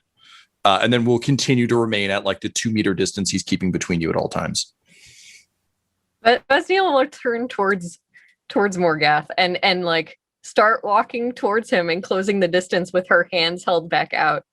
And she's like, "You have done incredible work. You have honored the Blood Pact. You have earned this. You deserve to join us." And I'll just smile briefly and say, "Yeah, I bet I have." And then I'm going to sprint towards the isolation cells. She'll watch and then just kind of lower her arms, but just like, okay. A single tear is rolling through the gore as he runs away, by the way. I guess we'll meet him there. Carlos like gets on, awkward.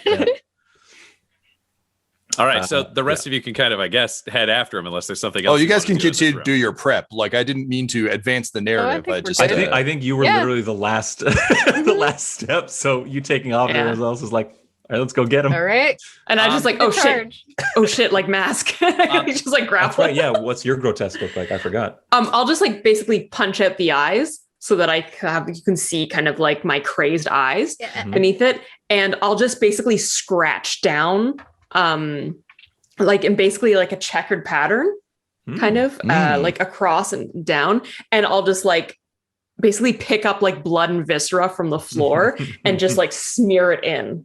So nice. Yeah. So it catches in all the grooves. It catches and everything. Yeah. Cool. So as you guys follow towards the isolation cells, Vessi, can you roll me one of your warp perception checks?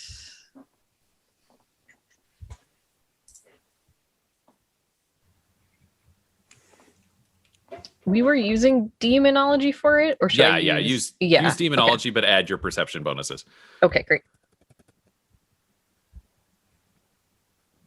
And should I keep this? I have a black dice left over from last time things happened. No, you died and came back. You're all right. You had your bad thing. All right. Great. All right. So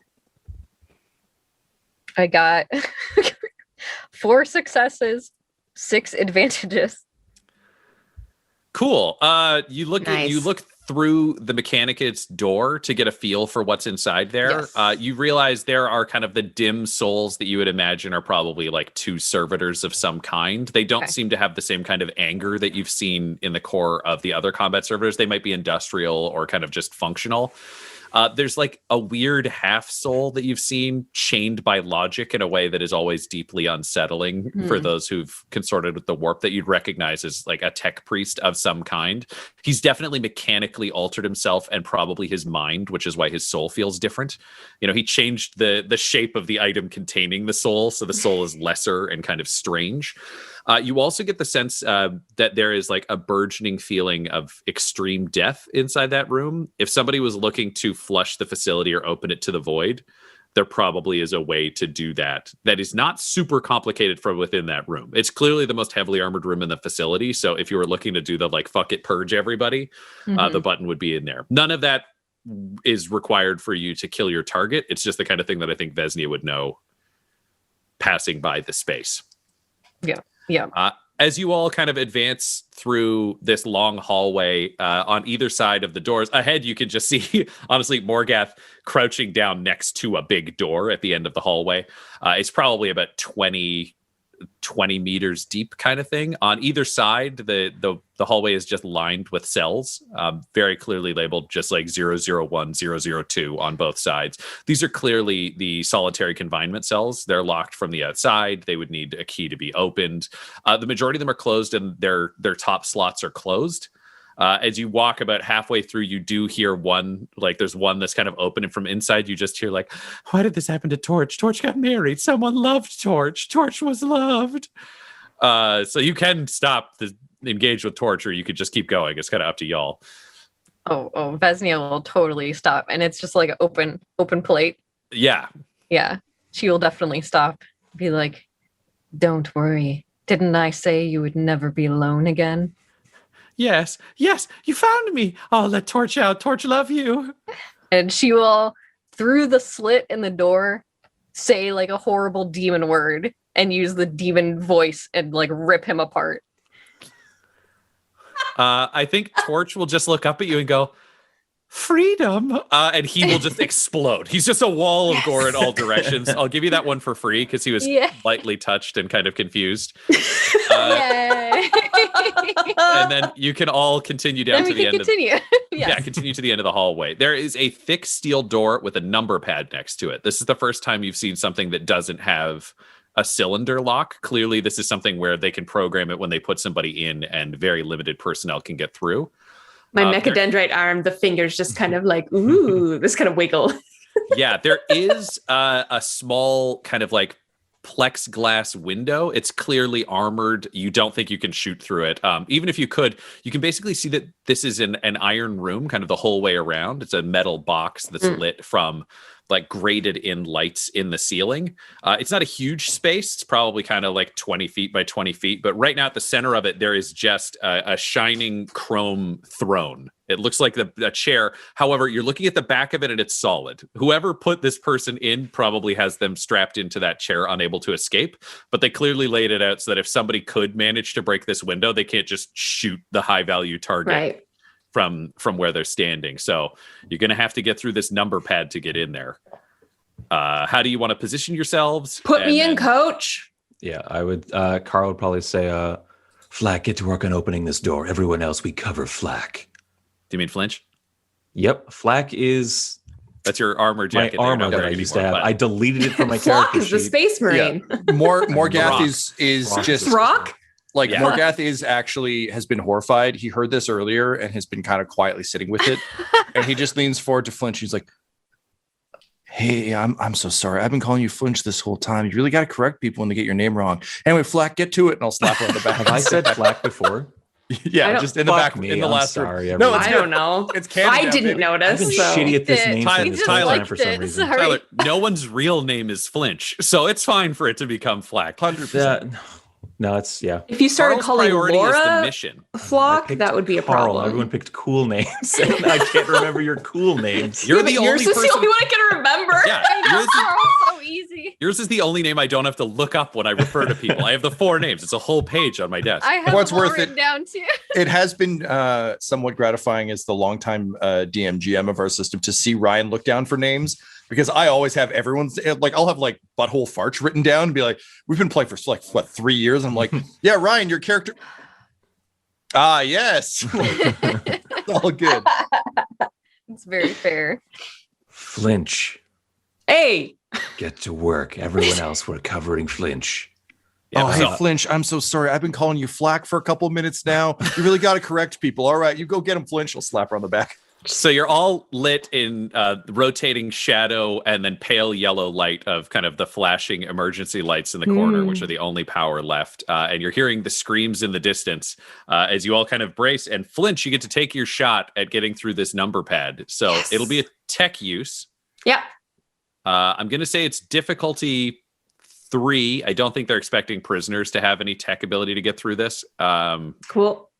And they only have the one tech priest, so they're not worried about a tech infiltrator in the same way as other things. This is a pretty low value target generally.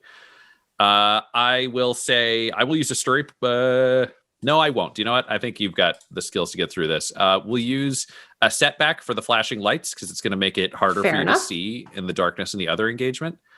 At the same time, I will give you a boost because it's not encrypted. This is mainly a mechanical system. Like, you're not trying to hack it. You're trying to take it apart and put it back together. Yeah, can I remove that setback? Oh, you got the knack for it, right? Yeah. Okay. I was hoping it wasn't skill related. It was just you asking genuinely. Maybe Like, a solid- I don't want it though. Well, no, but it's just like, I mean, it's like a setback for tech use. So is the flashing light like a different kind of setback? I didn't want to negate something that I wouldn't be able to negate. Understood. Nope. That is exactly why that exists. I'll still tell you when you would get setbacks so you can know how valuable that ability was for you. Cool. All right. Am I good to roll? Yeah. Dude, 5 successes, 1 threat. You hear a beeping start back in the barracks in the distance where everyone is dead. And you think this system may have been alarmed to warn the barracks if someone was going after the prisoner. However, everyone in the barracks is dead, so your threat yields nothing. Yay! I'll look up in horror and just be like, oh no, now all the ghosts know we're coming. A reasonable threat in this galaxy. The warp ghosts are waiting. However, you do hear the ka-chunk of the large door on the interrogation room open. Like, you hear the lock internally open, so you can push the door and enter. It just comes down to how do you tactically want to make this move. I look to Carl. Be like, hey, eh? Done, Flinch. Yeah. Morgath, after you. We'll send Morgath in first. Yep. Sword out. Kind of like at the ready, like aimed at this giant metal, because this is a giant metal chair room, right? Yeah. Right. So kind of like with my sword at the ready for the throne, in a very much like if something moves, I stab it way, kind of, doing the lightsaber hold. I'll just kind of like edge around the side. And what do I see? You circle around the throne, and you just see a young guy, definitely like roided up. You're looking at like the star of the track team plus 2 years as a professional wrestler, like very like lantern jawed. He's clearly like chained down by the wrists to the chair, and he's just watching you with steely blue eyes. This is a level of fearlessness that you're probably not used to as a blood pacter, especially when they're chained down, you have a sword and are like covered in gore. And he just looks at you cautiously for a second, and he squints his eyes and he takes it in, and then he just says, for the Anarch, whose word drowns out all others. And you just hear shattering glass and doors kicked open as all of you look around, and you realize inside the cell, one of the walls that looked like metal was actually a two-way mirror, and it shatters inwards.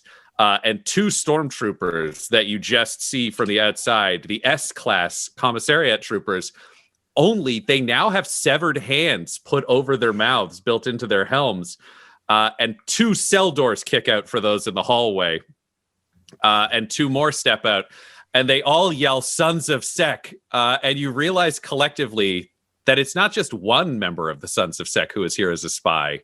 His escort were all Sons of Sek. And they open fire.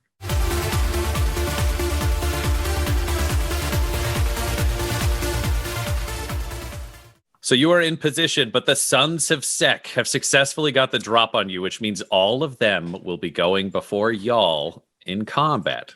So each of them is going... refers to my notes from the first 5 minutes. Sons of Sek. I'd have expected them. The hand over the mouth, as you would all know, is actually the standard blessing. In their traditional uniforms, it's almost sewn over. It's their way of acknowledging the power of the Anarch and Aquinar Sek, whose word drowns out all others. So that is the dead giveaway if they were not yelling Sons of Sek while firing hell guns at you. So each of you will be shot at by one of these homies. So let me do some quick math on these hell guns. Look out, it's his homies. Your collective defense, because you're all wearing carapace armor, except for, I know, Vesnia is not. But what is the defense that carapace armor gives you? 2. Dos. 2. What? Okay. It's military carapace, though, right? Yes. So it's 3. Defense is 3. Soak is 3. Defense is 2. I mixed those up on my sheet. You're right. Do you know why? Because on the character sheet, it's backwards to what it is in the book. It messes me up. Never mind. Disregard me. All right. Classic flack. Nice. God damn it. What an idiot. That's Okay, and I have enough story points that I am adding a story point to every shot from each of the hell guns. There's going to be one shot directed at each of you. They're an organized enough unit that they actually want to burn you all down rather than focusing on individual targets and then like letting a bunch of you shoot back at them. So the first shot will go at Tom. Tom, do you have any extra abilities with your damage ignorance that add to setback? Only in close combat. So no, at this range, they can just have it. Great. They also have targeters on their hell guns, so they all actually get to ignore setback dice on attacks. Most def. So Tom, you take 13 damage. Before It's adorable. Yeah, I know. But I'll take it. Yes, absolutely. What does that end up being after it goes through yours? I'm sitting at 13 wounds right now. I've got a soak of 9. So I will take my, I believe, 4 points of damage. Yes, Nice. you're correct. Oh my god. So it still sucks. But it's just like they pop out and they start blasting, and more guys just up and goes, "Oh, hey guys, hey, oh, hey, Sons of Sek. Oh man, we don't like you." As like chunks are being blasted off of his armor and his muscles. But yeah, he's looking rough, but he's still kicking. Great. One of them shoots through the door to try to catch Carl. Oh, why did the dice pool disappear? Is exactly what they yell through their. Sounds like chaos to me. All right, so Carl, you will take 12 damage before the soak. All right. And also take a crit Oh, Jesus. Come on now. Which is you are now compromised. So we'll say that they tag you in the leg with the blast that comes through. So you add 1 difficulty to all checks until this injury is healed. So you'll just add 1 purple die to each roll. Setback or difficulty? 1 difficulty. Sorry, you'll add a purple die to each. Oh, dang. Okay. Each roll. Okay. Moving forwards, they got a triumph. So Sec provides. Oof. We're familiar with triumphs. It's cool. We've earned this. it's sex time now. Vesnia, you will take 11 damage. Okay. But remember to remove your soak from that. Mm-hmm. And then Flinch, you will take 11 damage pre-soak. That's nothing. It's worth noting. I'm sorry, but we're going to include Ignore these details. soak. They're pierce 3, so everybody add 3 more damage from the hit that you took because Hellgun's 11 pierce soak. Minus That does make a lot 7 more sense. plus- It would be very strange if it's like, I'm wearing padded plus armor. 7. Fuck your hell gun. 3, 7. They all stayed where they were to take those shots. So to be clear, there are 2 standing behind like a waist-high divider shooting into the central room, and there are 2 kind of standing, leaning around doorways in the hallway. They're carrying Hellguns. Their Hellguns are out. Currently, there are 5 total. Again, there's the 1 guy chained down, and there are 2 in each of the side zones. To complete your mission, because you now know that there are 5 Sons of Sec present, you will actually have to take out all 5. All of them, yeah. Any one of them could theoretically become the infiltrator. Right. Now we go to your team. I'm going to say Morgath. I feel like we'll go with the traditional role. We'll go with Morgath, then Vesnia, then Carl, then Flinch, because it feels like that's our level of combat readiness in general. Totally That's fair. fair. Mm-hmm. So Ryan, just so I'm clear, in the small room, the observation wall exploded. So there are 2 Sons of Sec in the room with Morgath and the chained up man. And then there are 2 outside coming out of prison cells who are fighting the hallway. Yeah. So in the hallway, there are 2 that kicked open essentially isolation cell doors and fired down the hallway at the back of the group that had come towards them. In your room, you're there with the throne, with the guy chained to the throne. Mm-hmm. And then the side of the room, if you picture it like a police interrogation, the top half of the wall shattered, but there's still like a waist-high barrier that they're standing behind shooting in. Gotcha. All right. So I'll look to those guys as I've got like gaping holes that are starting to fill, but like not quickly enough. Like Morgath's in actually pretty bad shape with the additional 3 damage. And I'll like look at the broken glass on the ground, and there's just childlike wonder in my eyes. Like this is such a delight. And I'll be like, oh, hey, wow, that's a cool trick. I got one too. It's called How Do You Make Assholes Disappear? Well, let me show you. And I'm just going to lob the frag grenade into the interrogation room.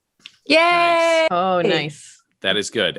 We will go with ranged light.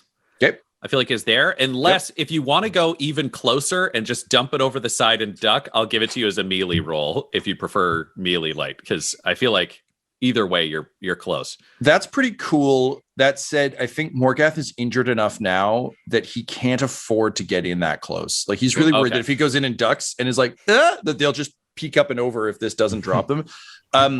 Plus, I think like given that my whole attention was at the throne, this is really more of like a like throw it off to the side rather than an active thing. So let's take the worst stat. I would say I'll give you 2 boost. It's fucking close. I will also say it's only 2 difficulty. Again, you're close for throwing essentially a small weight about 6 feet into an open and closed space. It's kind of what grenades are meant for.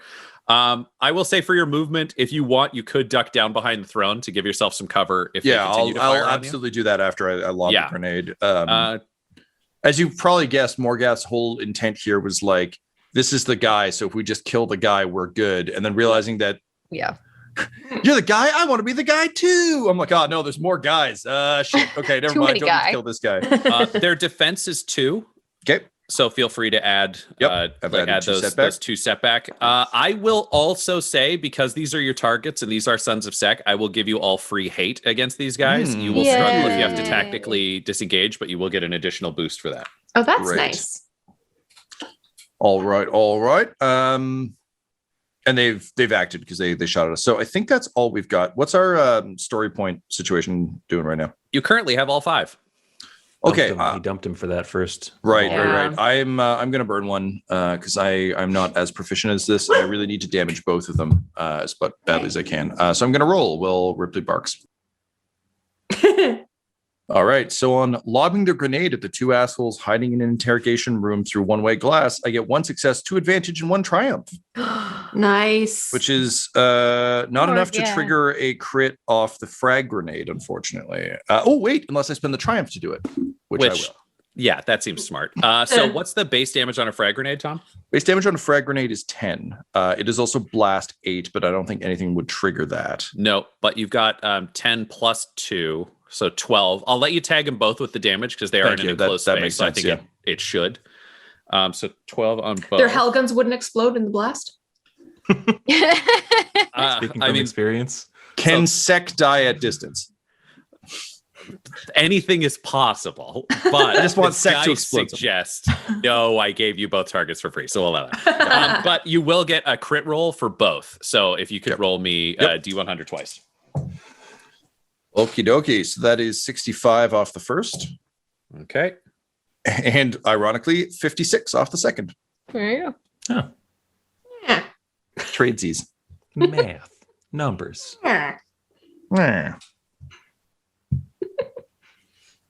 One is disoriented, so he will be adding a setback dice to all checks until he recovers. The other has received an agonizing wound, which means he will add 1 difficulty to anything involving brawn or agility. Nice. Shooting and stabbing. Yeah. Nom. Yeah. So the one guy, you rang his bell pretty hard inside his helmet, and the other one got peppered with enough frag shells that when you look at him, 1/2 of him is just burnt to shit. There's no fear. I'm not going to deal with any fear checks for these guys. They've the same kind of tempered will that you all are, but that will fuck their shit up. No question.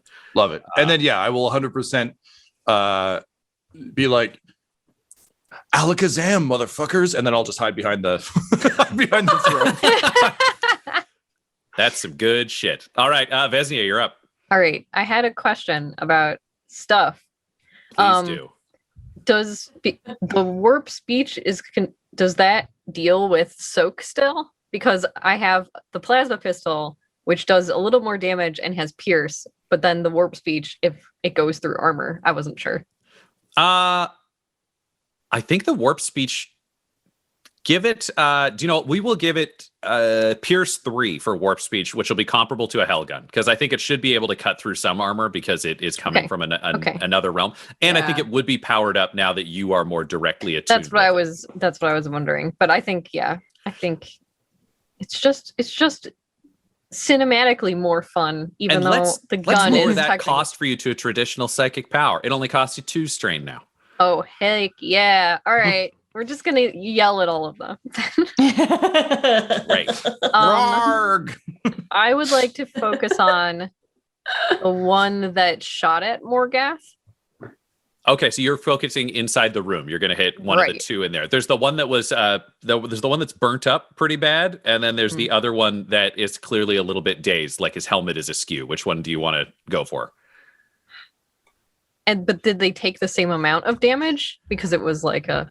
Yes, it was a grenade, so they both got hit kind of equally. All right, If you're trying to look at who's weaker, I think using your warp sense, you would probably want to take out the dazed guy, because the other guy is clearly at a diminished capacity. Perfect. Let's go for the dazed guy that's back in the box and just shrieking horrible death nonsense. Yay! Beautiful. I think you start floating as well while you're doing this. Just channeling this much power now, you're about, a foot off the floor with the wind swirling around you. Yes, and just blood pouring, or almost like a blood geyser that just travels across the floor and then And I think as this happens, you actually start drawing blood from the barracks in the distance. It's just floating through the air in tendrils towards you to use as weapons in this instance. It's just slashes of wet air blood. Yep. So hit up that demonology. It's a good skill. It'll be difficulty. I'm going to say difficulty 3 still with the 1 red, because I think it shouldn't just be. I think that's just this amount of power is always a little tougher to control. Right. I don't have any setback for you. I will give you a boost just because the sheer amount of blood around you can help fuel this magic. And they're not innocent. Like, you can fuck with their blood internally because they're also warp touched. Like, they're not coming from. So do I get 2 boosts because I also hate them? Yes. I will give you a second boost for that. That seems reasonable. Okay. I think we're good to roll with this. It's 1 green, 3 yellow, 2 purple, 1 red, 2 blue. You also have story points if you want to use them. I got 1 success, 2 advantages. All right. Well, you fucking smack him. That does what, 10 damage? It does 10 damage and 2 crit. So 11 damage. And did you say you got advantage as well? 2 advantage. Fuck me. And it's crit too? Yes. Well, let me do the math on this damage and see if you have to do more damage. His soak is 6. You did 11 damage. No, you 1 success or 2 success? 1 success. 1 success. He is barely on his feet. I think you blast him back against the wall, and roll a 100. Yeah, roll a fucking D100. Let's find out. I'm gonna let you add. I got a 90. 90. And I was about to say we'll add 40. So let me see. Now we're getting into sexy numbers. 90. Cool a very good roll. You give him what is known as a gruesome injury, which affects his abilities. I'm going to say, I mean, this is so close that you essentially blow his arm off as you blast him back into the wall. And with 1 HP, he just basically bleeds out as his skull cracks off the wall. So you kill one. He's dead. Yay. Excellent. Dazed guy is blooded to death. And she will say as that happens, she'll be like, "You will not harm him." Hey, that's awesome. Thanks. Sons of Sek! Sons of Sek! They just keep yelling. Oh yeah, guys, I figured it out. They're the Sons of Sek. And then I'll just like continue to clutch my sword in front of me like a teddy bear as I like hide from the blood winds rushing over and around me. All right, so in the hallway, we've got Carl. You've got 2 guys facing you out of the isolation cells that were nearby. Yeah. They're within range where you could charge them if you want to get in close, or you could duck into cover and return fire if you want to throw open a cell door to exchange. I have been compromised as the result of a crit, right? Yes. Okay. So you will add 1 difficulty to whatever check you're making. Yeah, I think I think a round like caught me in the face or something, and I've got like a shattered like ocular socket or something like that. Like I am in rough shape. I believe there. Also, I am barely standing on my feet. I think the round that catches me kind of just across the eye there kind of whirls me around, and I just use that momentum. You just hear the chain axe like start up, and I use the momentum of my face like kind of being like wrenched around and spun, and I just twirl and then begin to run at the nearest Son of Sek in the hallway. Cool. Yeah, just screaming.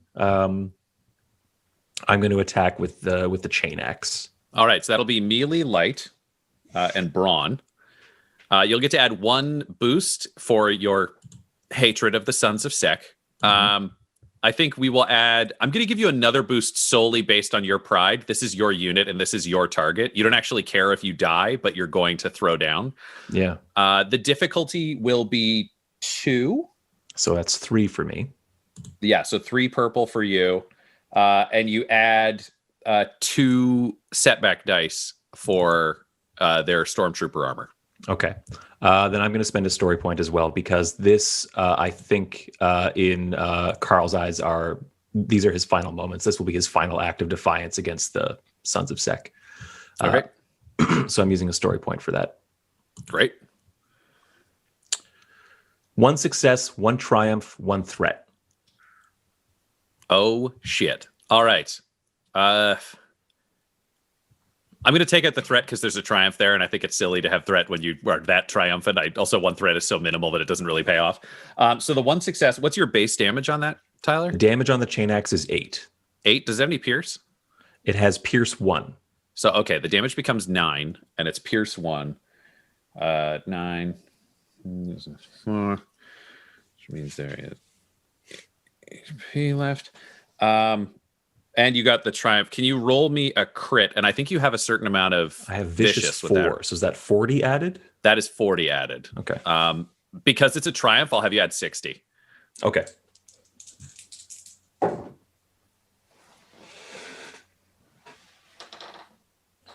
So that's 117. 117. Striking back, motherfucker. Striking back, your chain axe actually crosses across his helm, getting inside it, and you blind him. So your chain axe takes out both of his eyes in a bloody spray. He has to increase all checks twice or 3 times if it involves vision. Okay. That's going to piss off our Night Lord so much. He really wanted to eat that guy's eyes. That's true. So you are now fighting a blinded opponent who is... His Sons of Sect chant is slowly becoming basically unintelligible behind his mask. He won't stop yelling and he hasn't given up, but it bad. Yeah. Leading us into Flinch. So who we got left? So there is Just remind one me. standing guy who half his body is like peppered with frag grenades, Yeah. like fragments. There is a It's the blinded guy in the room. That is the guy in like the police mirror space. Yeah. There's the guy strapped to the throne. There is the blinded guy that is fighting Carl, and then there is the other person who is an unharmed Sons of Sec, who is the one who shot you. Yeah, I think I'm gonna have to go after that one, the one who shot me for sure. So it's just like I think I'm kind of like taken aback, and it's just kind of like an automatic like and like going after the thing that shot me as a reflex. So I think I just pull out that Inferno pistol. Nice. And just shoot and go That's it. All right. So you've got melee light. Yeah. Which is solid. The difficulty on this one will be 2. Hang on. Okay, melee light. Okay. Difficulty 2. You will get a boost for hatred. Awesome.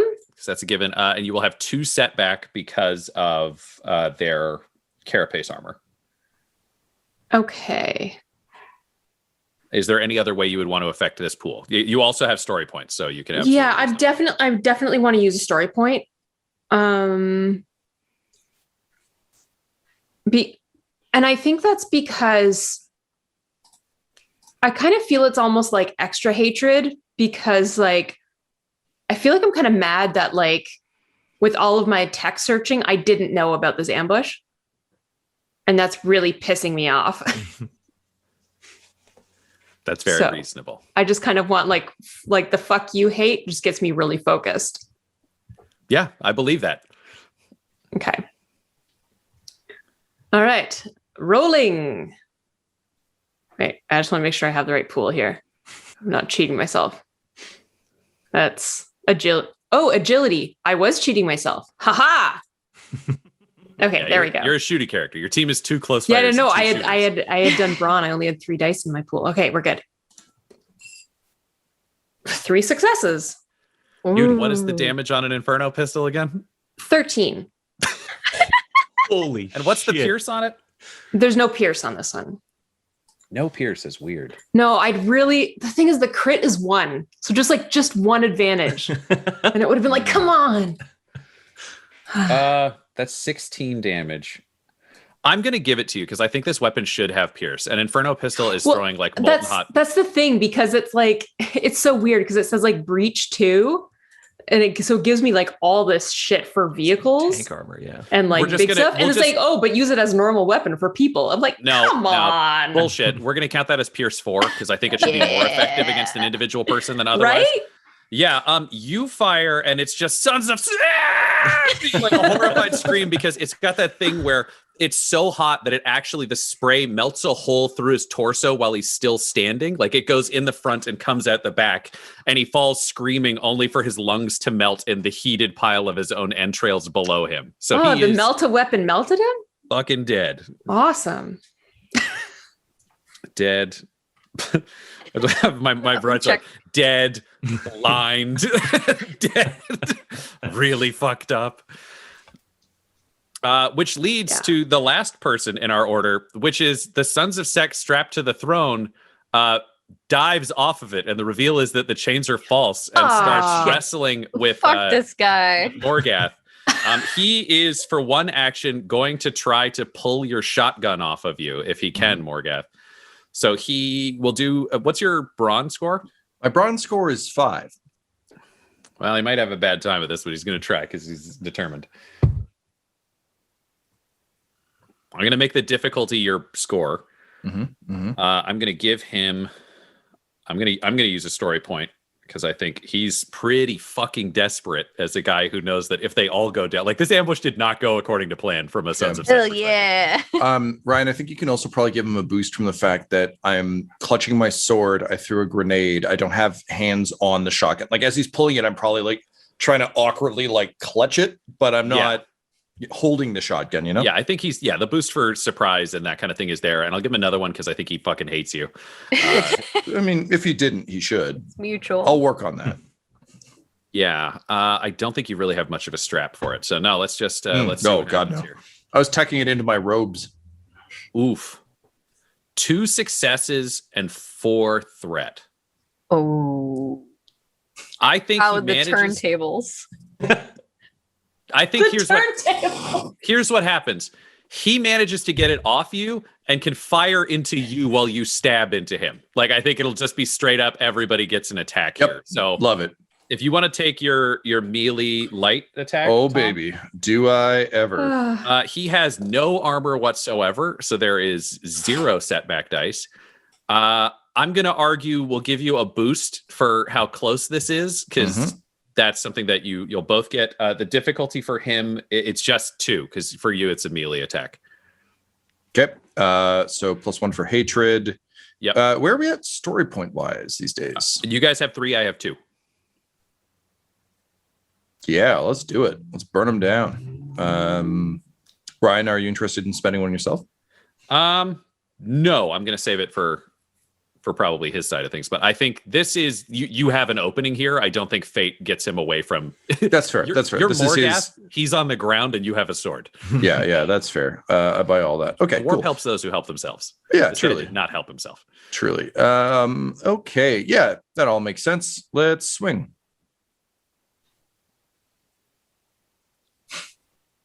Six successes, 1 advantage, 1 triumph. What's your damage, Tom?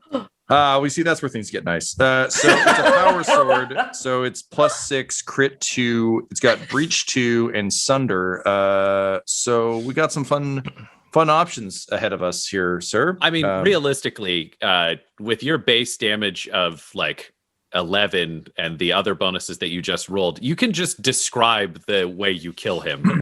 He will still shoot his shotgun, but you will. I totally get that. He's not throwing away his shot. So as he's pulling the shotgun away, I'm again just clutching it really stupidly, and then finally I'm like, Mama Morgath didn't raise no fool, and she told me to always share my toys. So you know what? You want this? You can have it. And so I released the shotgun to him, and I'm like, and actually, while we're at it, have some sword too. And then I'm just gonna like dig my hand into the side of the sword, and rather than trying to stab him at this range, it's literally just like flipping it up, so blade side to him, and just pushing forward against his throat and or against his head. Maybe that's we were getting an instant kill here. So go sort of across his face, and just go for the full Cube and or Resident Evil 4 and or Resident Evil the movie laser grid sequence, and just like slash through. Of course, like as I do so, pushing myself against the barrel of the shotgun, but being dedicated to this murder. Alrighty. That's cool. And you rolled good enough that for his side, normally it would just be 2 difficulty, but I'm going to upgrade both dice to red dice because I want to see how this plays out. And that was so fast and efficient that I don't think he's got a whole lot of time to be clever. He still gets his boost for the fact that he fucking hates you. And he's got his skills to begin with, but let's see what happens.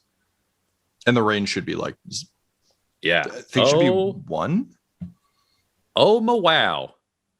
That is wild. Okay, he definitely fucking gets you. What's the damage on the shotgun, Tom? Damage on the shotgun is damage 8, crit 2.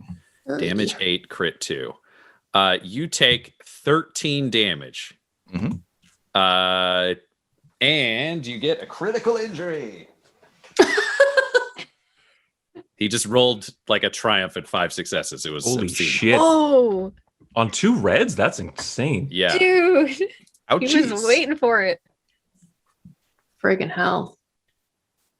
Okay, you have scattered senses, I think, from just getting tagged so up close. It's probably affecting your hearing and other things. All that means is you won't be able to add any boost to any skill checks moving forwards until it's healed. Is this a disorientation? You know what? Never mind. It's a die inflicted by critical injuries. Oh, that's fine. Actually, I can't take away setback because it's not a setback. It's a lack of boost. So good. Yeah. Gotcha.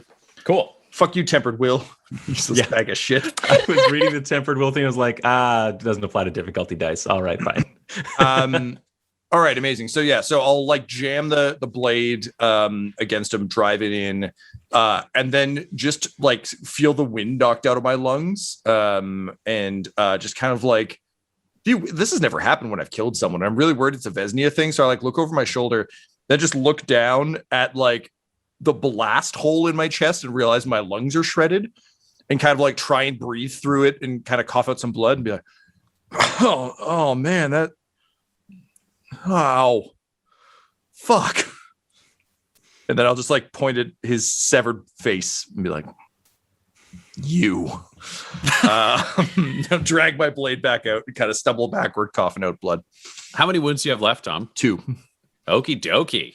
All right, so that takes us back to the top of the game here. We have a heavily injured, scratched up motherfucker.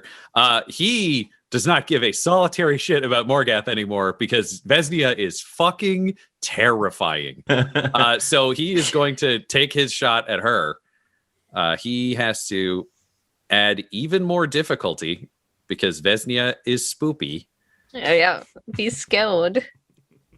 Yeah, let's see what happens. Okay, he manages to get through with his attack. So he deals you 13 damage with Pierce 3 from his hell gun. So Vesnia, you've been hit with shots again. You're leaking warp energy, but your wounds are still closing back up as it happens. So you are still floating and dangerous. Yes.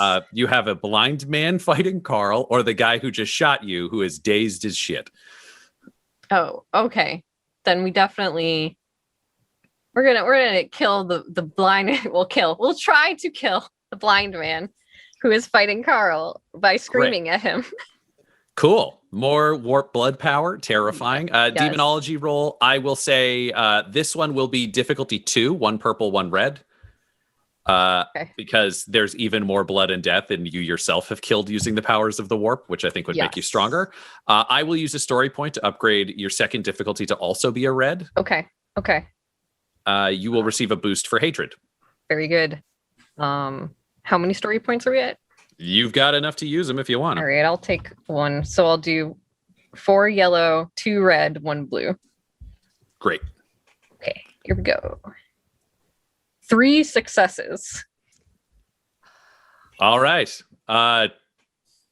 He is thoroughly dead. In a surgical strike, you actually throw like a blood whip around Carl. Like I was going to say the blood perfectly goes around Carl. Like as the Moses of the sanguinary worlds, you part the Red Sea and then fracture a man with it immediately afterwards. I would say actually knocking all of the blood out of his body and leaving a pale, fully formed man behind that collapses kind of like unheld. And then you just let my plasma go. Yeah. And then you just suck it back and you just have this whirling hurricane of blood kind of surrounding. Jesus Christ. Yeah. Beautiful. Which leaves Flinch. There you go. All right. I mean, it's like sad, man. We just got one guy left. Yeah, there's the guy who's been shredded by frag. The shredded guy. He's just going, sons of sick. Sons of sick. And he's going to just turn to run. This is a terrible place for him to keep going with the fucking Blood Saint. I think I'm turning. I go, no. And I shoot with my Inferno pistol. Great. So you've got your pistol, which is ranged light. Yeah. I'm gonna Wish I had like better like final words for this guy, but No, it's that's perfect. not flinch. Shia LaBeoufing. No, yeah, exactly. I'm gonna throw. It'll be difficulty 3 because he That's is fair. running away and trying to get down a fucking corridor because this is a hell. Yeah, I get a boost because I hate him, right? Oh, definitely. All right. Anything else? And you get 2 setback because he is running away, and he has armor. So I'll make it 3 Okay. because he is dodging. 3 setbacks? 3 setback, yeah. Damn. I think I will use a story point.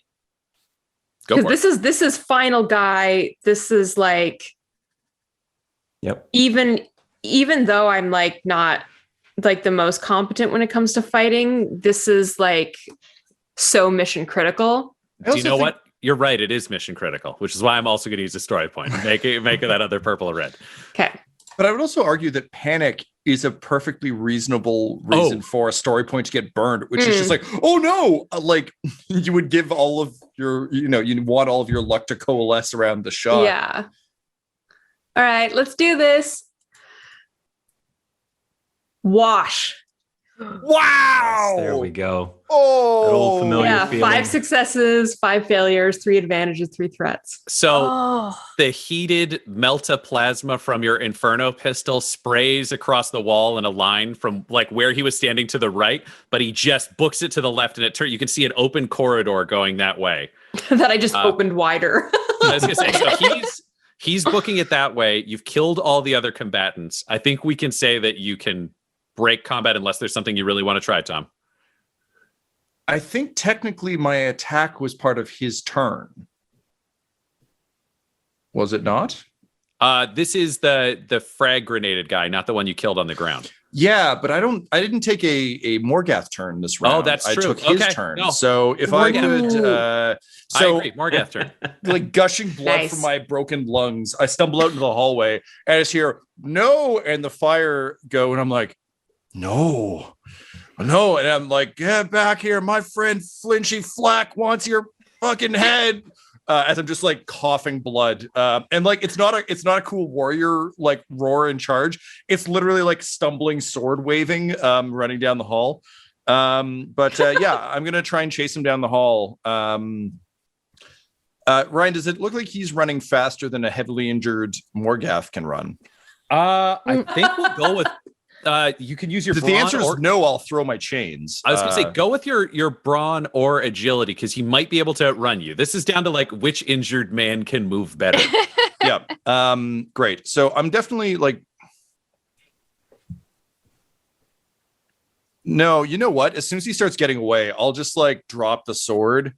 And I'll like look at my Athame, I'll kiss it. And then I'll just yell, hey man, get over here. And I'll toss the bladed chain with all my might. It's not my best stat, but I really don't think I've got enough left in me to chase this man.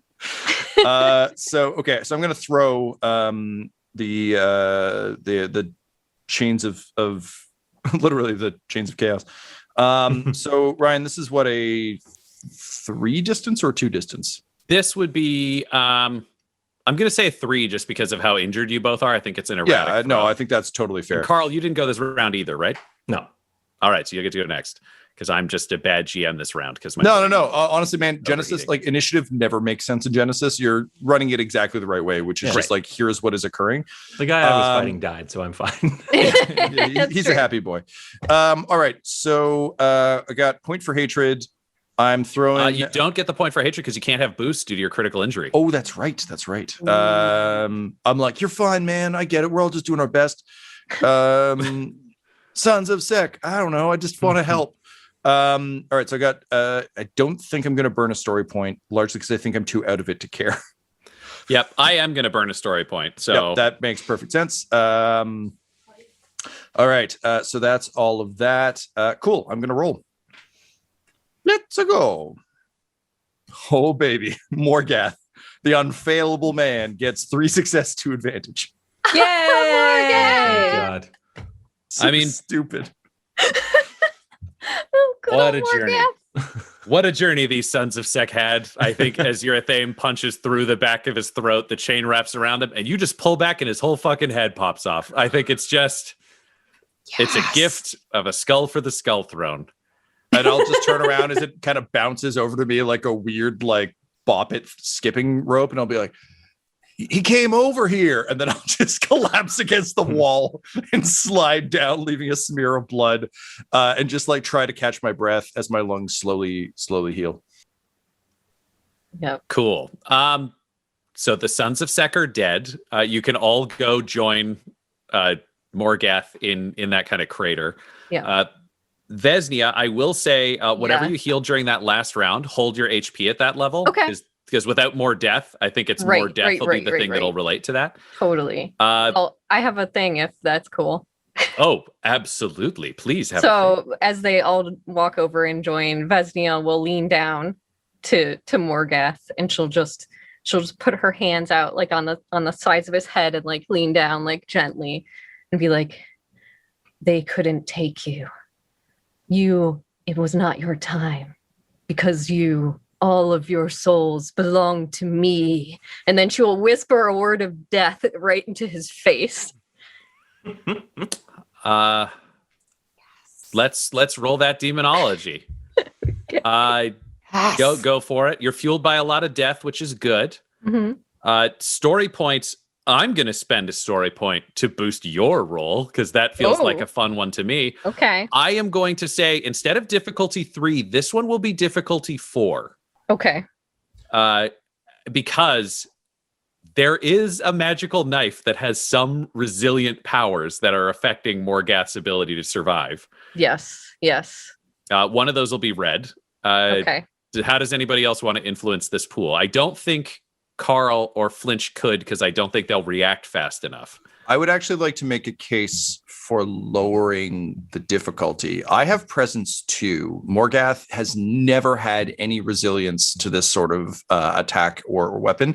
I appreciate the bonus on the magic knife, but I also feel like he's so susceptible to the powers of the warp. And also there's warp energy within him, which I got to imagine Vesnia could tap into as she's making this attack. So I would like to argue let's make it difficulty 3, but with 2 red. There you go. Feels like That's a what I'm good job talking to about. me. Yeah.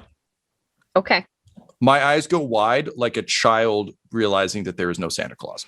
And I think we'll add 1 boost for you, Vesnia. Okay. For your hatred of the living. Truth. All right. So I have 4 yellow, 1 purple, 2 red, 1 blue. And that feels right. See what happens.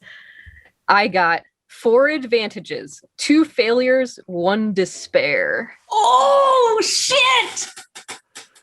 All right. You speak a word and pour a wave of blood towards Morgath's face. But somehow, the warp energy that roils within him raises his athame to block the path between you and him, and the magic pours off of his weapon and dissipates. And Morgath looks up at you and says, "No," and his eyes turn black and blood pours down the front of him. And he says, "Skulls for me, death for you." And he rises as an avatar of Khorne. So it is now a demon battle for the ages. You 3, while you see horror fill the blood that pours away from Vesnia, as sopophoric purple musk starts to pour out of her, you realize she has been corrupted by a demonette of Slaanesh. You have your weapons and you are soldiers for Khorne. If you are going to survive to escape this facility, you have to stop her, and her only goal is to stop you. Morgath, I'm going to give you a surprise round because you're clearly coming at this out of nowhere. I need the other 3 of you to roll me either a vigilance or a cool with no difficulty. Flinch, there's a question. Just a question. Just because I don't know the lore so well, why do we want to stop this? So you are an army of Khorne, who is the blood god. All of the chaos gods hate all of the other gods, but Khorne hates the fucking pleasure god because it's a lot of dancing and fucking and like excess. Okay. And no one puts skulls on his throne for that. So she, as a member of the Blood Pact, is clearly no longer herself, is possessed by a rival god, and is trying to kill your team to claim your souls for Slanesh, which is not your fucking god. So this is like, this is religious level ultra betrayal. Yeah. Gotcha. Okay. So this is deeply wrong. But blood and skulls for our god. She's literally, if she can kill you, she steals your souls for a different god you don't worship, you in fact despise. No. Yeah. So I will say, Vesnia, for you, oh fuck, this is complicated. Morgath gets a surprise round. I'm going to say Carl and Flinch, you both add 1 setback die that you cannot fuck with just for the sheer shock of this happening, because I think the demon might be able to respond faster than you. And previously, they both were okay with this resurrection. Yes. I think Laura's confusion will be Flinch's in a spiritual sense. Which like, what the fuck? This is fine. All right, so I need the straight vigilance or presence from the other three of you. Okay. Vigilance are cool, sorry. Vigilance 2 success, are cool. 2 advantage.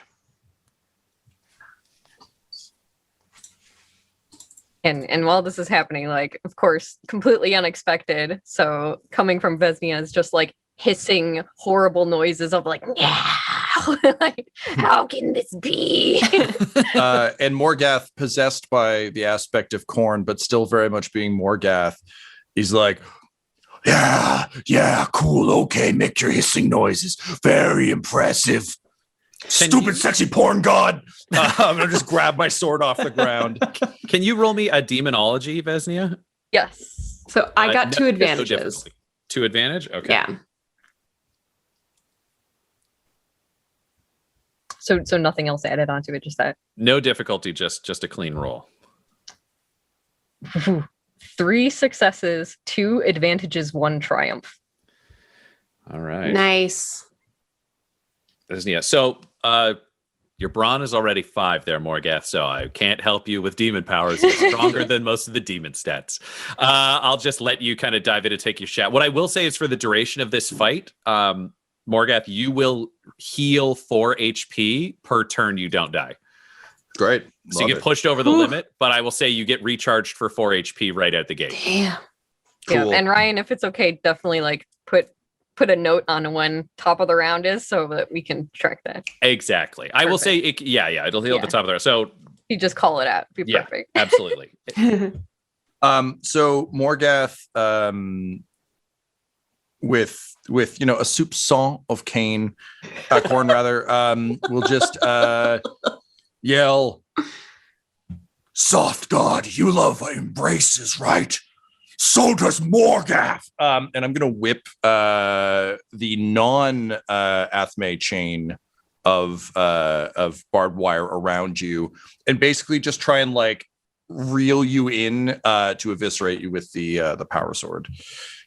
So that'll be, I guess, short range, I'd assume, Ryan? Yeah, so the attack is with the power sword? It's just with the power sword. The rest is delicious flavor. I love flavor. I love it. Okay, so let's go with, that'll be a melee light attack. The difficulty will be... Should be, I believe, 2 based on stand. Because I think melee is always 2, whereas ranged has varied. Yes, no, that feels right to me. I'm going to give you access to my story point pool, Vesnia. So you have 2 story points to spend, and the party has 3. So you or I can spend those to help you out. All right. Difficulty will be 2. There's no defense because Vesnia's wearing the coat. So there's 1 defense because that coat is still being worn. I can't give you any boost because you're busted. Yep. That feels right to me on the scale of the first round here. For the record, I would like to say I got a boost that was lost on always expected the heel turn, but it doesn't matter because I would actually argue you'd get 2. Shrapnel. You expected the heel turn, and the chain loop is a pretty fucking good move for the floating person because there's not a way to resist. But shrapnel in the lungs. Yep, 2 fucked up. Yeah, Khorne really should have moved earlier on this whole Morgath body driving situation. This isn't his best work. I'm going to spend a story point to jack this up. So currently, Del, just so you're aware, you're sitting at 2 purple against my 5 yellow, 1 green, and 1 setback. Would you like to burn a story point to counter this? I feel like it can be up to Ryan. Like, that's...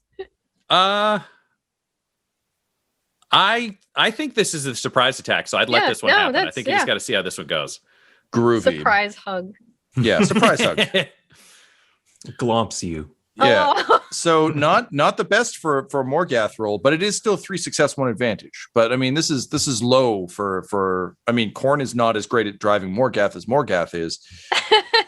So what's your power sword damage, Tom? That is 6 with a crit of 2. So I actually can't trigger crit. So you have 6 plus how many successes, just for my brain? Plus 3 successes. So a total of 9. Pierce is how much? I don't actually have Pierce. I have Breach 2. Okay, we'll count that as Pierce 4. Great. I think that makes sense. Pierce so it's 4. 9 with Pierce 4. Her soak is 8. Mm-hmm. So to do the math on this, 9 becomes 1 becomes 5 HP. So you lose 5 wounds. However you want to record that, Del, because I think you're doing things in the reverse of how my brain tracked it. I am. You But said it's 5? It's 5. 5 is Okay. the change. I got it down. I put it on. Worked. And Plus Del, what weapon numbers. are you using right now? What weapon am I using? Is She does- Vesnia? Using warp powers. Okay. She's been barehanded. The plasma pistol is the only weapon that I have with me, but I haven't really. Someone very handsome gave that to you. Okay. It's true. It's So there, I have an ability called like Sunder. shining a memory. Yeah, actually, this might get interesting. I've got an ability called Sunder that I can activate for about 1 Sunder. advantage, Yeah. which basically moves a weapon or a piece of equipment held by an enemy from a state of nothing to minor to moderate to major. And then past major, the item is destroyed. So I think, given that this is a throwdown for the ages, I would like to use Sunder on the plasma gun, because I think It Morgath's gets hot. It does get hot. long Fuck. con on this is, if I can't stab you to death, I might just take us both out with a plasma explosion. Because also Khorne really gives no fucks if Morgath walks away from this. Just really doesn't want you to. So I think like it'll be one of those things where, like, you know, in Dragon Ball Z fashion, I'm like creating a giant ball above my head and just staring at you real hard so you don't notice.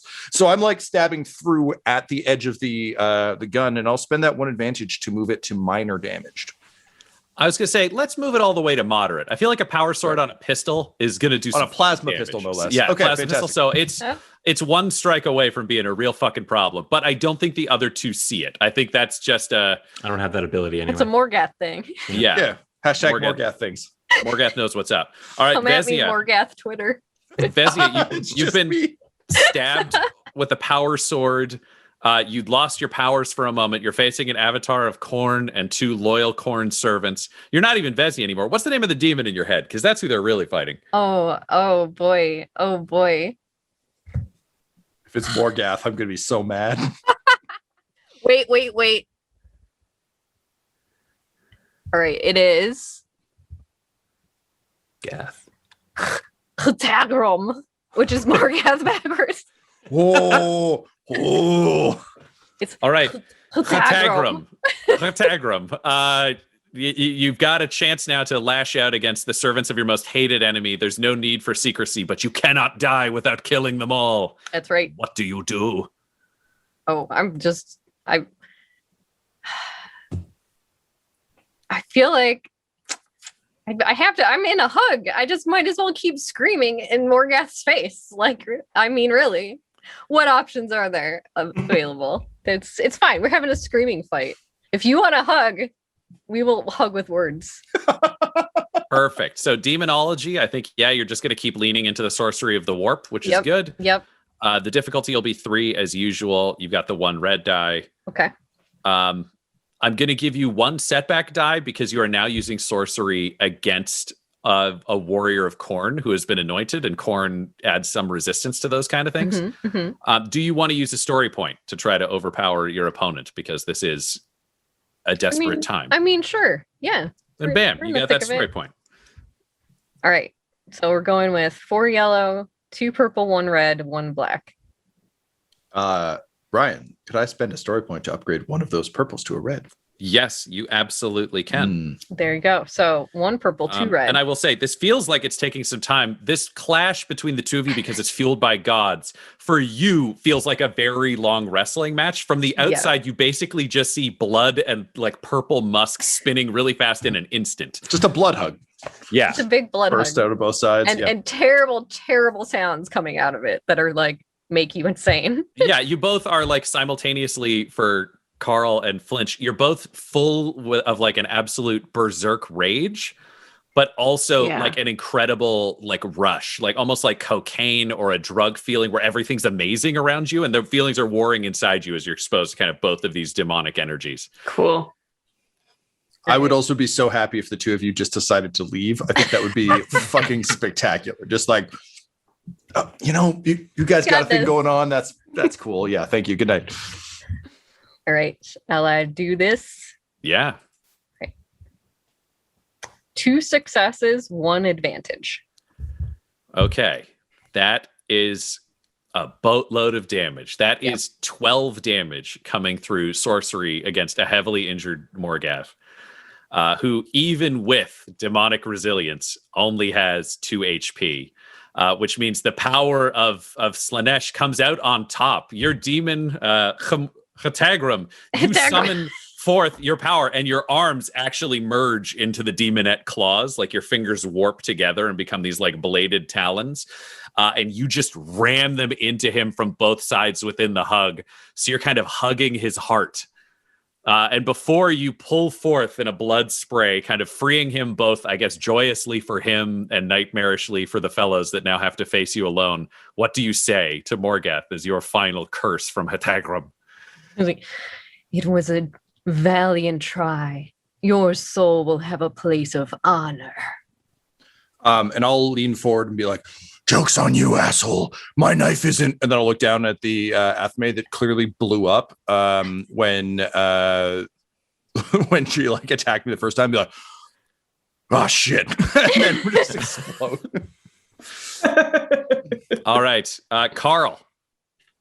Yeah. And I guess for visual too, that she has these giant claws and there's all this purple stuff and like slowly turns to look back at the other two. But there's probably a tiny spark of energy of a slightly broken plasma pistol. Carl will say through like labored breathing, I think, as the adrenaline is like coursing through his body. And also he is in supremely bad shape. Just to give you an idea, Morgath had 2 wounds. Carl has 1. And with just like an empty socket kind of slowly leaking and filling up his gas mask, he'll say, Flinch, get out of here. Run. Don't lose your soul to this heretic. And the Hellgun will scream to life in my hands as I start to squeeze off rounds at this demon. Nice. All right, let's do a ranged light. I'm going to say this is really fucking close. So I'm going to say your difficulty is only 1. I think it's really hard to miss somebody with an automatic weapon when you're willing to. It's 2 for me because I'm missing an eye. It should be easy, but it's hard for you because it sucks a little. No depth perception, right? Yeah, that's right. I will give you the hate score, so you'll get a boost because this is a nightmare. I will also give you another boost because you're trying to engage in a heroic sacrifice, which means this will give a boost to Vesnia, or I guess to Hatagram. Oh man, I asked for a name and then it was a nightmare. Hatagram. That was my own fault. For on their turn, should they, as the terrifying entity, wish to strike back at you. Does anybody want to do anything else to affect the die pool? The only thing I can think is it might be worth a boost for the sparking plasma pistol. I don't think he's aware that the plasma pistol was damaged, but just knowing how unstable plasma is to begin with, accounting for no skill of his, but odds of accidentally dinging it might be worth. I think let's add a boost for that because I'm interested in that. Or actually, instead of that, let's just give you a free upgrade from a green die to a yellow die because you'll need the triumph to be able to score that. But I want to give you slightly better odds at getting that. Okay. So you get a free story point. Great. Yay. Then my dice pool is assembled unless anyone else wants to make any additions. Can I try to add a boost only in that Hatakram Hetagram, like, I think I just say like, no, like we deny this demon together, right? And so like I'm turning to shoot as well. So we're both pointing at Hetagram. So do you know what? they're not sure where it's going to come from. Roll these fucking shots at the same time because you guys are both in this initiative order. So let's say you both open up. So Laura, you've got ranged light. Yeah. You'll be at difficulty. I'm going to say difficulty 1. You've got something that fucking sprays the line and you're aiming at a demon that's floating up a little bit weakened in front of you. Cool. You will add, I think, 1 setback for the surprise. Realistically, nobody saw this coming and you're not an up close, like brave fighter, but this is your brave moment. I'll give you a boost for hate and I will give you a boost because this has become a heroic sacrifice for the two of you. Where you're both kind of taking your best shot. I have 2 story points. I am going to use 1 to make your shot a little more dangerous, Flinch. So I will upgrade to an additional red for you. Just because I think if you're the person to tag the plasma thing, hitting a plasma pistol with a whatever the fuck you're carrying is just like, that's high risk. Yeah. It's very high risk. Yes. With a melta weapon, you can roll at the center. You do have enough story points that if you both wanted to add a story point, you can. It's yours. I am at maximum yellows. Then you add a green if you want to spend a story point, Tyler. Sure then. Yeah. Great. Add a green. This is the last stand, kind of. Yeah. I'm upgrading, baby. Yeah. All right. Let's see what happens. I think this is just like, I know I'm probably gonna die, and this is a worthy way to die. 3 successes, 1 advantage. Go. 3 successes, 4 advantage. Okay. 1 advantage. 3 successes, 1 advantage. I don't think it's enough. 1 success, 4 advantages, and my crit is 1, and I have vicious 3. Okay, your damage is then 14. Size 8 is 4. 8 is 6.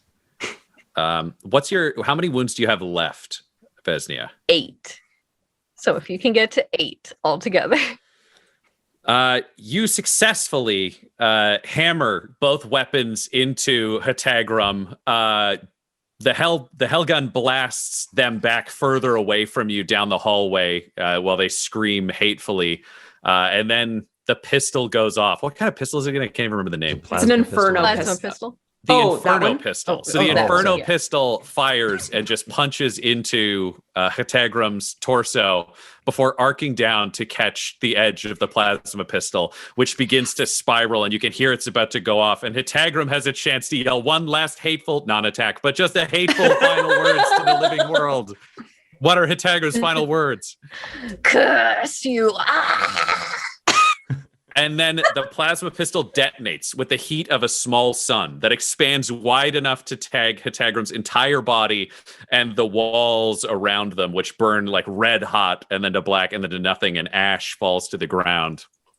And you know that your mission was achieved, the target was eliminated, and you will be able to attempt to make your escape, which is when you hear the clomp of footsteps behind you. And you look back to see Throck, Night Lord, and Chaos Space Marine come down the hallway and say, I told you would be last, but I need a pilot and someone who can repair the shuttle I've claimed ahead. Last, yes. Today, no. And he reaches down and just picks up Carl by his neck and slaps the Inferno pistol out of Flinch's hands and hauls Flinch up and drags the two of you forwards and out past the body of the arbitrator, Blunt Lively, his cyber mastiff, and all the other fallen enforcers who made a last stand, and just throws you into a fucking beat up shuttle to drive off. The two of you are now serfs to a lord of terror, unwilling servants to a night lord until he tires of your use or personages. You've escaped one prison to enter another, and that is the end of False Hope. Yay! Fun for the fun guy! Our Blood Pact Prison Break Dark Heresy Adventure features our GM Ryan LaPlante, along with players Tom McGee, Tyler Hewitt, Laura Elizabeth, and Del Borovic. This episode was edited and mixed by Laura Hamstra, and the One Shots logo was created by Decapitated Markers at Decapitated Marker, that's MRKR, on Twitter.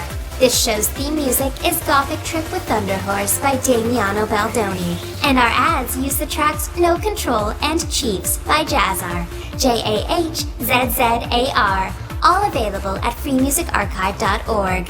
When it comes to Dum Dums and Dice, you can visit our website at dumdumdice.com, our Twitter and Instagram at dumdumdice, or on Facebook at facebook.com/dumdumdice. But most importantly, we've got merchandise at redbubble.com/people/dumdumdice, or you could join our Patreon at patreon.com/dumdumdice. I'm DJ One Shot 2.0. Thank you for listening, and don't forget to smash that subscribe button and show your love to One Shots. Wow. Dum Dums and Dice has to give a special thank you to the supreme beings of our Patreon at this time: Christian Menicola, Long, the Half-Blind Prophet, James Cuellar, Charles Grams, Christopher Little, Sue One, George Dolby, One True Artistry, Orion Birchfield, Lorda Bradovic, Noel Lewis, Scott Garland, Anthony Griffin, Chet Awesome Laser, Jordan Neesmith, Benjamin V, Gavin and Abby McDonald, Taryn Hefner, Cade Peters, Richard Cranium, Christian Mendez, Anna Zed, Eric Williams, Logan, Fire Unfriendly, Great Dane, Acrix, Cameron Ezel, and Jill and Noel LaPlante. If you want your name to be added to this list, you can join our Patreon too at patreon.com/dumdumdice. Thanks to them, and a little bit of thanks to you.